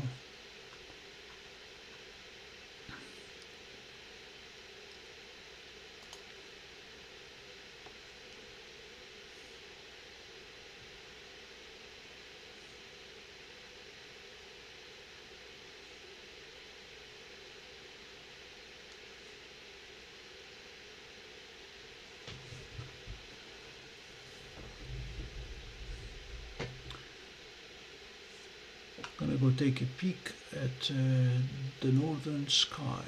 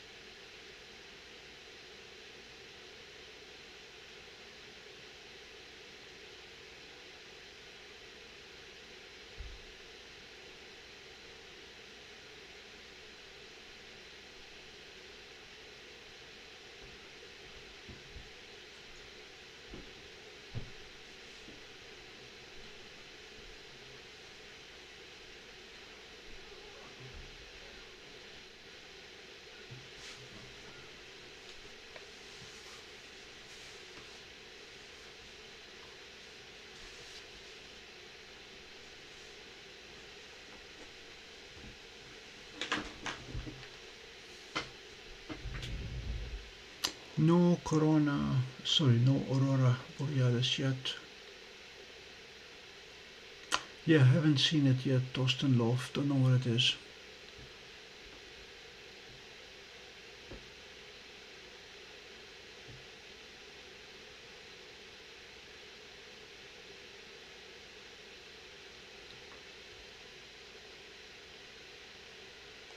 It is not. We refocused and we're doing reasonably well with the atmospheric dispersion.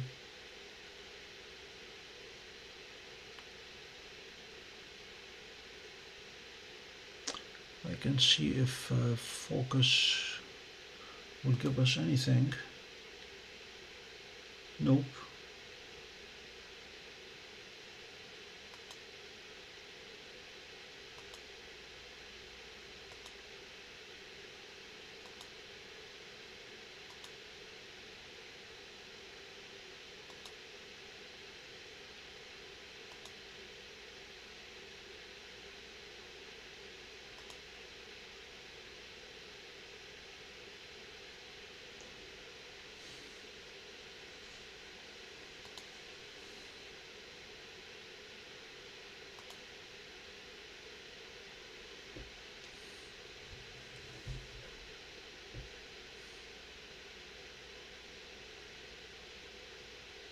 Doesn't ring a bell.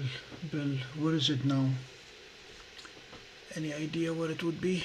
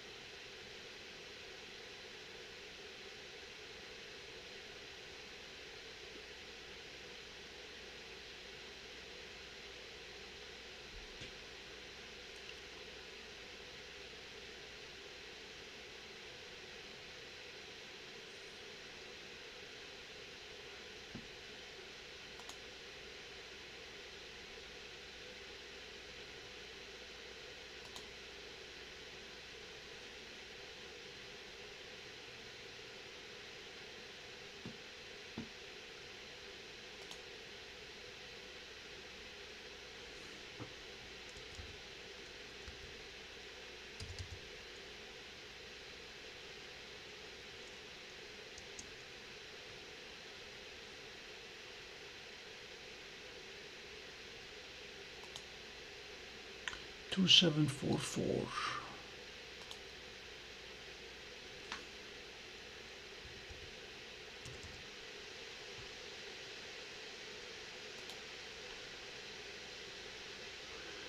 It is very low to the south.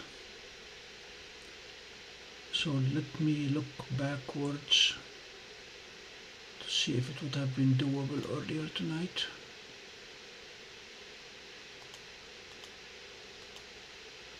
It's very, very low.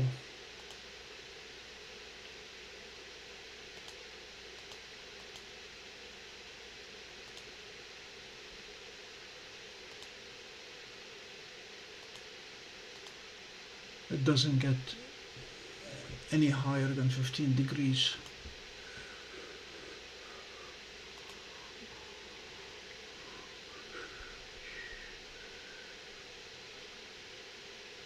Stellarium found it, the Stellarium app as opposed to the web.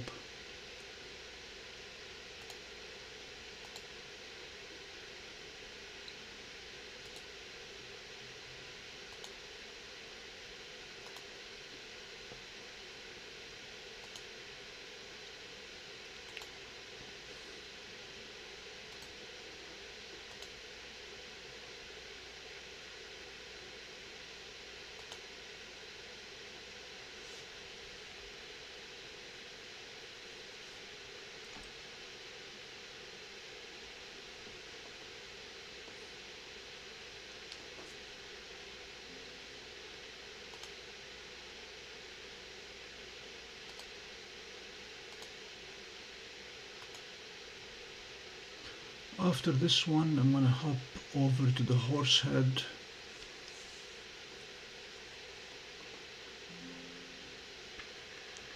I captured 5000 G now, and we're choosing 20% to see what that gives us.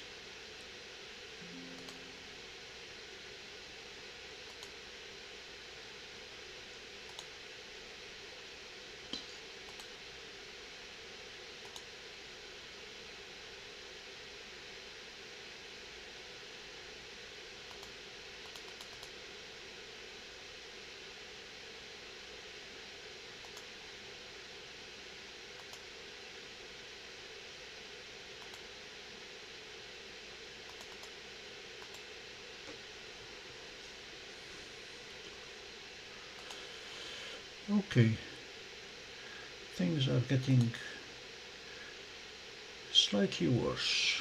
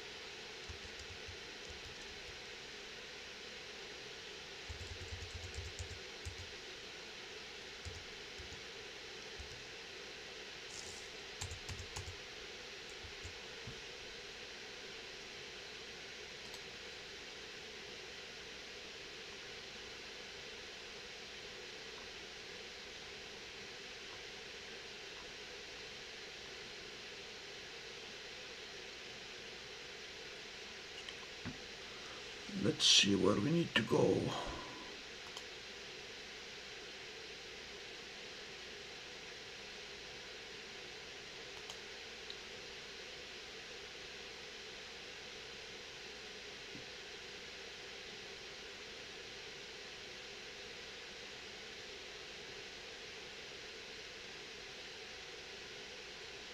Hello James, I'm using AstroSurface.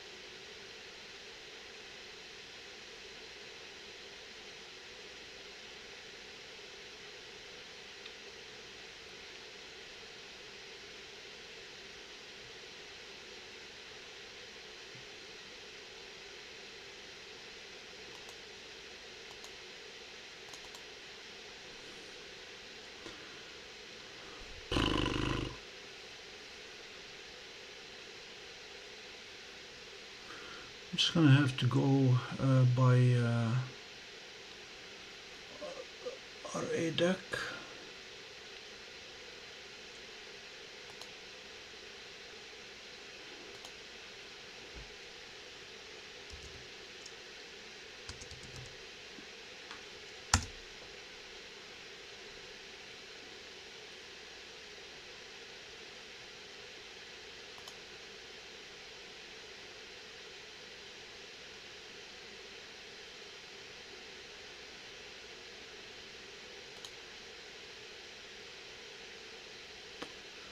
That's not where I wanted to go. Okay.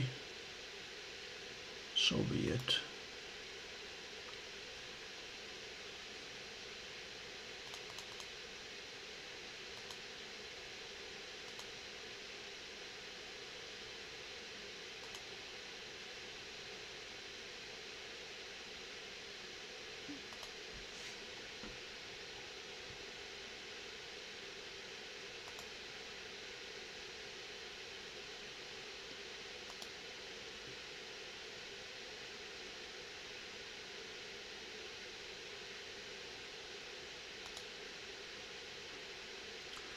That should be okay.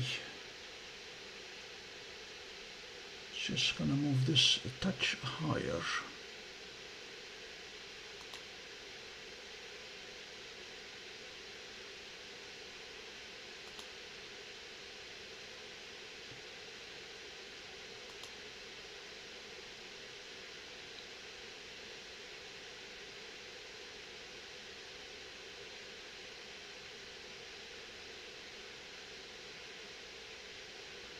No.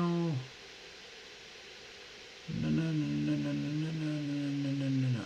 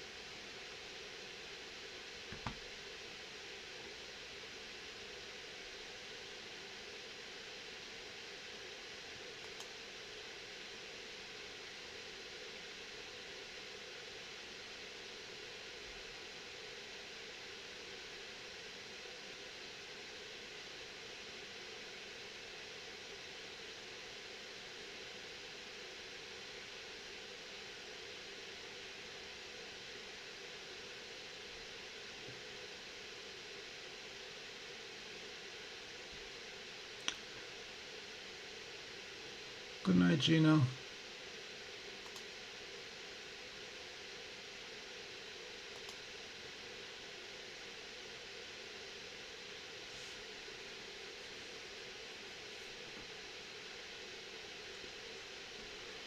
I'm gonna try to stack and see if we see the horse head here or not.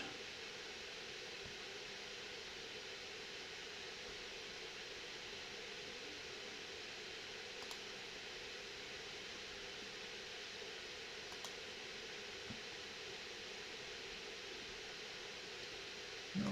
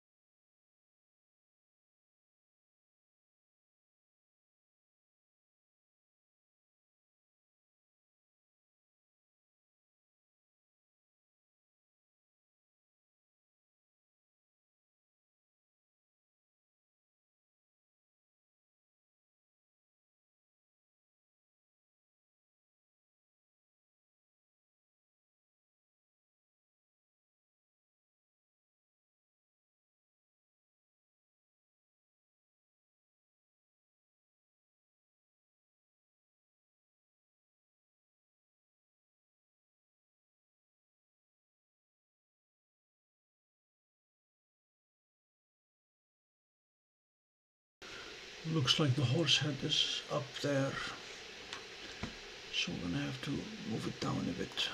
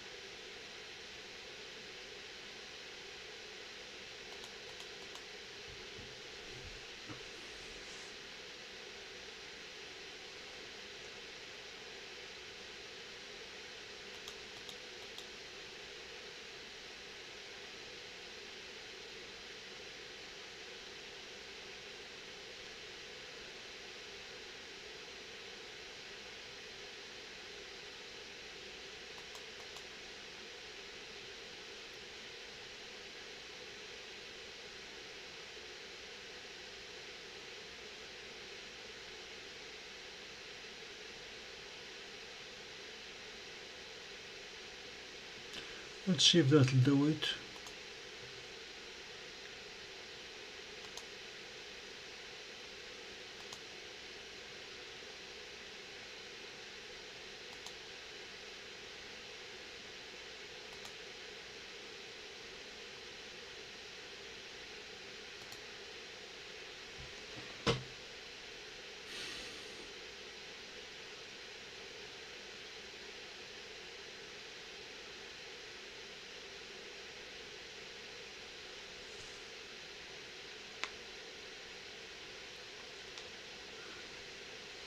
James, AstroSurface is a combination of auto-staggered, Registacks and PIP all in one. I'm gonna give you a link for a short tutorial on it. Looks like I need to bring this one back further down. Okay, stop the live stack.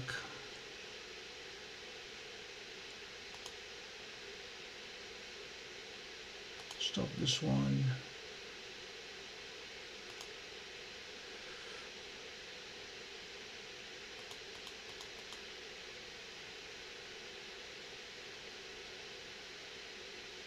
Nope.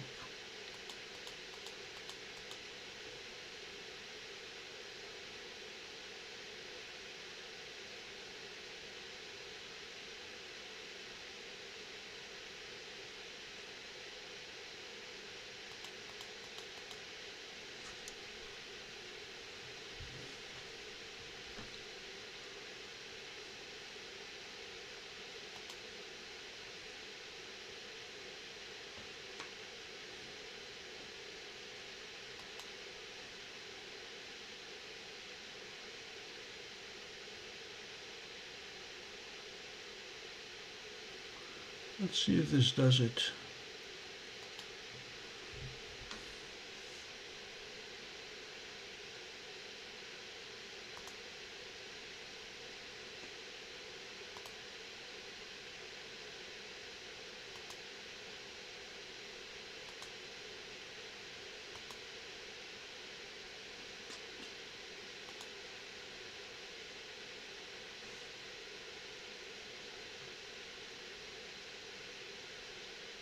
Yep. Okay. We have the horse head.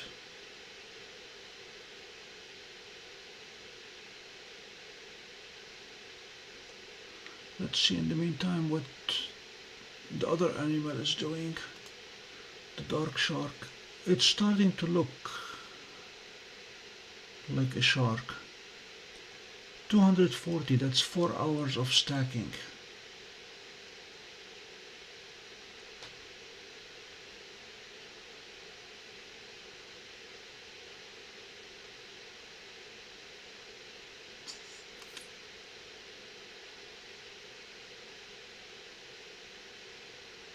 Have a good night, Bill.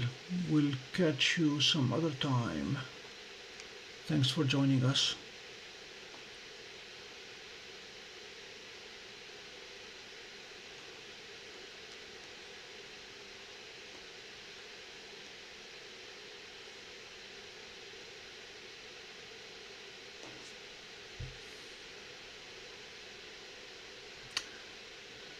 James, I owe you a link. Let me get it.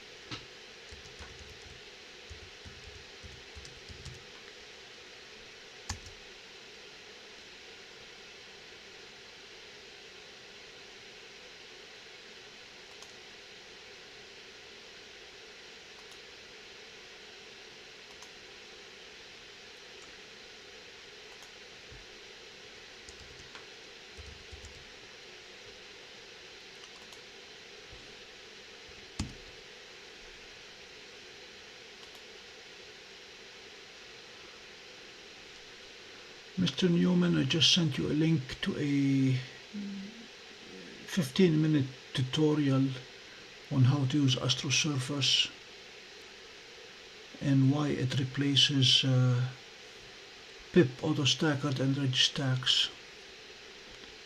All these in one.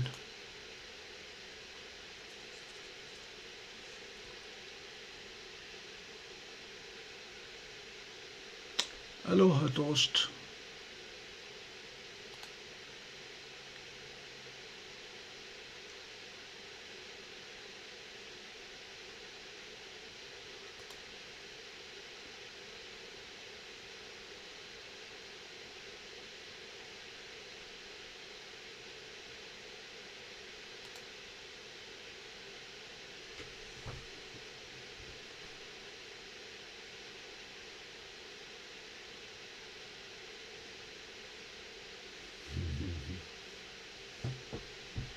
How do you like this horse head?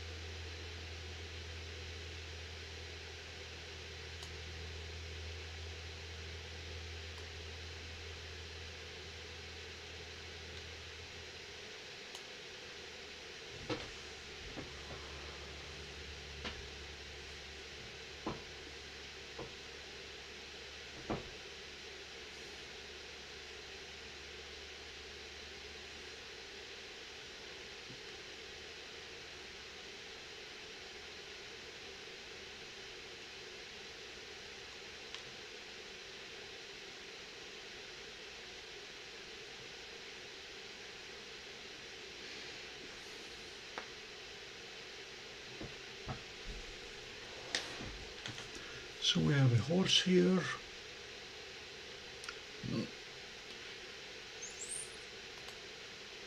and a dwarf and a shark there.